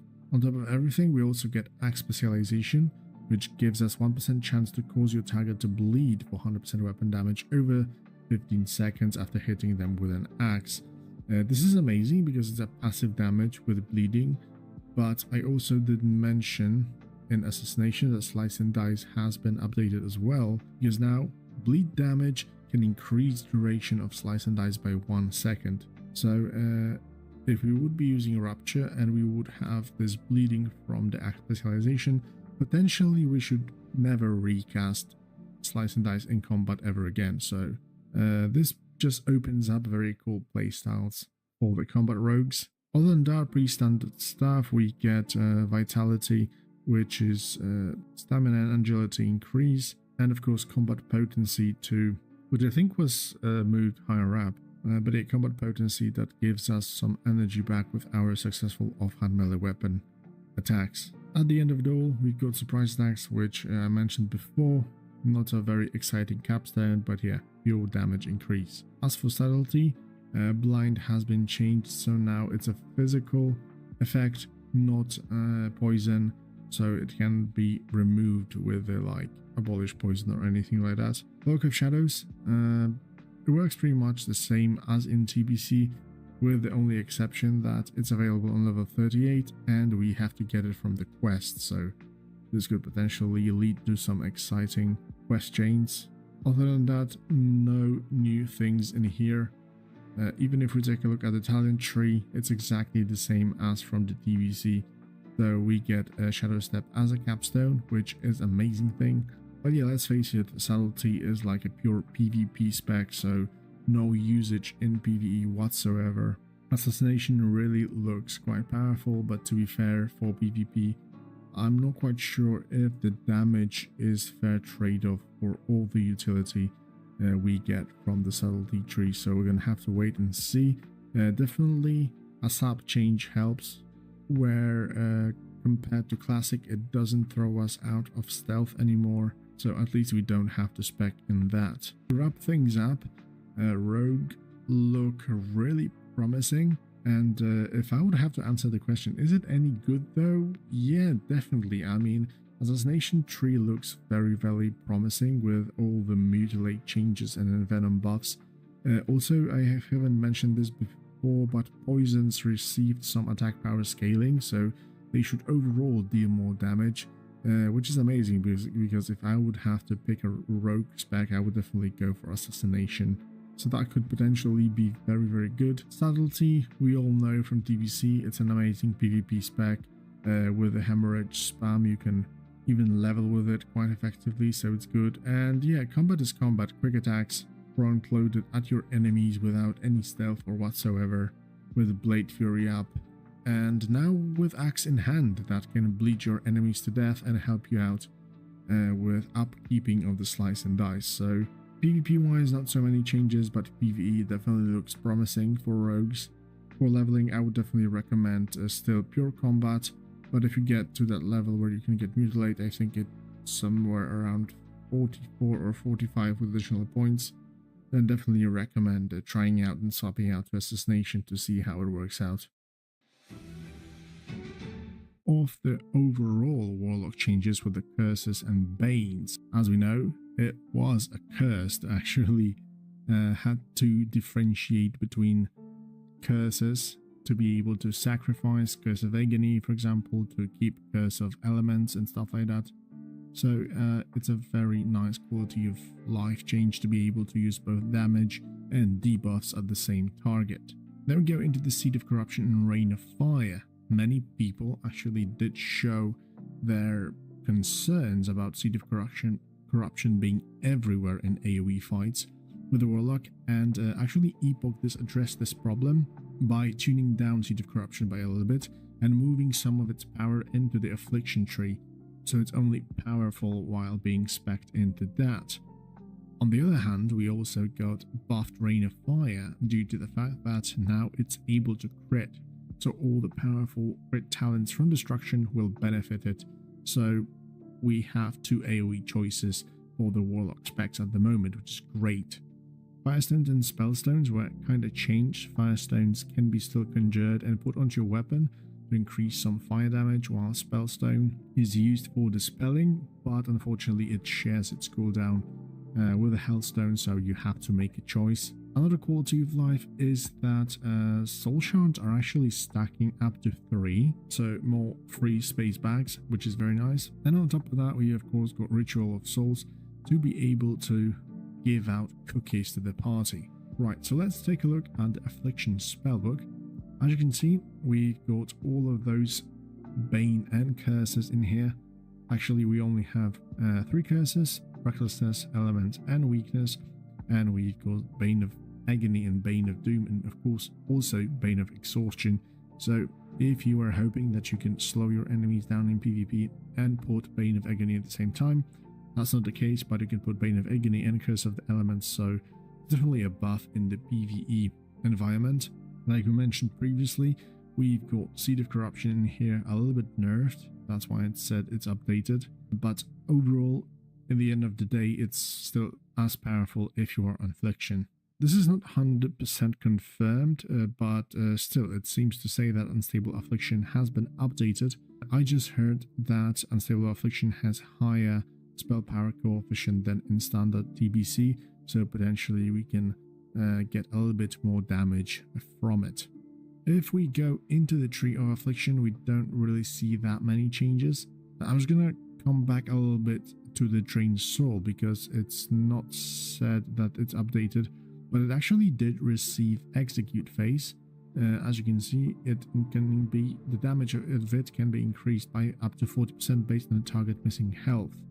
So yeah, its damage it's getting ramped up higher the lower the enemy has its health. So very good, because usually Drained Soul was kinda useless to use damage wise. And also improved Drained Soul has its damage increase on it by 24%, which could potentially be very good leveling talent to see. Other than that, we don't see too many changes in tree itself. We've got standard stuff. Improved Shadow Bite is a new talent where our Fell Hunter regains 5% of its maximum mana each time it hits with its Shadow Bite ability. So who knows, maybe we could use Fell Hunter instead of Imp or some Dark Pact stuff and still be able to dish out some damage with it. Especially that, from what I've heard, the pets have been buffed up a little bit, not only by the raid-wide effect that can affect them now, but also just the core damage, even without any talents, seems to be a little bit higher than the usual TPC ones. So that's very nice to hear that potentially demonology warlocks can shine with a Felguard, for example, if it has its damage increased. Then if we go into demonology, as you can see, we have mentioned this already, Spellstone and Firestones are changed. So as you can see, this a stone that can be applied to the weapon, which deals 80 additional fire damage with an attack, or increased damage done by fire spells by 21. So good for destruction warlocks, definitely. We of course get Fell Armor, which is a TBTC stuff. I don't know why Demonic Sacrifice is still in here, as it was moved to destruction, but we're going to get into that in a second. We've got something new, Soul Pact. Enter a pact with the raid or party members. If the target dies while under this pact, you gain 1 soul shard and your spell damage is increased by 36 for 10 seconds. So who knows, potentially you can just throw this onto our party member that is about to die to increase some of our damage and retain some soul shards. But yeah, it's going to be very occasional and situational as well. Instead of Demonic Sacrifice, we get Demonic Empowerment. So this mainly is for the Felguard, of course, which hurls their weapon at the target and enrages, stunning the target for 4 seconds, increasing the damage by 50% for 10 seconds. This is 1 minute cooldown, so very nice, powerful, offensive buff for our pet. It has a very long tooltip, but it buffs our pets very nicely. Also, as usually, Warlock has Summon, Felsteed and Dreadsteed, so 3 mounts, which are always nice to have, especially with a fresh server. And within the tree, we don't really have that many changes, except for the fact that we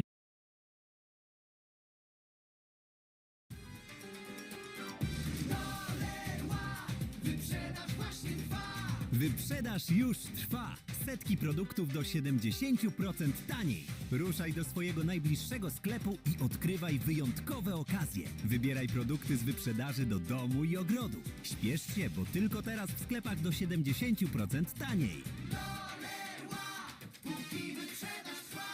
Regulamin w sklepach i na leroymerlin.pl. we get Demonic Empowerment, like I mentioned before, instead of the sacrifice that went into here as a capstone of the destruction talent tree. We've got the Master Conjurer improved and adapted to the current spellstones, of course, and potentially we still have a possibility to play such a famous build as an SLSL Warlock, which would be going into the Affliction, taking Siphon Life, and then Souling, which would be possible on level 53. So still 7 levels of leveling, and potentially still best for PvP, which is also a reason why I'm considering Warlock very high as well, because this is such a self-sufficient class to level, to farm.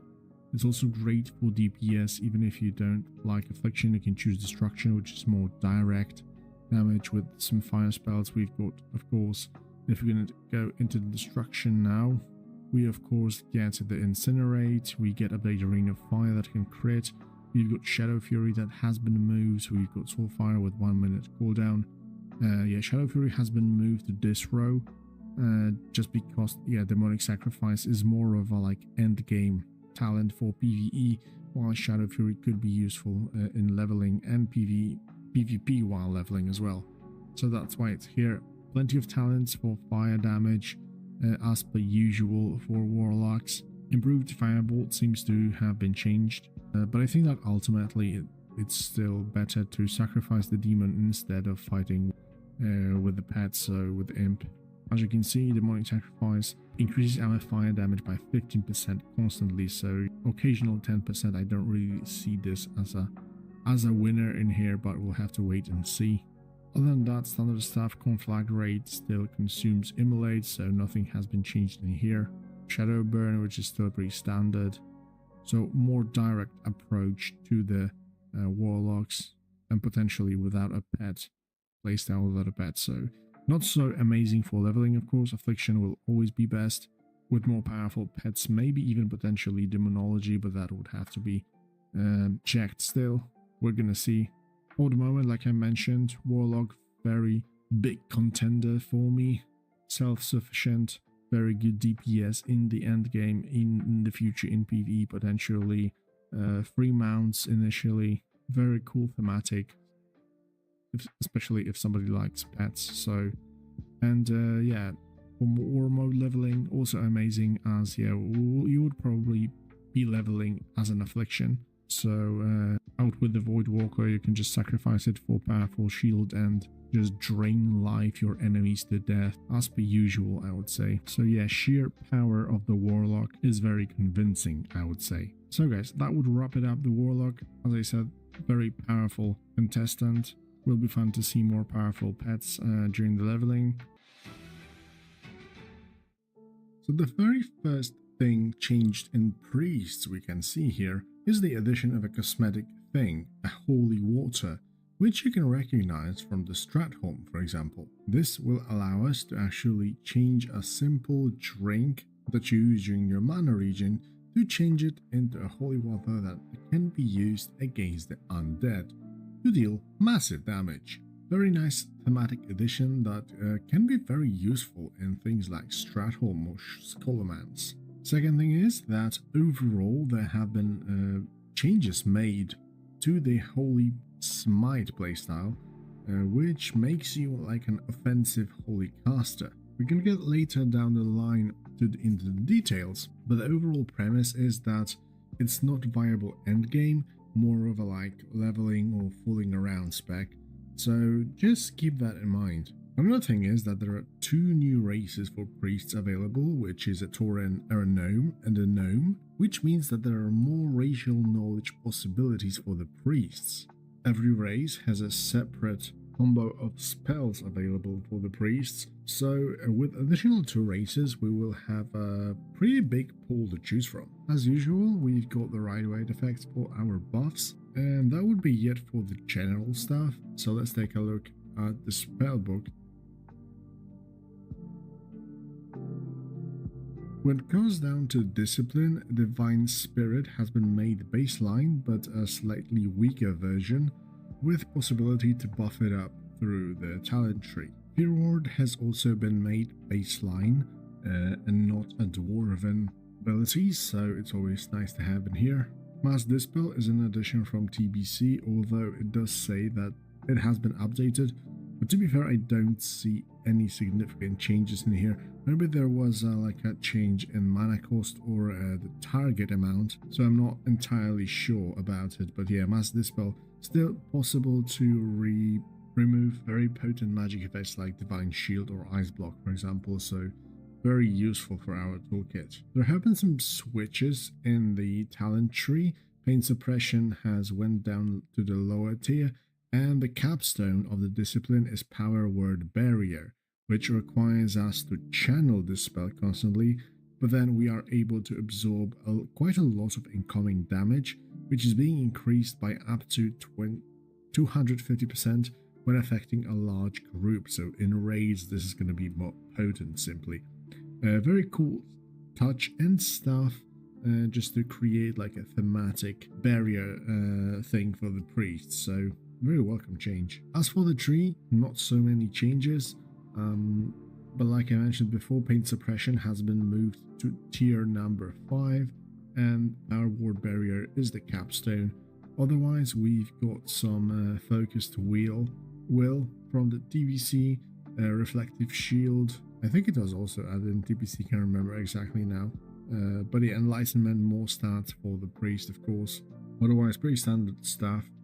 And the very funny thing is that whatever kind of priest you kind of plan to play, there's one very nice build to start off with, where you go into 5 spirit tap, and then you pick up 1 specialization for more wound damage, improved power shield for more survivability, power fortitude to buff our massive fortitude buff, and pick up meditation to allow 30% of mana regen to continue while casting.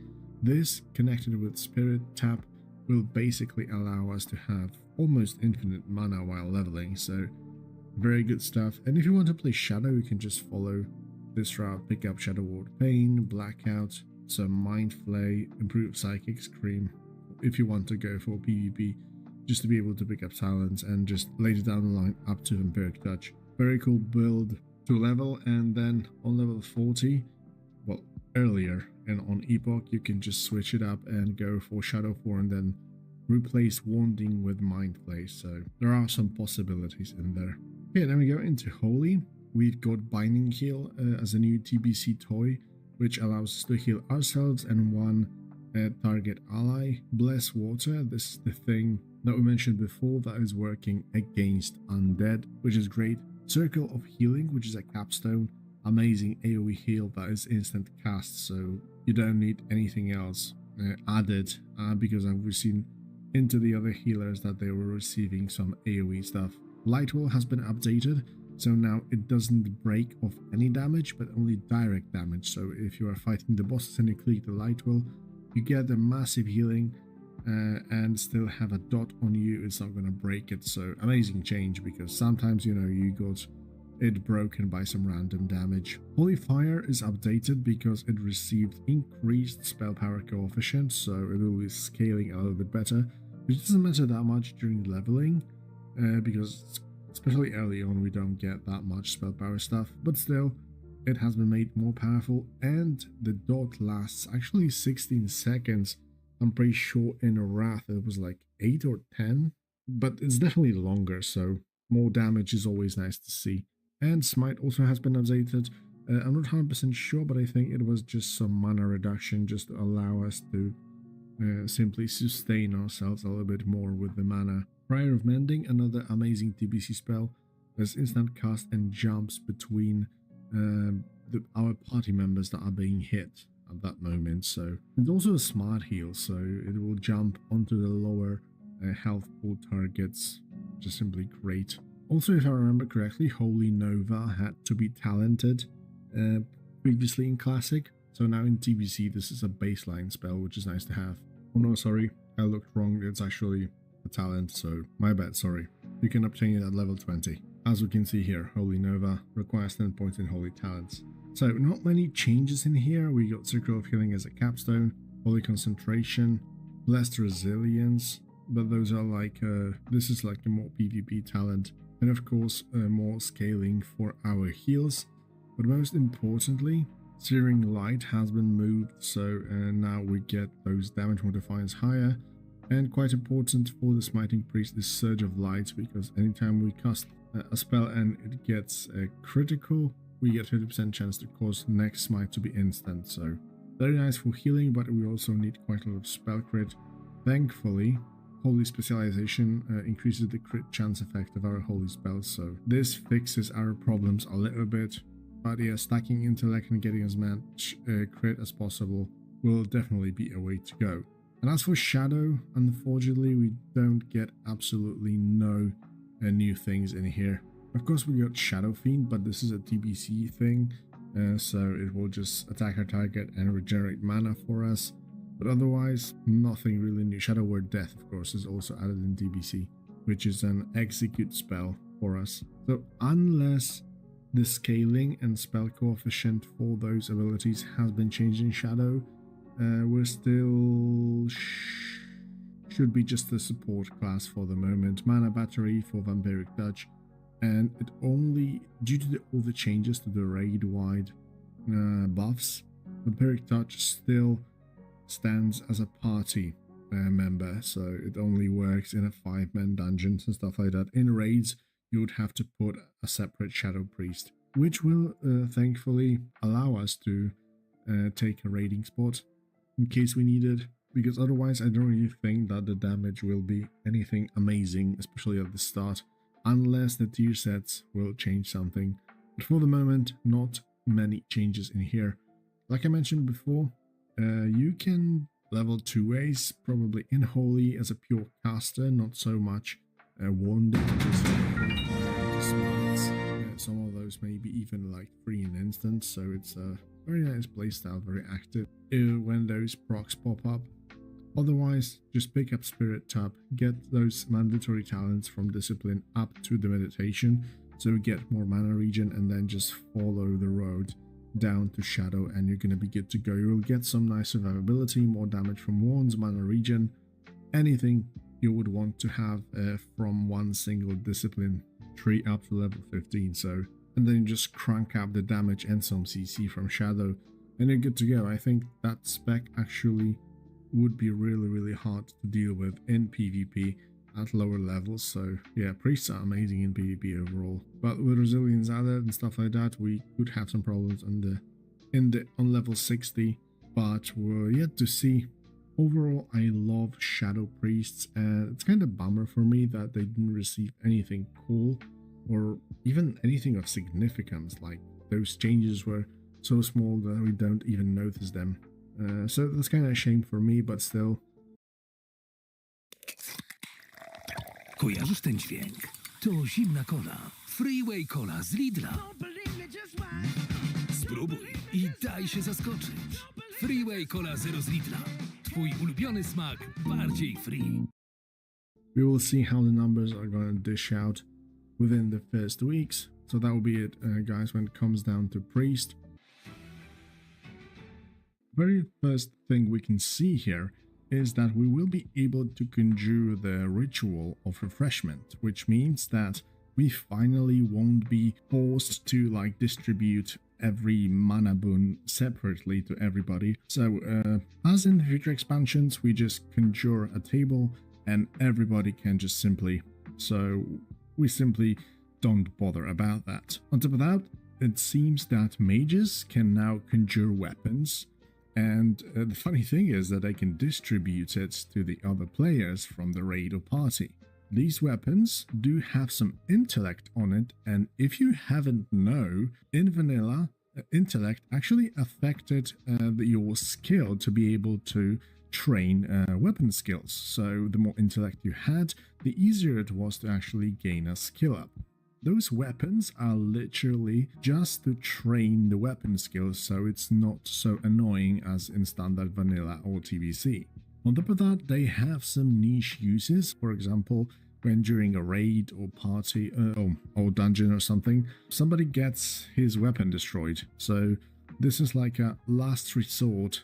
If you have a mage in your party, you can conjure a weapon for you, and you can use it until you will have a chance to teleport to repair or something like that. So very cool and very magey spell, let's say. So good to have something like that. It's like a very niche usage, but very thematic for a certain class, so I love it. Next one are teleportations, standard stuff. We will be able to do a quest which will allow us to teleport to Stoneheart for the Horde and Thermore for Alliance. So yeah, less traveling for mages, although those will require you to complete the class quest to land those teleports and portals. So let's say that obtain method will be a little bit more epic to the standard trainer stuff. And of course, things like arcane intellect will be raid wide now, so same for every class literally. So that will be it for general changes. Now let's have a look at the spellbook, and we start off with the arcane. Arcane is a little bit crazy if you look at it, because look at this. First things first, arcane barrage, which is not a talent, it's a normal trainable spell at level 22. It's quite expensive, has 8-second cooldown, but it works the same as a Wrath of Lich King. So you launch a missile that causes quite a lot of arcane damage, and it has like additional synergy with the arcane spec, of course, because it consumes your arcane blast stacks that you of course stack with arcane blast itself, and when you actually consume them, your arcane missiles will deal more damage per each stack. So this will create a more engaging rotation for the arcane, as you will be able to cast arcane blasts, as many as possible, to stack those, then consume them with arcane barrage and follow it up with fully channeled arcane missiles. It's only 3 spells, but let's face it, the vanilla rotations weren't exactly engaging, I would say, so having something like that for arcane with all those custom spells and stuff is really cool. And on top of that, arcane barrage is a trainable spell, so it can be used by any spec literally, which means that yeah, we will have additional instant cast spell to cast on any other spec, so very useful, I would say. Arcane Blast is exactly the same as in TBC, as each time we cast Arcane Blast, the casting time is reduced while mana cost is increased, and effect stacks up to 3 times. So it seems that Arcane Barrage can be, the damage can be increased to 45% in Arcane Missiles as well, so pretty cool stuff. Arcane Brilliance, of course, is a raid-wide effect, as we've spoken previously. Arcane Missiles have been updated. I'm not exactly sure why. I don't see any changes in here, unless it's some scaling or damage modifier. Otherwise, it looks pretty much the same. So it seems that the Conjure Mana Ruby is updated, and I think it is caused because it now has 3 charges. So it's not like you use one and you already get rid of it, but you can just conjure it and have it for longer periods of time, which can be pretty much useful in especially for arcane, which is very mana expensive during like raiding, where you can use it on cooldown basically. So yeah, good to have. Conjure weapon, as you can see, if we take a look, I thought there are like other weapons that we can conjure, but conjure's a battle axe with 50 durability, which can be equipped by anyone that can use this weapon type. This is strange, because is it only the axe, or is it like goes on random or something like that? I'm not quite sure. This is rank 7, so maybe previous ranks give you different weapon or something. Maybe somebody can confirm it that played the beta, but yeah, I'm not quite sure about this one, but I think that previous ranks just simply gave you different weapon. Evocation has been changed, as in TBC it literally restored like 40% of your mana, or 60%, not quite sure now. But it has been reverted back to the vanilla state, where channeling the spell, your mana regeneration is active and increased by 1500%. So I'm not quite good at maths, but as long as I'm concerned, this should be a buff if you do have larger mana pool. But on the other hand, percentage-wise, if you had more mana, then so maybe this is a nerf. Not quite sure about that, to be honest. But yeah, it was reverted back to the vanilla state. In TBC, we also get Mage Armor, which basically allows us to have 30% of our mana regen to continue while casting, which is great for PvE. All the portals, updated portal to Stoneheart, of course, like we've spoken. Slowfall has been updated, not quite sure why. Maybe it doesn't require a reagent now, but I'm not quite sure. In TBC, as a capstone, as Arcane, we receive a slow, which is very nice, and it has a very nice, interesting workaround in here, because if it has like additional line, if the target is immune to movement speed reductions, this spell enters a 2-minute cooldown and still applies the other effects, so it's still usable on bosses. This means I'm not quite sure what exactly is the aim of this spell, because yeah, either way you can either really slow a boss this way because it's so powerful, or you can simply just apply a slow effect for the damage increases, because we know, like for example, Frost or Arcane did had some talents that, for example, deal more damage when the target is slowed. So maybe this is like a synergy between those two things, but I'm not quite exactly sure. Ritual of refreshment, so yeah, 3 mana buns for everybody as we spoke. And yeah, on top of everything, we receive Rune of Power, which is also available for all specializations, as this is a trained level 50 spell. So it places a Rune of Power on the ground for 30 seconds, which increases spell power by 10%. So we will have to be very tactical about it, so we don't put it in some place where we have to run away from, as it has 5-minute cooldowns and lasts 30 seconds. So it's quite long, to be fair, but yeah, we'll have to be very careful where we place that, to be fair. And it seems that it lines up very nicely with Bloodlust, so ultimately in raids this will be amazing. In TBC we also get a spell steal, so we can steal a magical, beneficial magic effects from the target, which means that, for example, if a target casts haste on himself, then we can steal it and get a haste buff for ourselves. So it has very niche uses, but yeah, sometimes if you can steal a powerful buff from somebody, you can get very nice benefits for it. If we take a look at the tree, there were some swaps here and there. Mainly we get Arcane Blast on level 20, which is a talent in here. I don't see a talent like Improved Blink, but I do see its effects on the Prismatic Cloak, so I think those have been. An Arcane Impact definitely has been buffed because it increases crit strike chance of all of our arcane spells, so we just simply additionally get free 6% crit chance for any spell we cast, so that's quite powerful. On top of that, we receive Empowered Arcane Missiles, which will be amazing for our new rotation. Critical strike damage bonus of all spells, so pretty straightforward, deal more damage with crits, and yeah, increases spell damage by up to 5% of our total intellect. So I think that ultimately it can be the best scaling damaging spec, let's say, for mages, but usually other trees also have something similar, so we'll have to wait and see. And the capstone is a slow that we mentioned previously.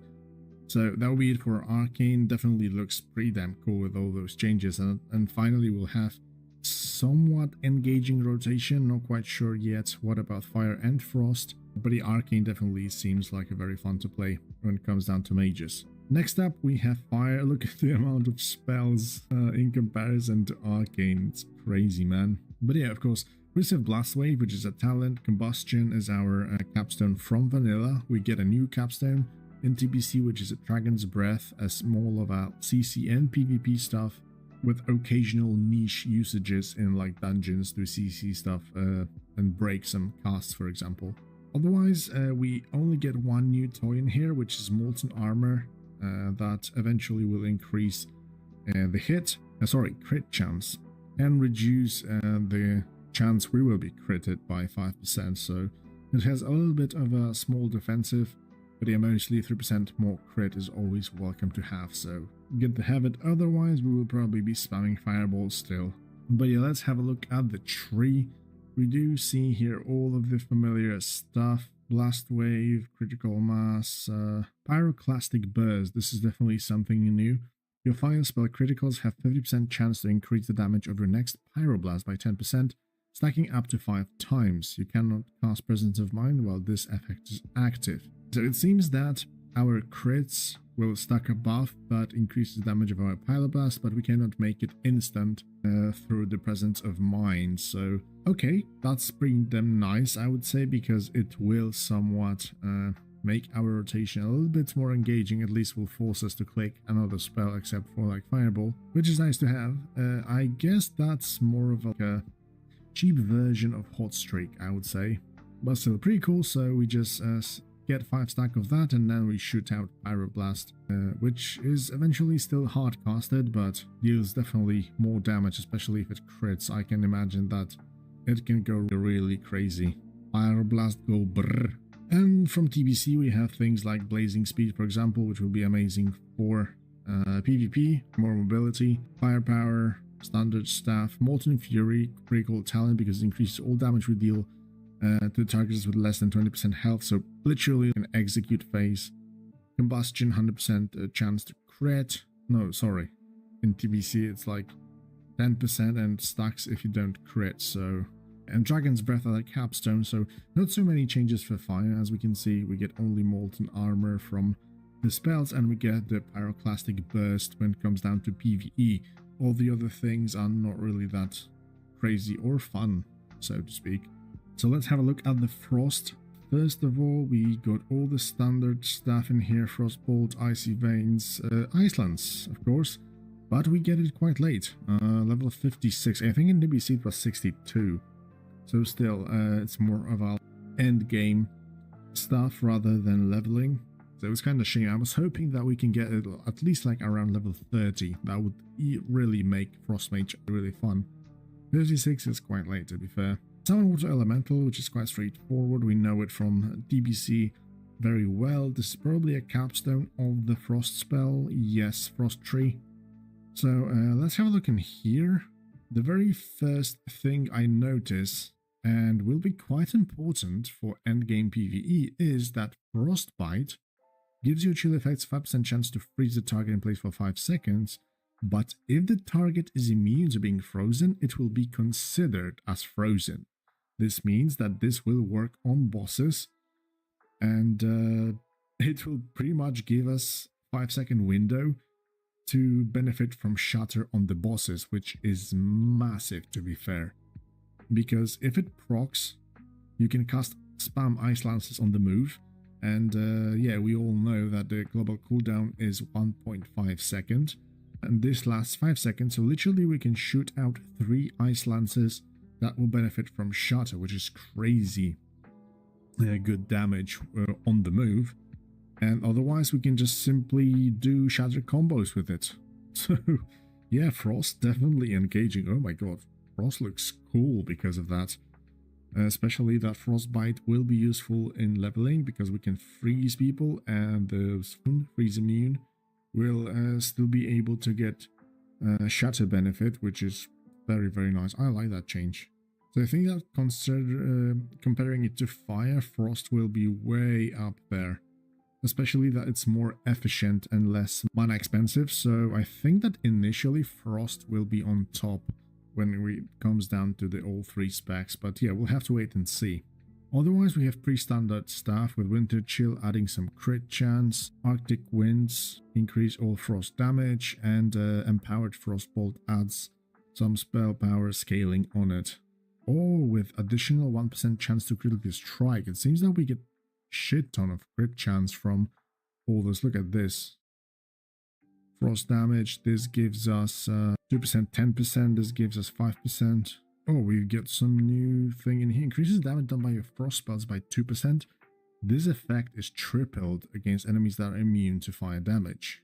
So it seems that, yeah, fire immune things, which means Onyxia Lair and things like Molten Core, which are the initial raids, are going to be heaven for frost mages. Because with 3 points, this is 6% increased frost damage, and while the effect is tripled, it's going to be 18%. So, oh yeah, those modifiers are really crazy, man. Frost looks really promising. On top of that, we also get Summer Water Elemental, so we have a very nice offensive cooldown on top of everything. Oh man, I have to say, is Mage any good though? Yeah, definitely, man. On Epoch, Arcane looks pretty damn fun and pretty damn powerful, which is great. Not quite sure about Fire, but also it's, let's say, standard TBC stuff with the addition of the Pyroclastic Burst, which initially may not be really that great, especially that will not have that much crit, so stacking this will be a pain in the ass. So yeah, Fire I would probably say more for like further down the line, into the further tiers of raiding. And yeah, Frost looks really promising as well. That Frostbite change with Ice Shot, Piercing Ice for the initial raids, man, this is gonna be like best in slot, I'd say. Really cool stuff. So if you're all in love with mages and you were always a mage main, you will not regret it, it seems. I know that people tend to say that mages are the true Blizzard class and they always were so powerful. Well, it seems that Epoch is a true vanilla plus because they keep to that fact as well to make mages quite powerful. But yeah, definitely it looks really fun. I love the changes to Arcane, love the changes to Frost. fire could use some love maybe later down the line, we're gonna see. But yeah, overall, great changes for mages, and it's gonna... The most important thing is that all those changes will make the playstyle more engaging, because we all know that, for example, for Frost, even in TBC, it still was just spamming Frost bolts because Ice Lances were unusable, for example. And this is going to be different because we can just finish casting Frostbolt and shoot that Ice Lance at the end of it for massive shatter combos, which is going to be great. Especially that Frostbite has 50% chance to freeze, so it's quite high to be fair. Especially that usually we also stack Haste on Frost to shoot out as many Frostbolts as possibly can, because we get also quite a lot of crit from this pack itself. So yeah, cool stuff, definitely. And in Arcane, if I remember correctly, in TBC, of course, we didn't have Arcane Barrage, and Arcane Missiles were useless. So yeah, it was literally Arcane Blast spam, which wasn't the most fun thing in the world as well. So the funny thing is that in my videos in the comment section, I've seen that people say, oh no, this epoch changes are shit, I'm gonna stick to Turtle WoW.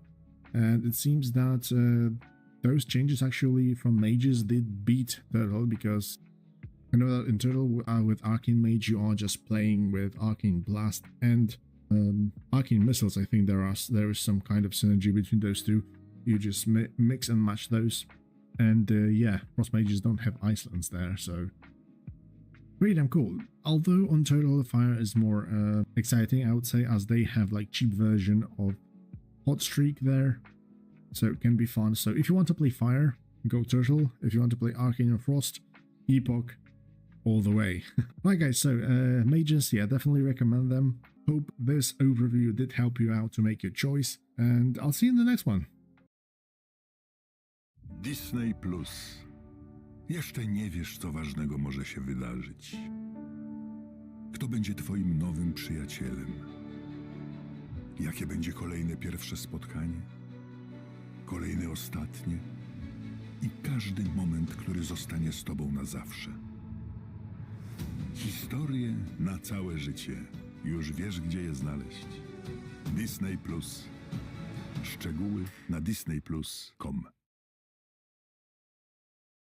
Płacisz 29 zł.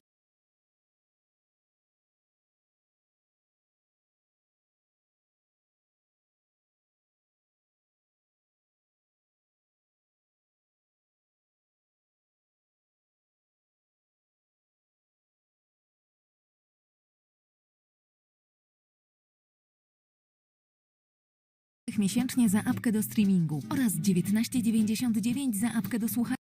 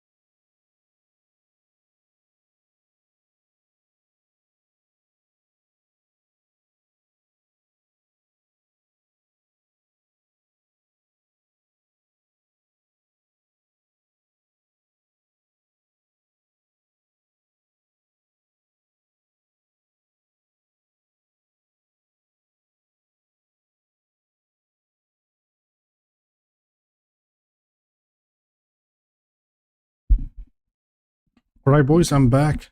Done with the work. But I see that the situation hasn't changed that much, it seems. Which is a shame. Was hoping to get in the meantime.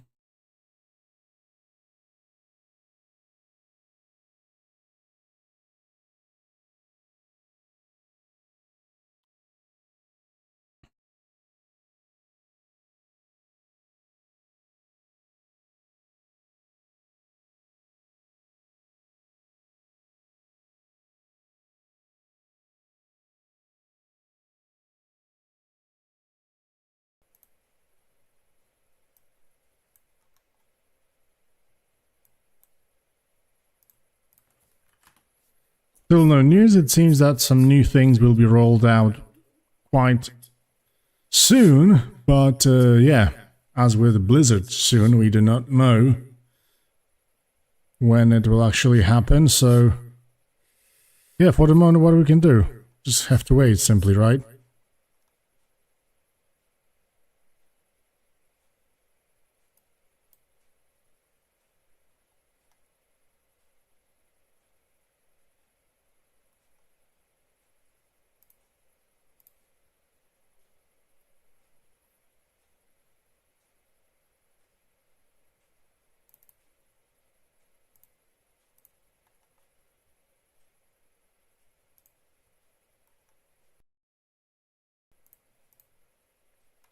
Can you guys actually hear the music now? Because I don't know, I messed up something in my OBS. I'm not quite sure if it's working or not.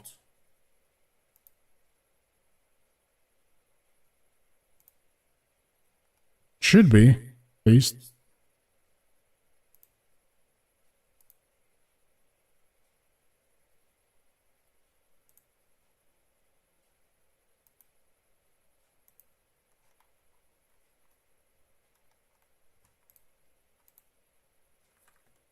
No music from the game, right, that's what I thought.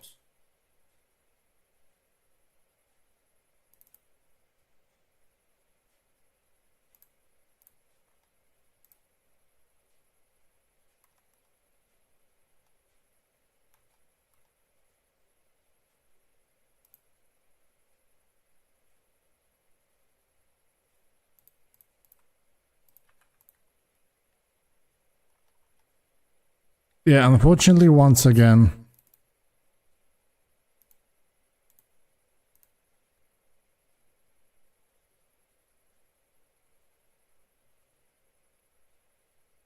Yeah, it was pretty okay in the evening.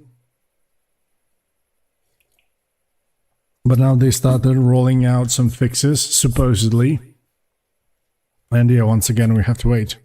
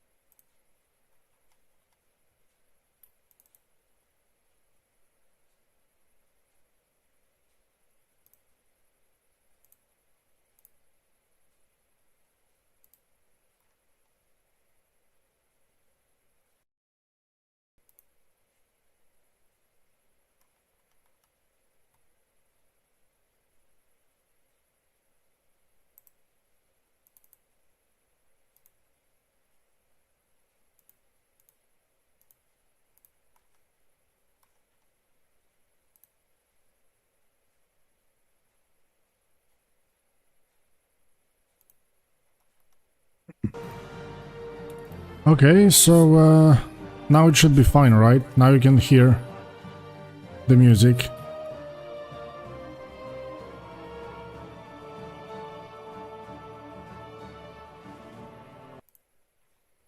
Still no news.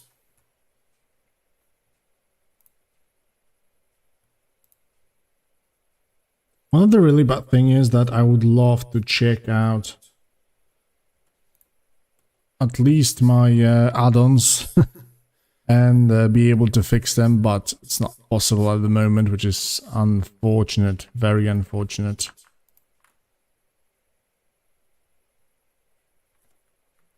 Yeah, I was playing it quite nicely from like, I don't know, 5 p.m. to 7 or something, 7:30. I managed to get to almost level 7 on the Warlock. On Gurubashi, of course, but still.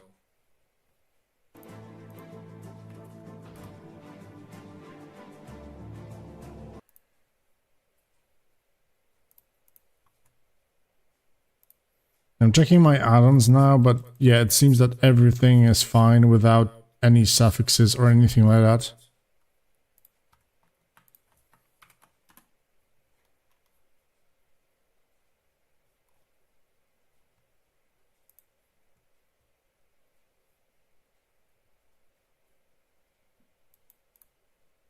Guru seemed to be like easier to get in today.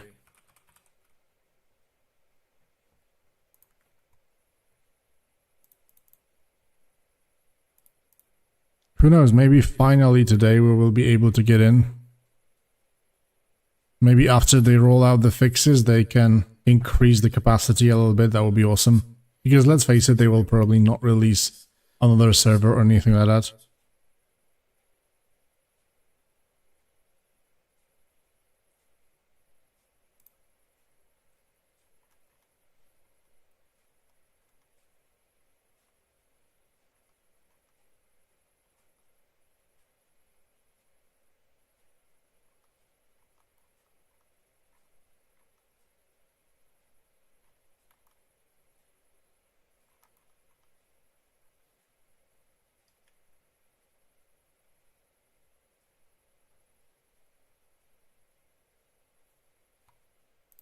We're waiting for that announcements like crazy.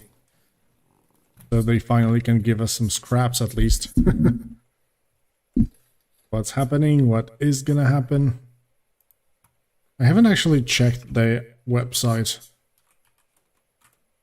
Are there like anything in here or only Discord?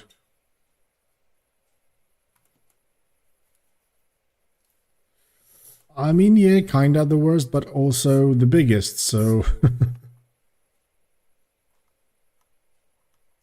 No, nothing, just announcing Gurubashi and that's it. Well, everything else is on Discord, that's true, but...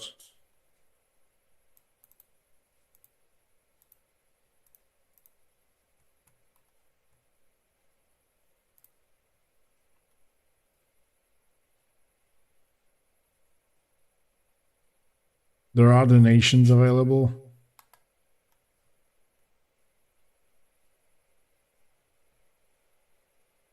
$237 sponsors.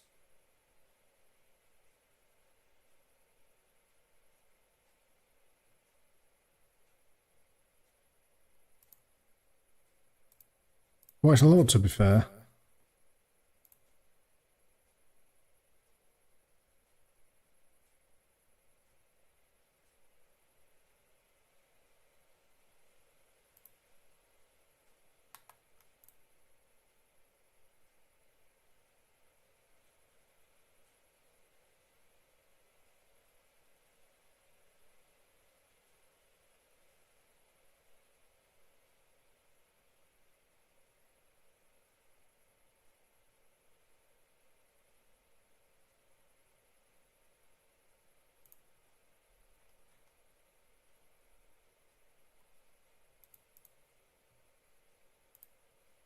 Ooh, updates.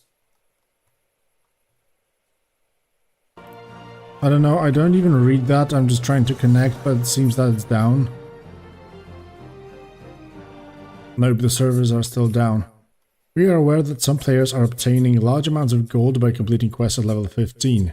Due to the bonus received by being at level cap, players with unusually large amounts of gold, relative for a level 15, nobody has gotten more than 30 gold, will have their gold reduced to more sane values to protect the early economy, and we will be disabling Wars and Gold Marks of Honor, bloody tokens and money from completing Battleground until the level cap is increased, so players cannot farm too much prior to issues being resolved. We have identified major performance bottlenecks and we are hard at work to fixing these, however these are not quick things to fix, please bear with us in the meantime. Although we had a smooth stress test at 2k, things start falling apart slightly above 3k. These things are exponential, and you can't really know where you'll hit the problems until you hit them. As for increased performance issues with Kazan, we have been able to confirm that this was simply caused by more players being near each other in 1 to 6 areas, with there being 1300 people in the 1 to 6 starting areas at multiple points, while players on Gurubashi spread out more quickly. Both servers start falling at around the same population. The variance is caused by where players are and what are they doing. This means that we are finished investigating the Kazan Gurubashi differences and are focused on other performance issue causes. Foreign herb node spawns are no longer part of dynamic respawn system as well, but quest objectives still are. We are working on allowing a separate dynamic respawn pool specifically for profession nodes, so we can prevent instant respawns. Additionally, we are working on implementing a round-robin queue system that groups up chunks of accounts. We're still working out on the exact timing, but this means that player will only be allowed to enter the server if their account is currently eligible. When this allotted time ends, player currently online will be kicked so the others can log in and play. We can't guarantee that there won't still be a queue. The servers will not come back up until this is implemented. Holy shit, I don't know if I did understand that correctly, but we are working on implementing a round-robin queue system that groups up chunks of accounts. We're still working out that exact time, but this means that players will only be allowed to enter the server if their account is currently eligible. What do they exactly mean by eligible? When this allotted time ends, players currently online will be kicked out so that others can log in and play. I don't know, maybe I'm dumb, but I don't understand a thing from it.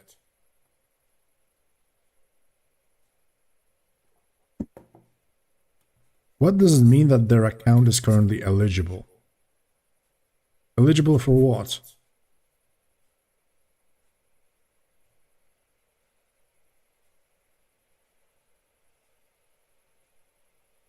Gotta donate to be eligible. Yeah. Possible. Pay to enter. I mean, I would pay. I would pay then. But that means that we're not coming in probably for about another hour or so.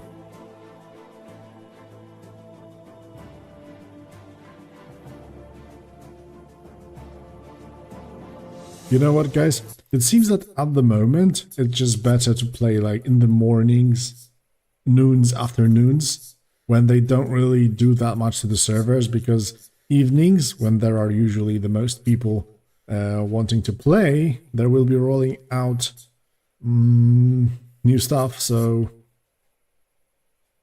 it will be unplayable in the evenings, it seems, for upcoming days.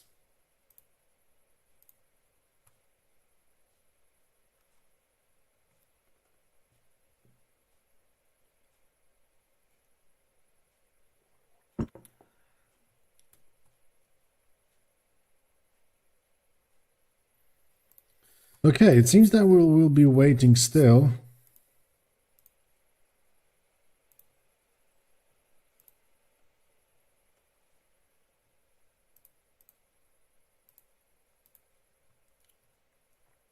I've seen plenty of comments actually under my recent video, so maybe let's check up on that.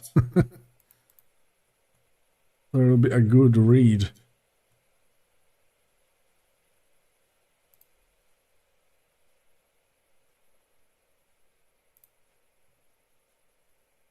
I can't even create an account.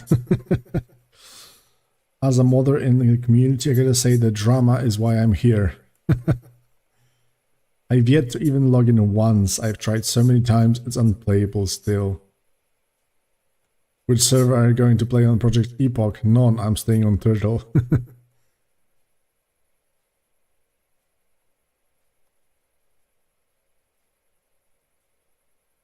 Since I know that Turtle 1. Oh yeah. Wait a minute. Turtle. Wow. There's like new patch or something like that rolling out really soon.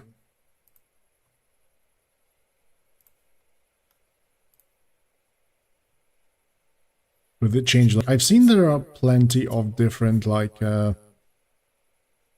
changes to classes that completely shake up scars of the past. Class balance out, new talents, reworked abilities changed across every class. They nerfed my spec again. Grim Riches. Okay, there's quite a lot of it today to see. Grim Riches, new leveling zone, level 33 to 38.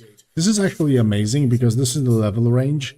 Well, you've got, of course, places like Desolus, Arathi Highlands. There's plenty of 30 to 40, actually, but that Stranglethorn Vale is also like 30 to 45. But one additional in this level bracket is actually quite cool. So Grim Reaches, Northwind. This is like this place above Stormwind, where, you know, usually in Classic it was just simply empty. And Balor, new leveling zone. To be fair, I haven't heard about it before Turtle. It seems that this is some kind of Second War stuff, which is cool. Stormrot Ruins, new dungeon, which is in Balor. Dragonmoor Retreat, very nice. This is, I think, in Wetlands, where you get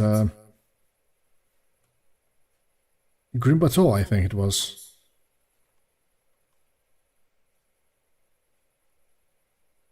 Classic dungeon extensions, new areas and bosses. Razorfen Crawl, Brambled Grotto. Yeah, I mean, this zone area was actually quite empty, so it's nice that they fill it up with something. Razorfen Down, Temple of Agamagan. GTA 6 will be released, who knows, maybe. Zul'Farrak, Faraki Arena, Faraki Tombs. Black Phantom Deeps, Temple of Elune. Cool stuff. 600 new items.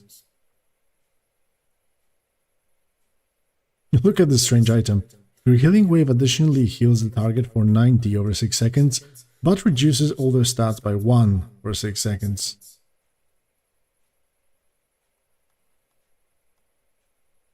Molten Core, new bosses, 2 new locations. Old Shadow Forge. New PvP arena, rated arena teams. New transport routes, class changes round 3. UI improvements, new locations. New subzone area in Tanaris. I actually did finish Tanaris 100% in Turtle WoW. It was quite cool. There was a new area with those Sand Trolls village.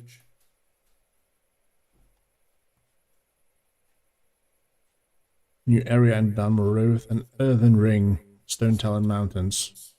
Yeah, cool stuff. Plenty of content, to be fair, and the great thing about Turtle is also that they add content over, like, 2 places while leveling, not only level 60 as usually on most of the servers.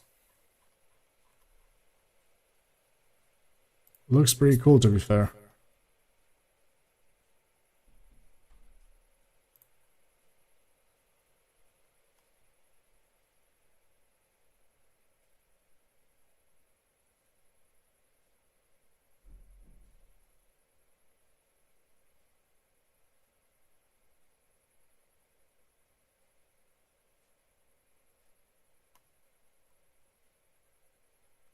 ChatGPT quests, such an amazing content.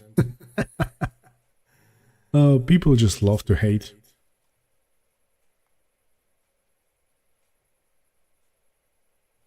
Hey man, not at the moment. They're still struggling and not opening up the server. We're waiting for further announcements.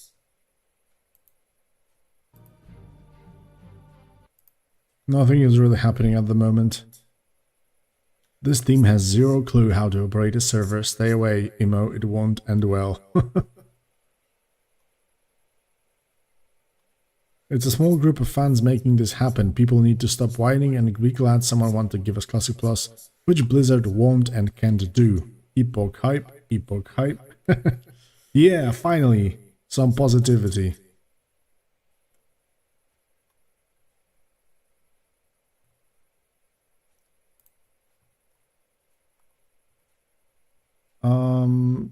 Where was that? Oh, that was the sentence. The majority of the team is online and we're all working hard to get realms up and stable for you guys. We have brought in the best and brightest minds in the WoW emulation scene to help assist us through this launch period. I wonder.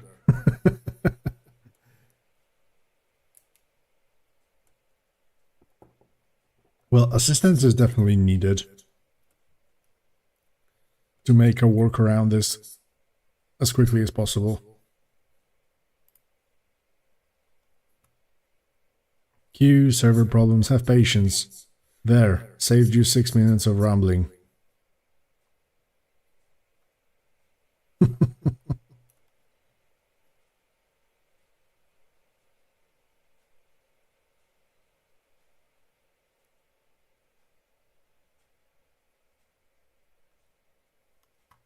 They posted what server they use in Discord. ChatGPT told me that server is for maximum 2k people. They would need a decent server cluster that costs around 3k euro per month to host over 5k players. And they need to host 10k at least or open more servers. Best would be to shut it down and wipe it and reopen in a few weeks. Let donating players skip queue and you have an easy 30k plus euros that you can use to rent up a top server. Yeah, I guess. Most reasonable answer I read since the whole server drama started. They're using Trinity Core and it's POS. No clue what that is, but stay clear.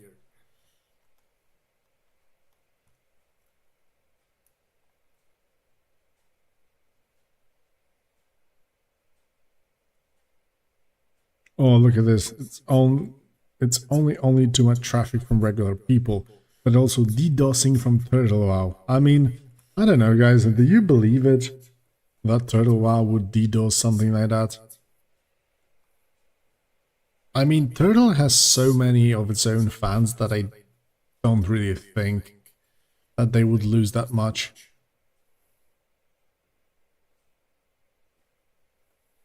Yeah, I think also that better hardware is like the very first step. No kind of like coding, programming and stuff won't help that much. Scam to sell VIPs, fuck them.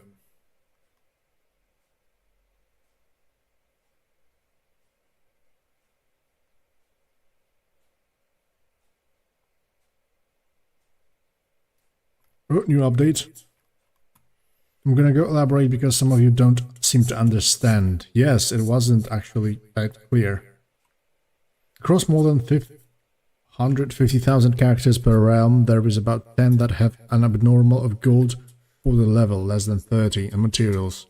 If you seem to believe there is a hugely rampant economy issue that warrants a full restart, you are overestimating. These things are not particularly hard to identify after the fact, and we will make sure people are on as close to even playing field as possible before leveling caps rise. Yes, we are sorry that this has occurred. There is no denying accountability. The performance issues identified can only be identified with many more connections to a server than we've ever had, with Kazan reaching around 3k plus online and at times 8k in queue, and Gurubashi having the same but around 3k queue. This has simply grown too large. We are crunching to fix this, but they are fundamental emulator issues that need time to resolve. The fingers can literally only type so fast. So he's actually saying that their hardware is actually not the problem, but the emulator has issues, which, I don't know, double-edged sword for me. The truth lies somewhere in between. There is no magic button to spin up more servers, nor is there a magic one to quickly merge them later, so we do not wish to open more realms. If you're unhappy with a round robin queue, then we won't ship it. But the intent was simply to make it more deterministic for when you will be able to actually play unburdened by queues. Rather than sitting there waiting for a number to go down, you could just come back at your slots time and play for 3 to 4 hours straight. Again, we won't ship it if you don't want it. It just seems fair. Oh shit, so you'll have like a limited time to play? Or something like that? Round robin. Seems like a random, like RNG queue or something. Right now we're on the opinion that a full fresh slate would be worse for morale and server health than simply just pruning the outliers that occur. Some of you seem to believe in a mythical player who's been online for at least 48 hours, 24 hours straight, and has surge ahead of you, when the reality is the majority of people haven't even reached level 10.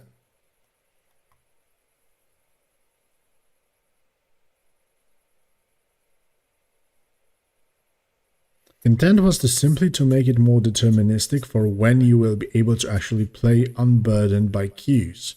Rather than sitting there waiting for a number to go down, you could just come back at your slot time and play for 3 to 4 hours straight.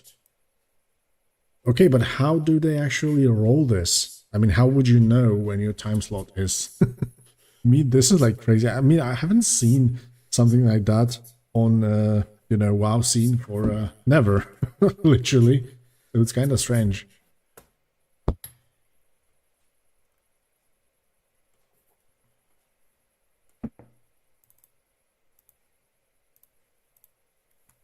Oh shit, I didn't change the scene, sorry.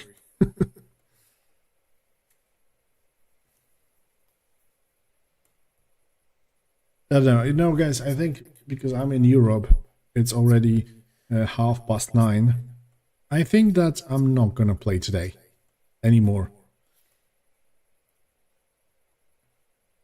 They clearly state that it's gonna take a while. And it also seems that it's better for them to work while the servers are down.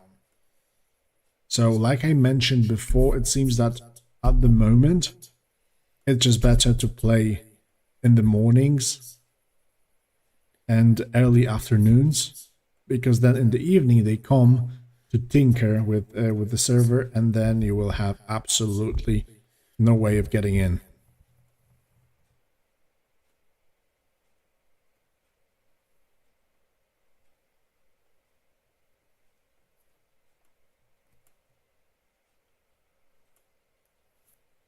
Let's see what those generals say. How does the round... Maybe somebody will explain this even more.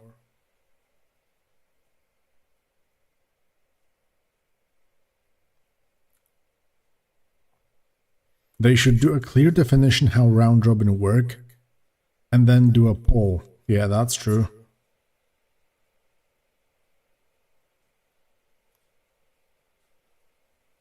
Round robin, yes, obviously. I will wake up at 2 AM to play. Well, he also's got a point. It's not like it's gonna randomly hit when you can play.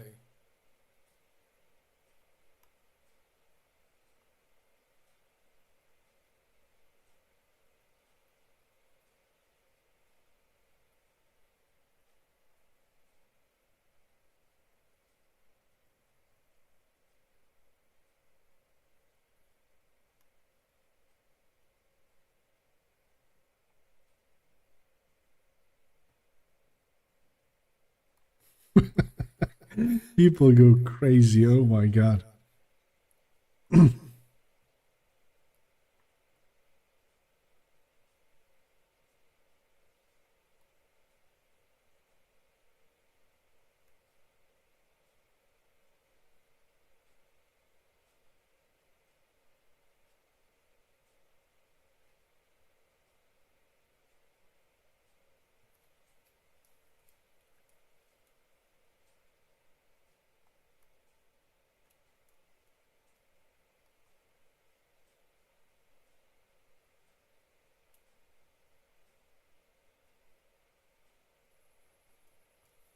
Yeah, it seems like round robin distributes like a playtime for you, but come on, that guy above had the point where waking up at 2 a.m. to play. It's just wrong.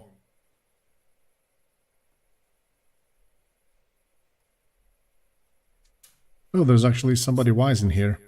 Ignore literally every man-child in this chat. Do what you as developers think is the best. No matter what you say in here, 10k plus unhinged idiots will say something negative or just copy past that because they're a lemming.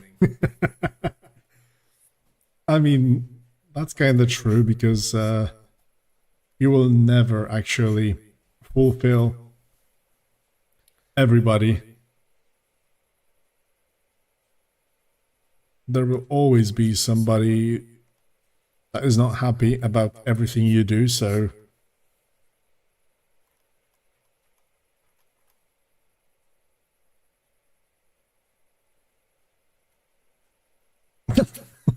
oh my god.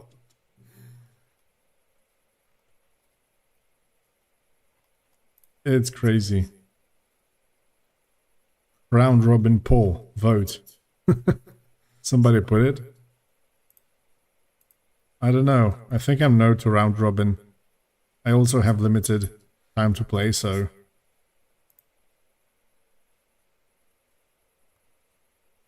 There's actually no more people for no of round robin. Look at this. 600 votes. It's going...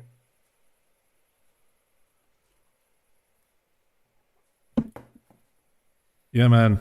If I understand it correctly, it's actually quite bad.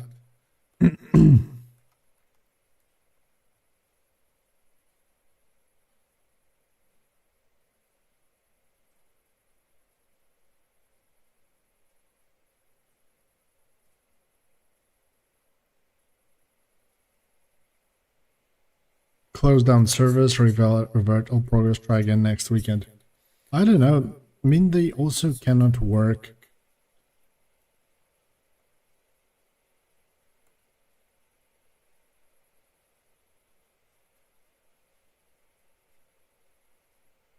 Yeah, I mean, they also cannot work when there's no people around.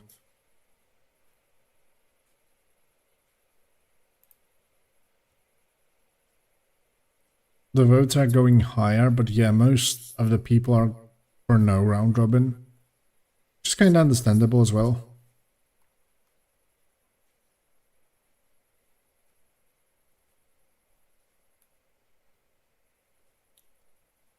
It's a, well, especially that tomorrow many people actually go to work finally on Monday, so there should be less people overall trying to get into the servers.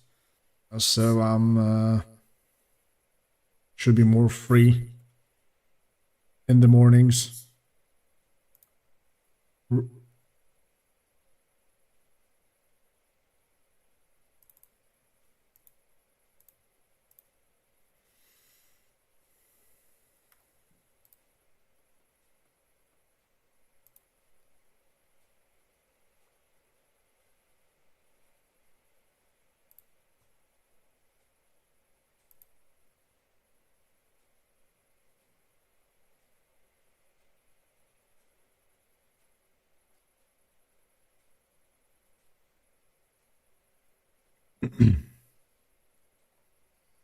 Voice has an echo.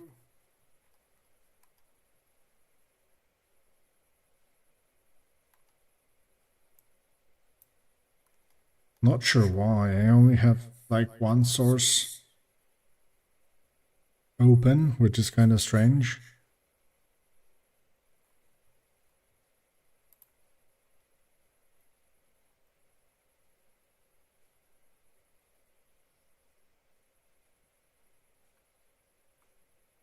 You guys have too much time on your hands.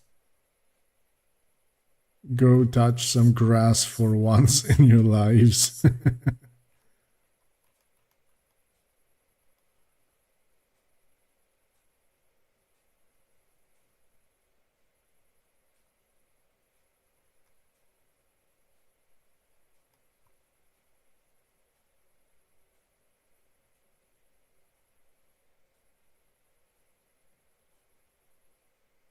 No, round robin is just bad, man.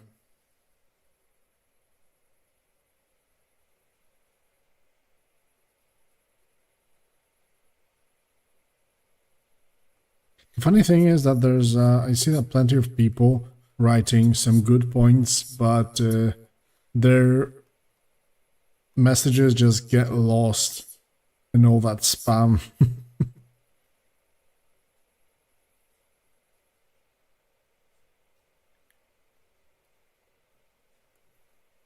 What the fuck is round robin?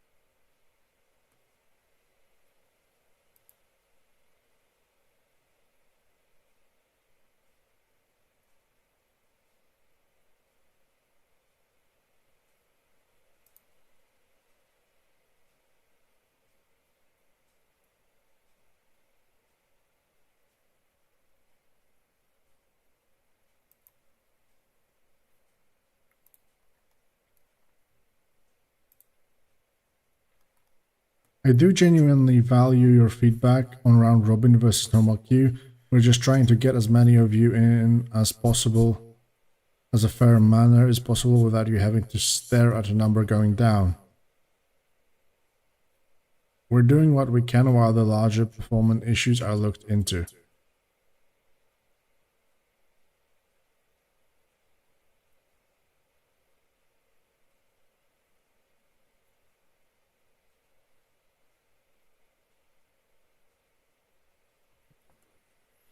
Alright boys, it seems that we're not getting in for today.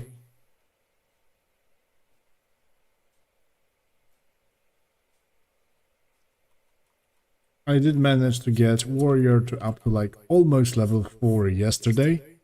Today was a little bit better. I got to almost level 7, I think it was. Can't even remember at that point. But yeah, it's going crazy now, man.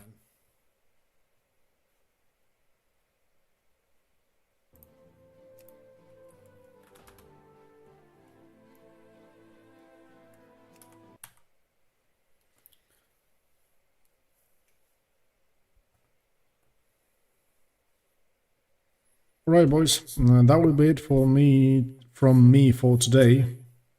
At least we did manage to play a little bit. The hype is still crazy and people are just craving for some information, it seems. YouTube is blowing up with Epoch, so that's kind of nice, but yeah, it seems that we'll have to wait. There's a full night ahead of them to work around all that stuff, so hopefully tomorrow will be better. And if it is better, then we see each other back tomorrow. So stay tuned for that. Have a great night. It was very nice to speak with you and meet you guys once again. And yeah, hopefully see you back on Epoch tomorrow. Take care and bye bye. Have a good night.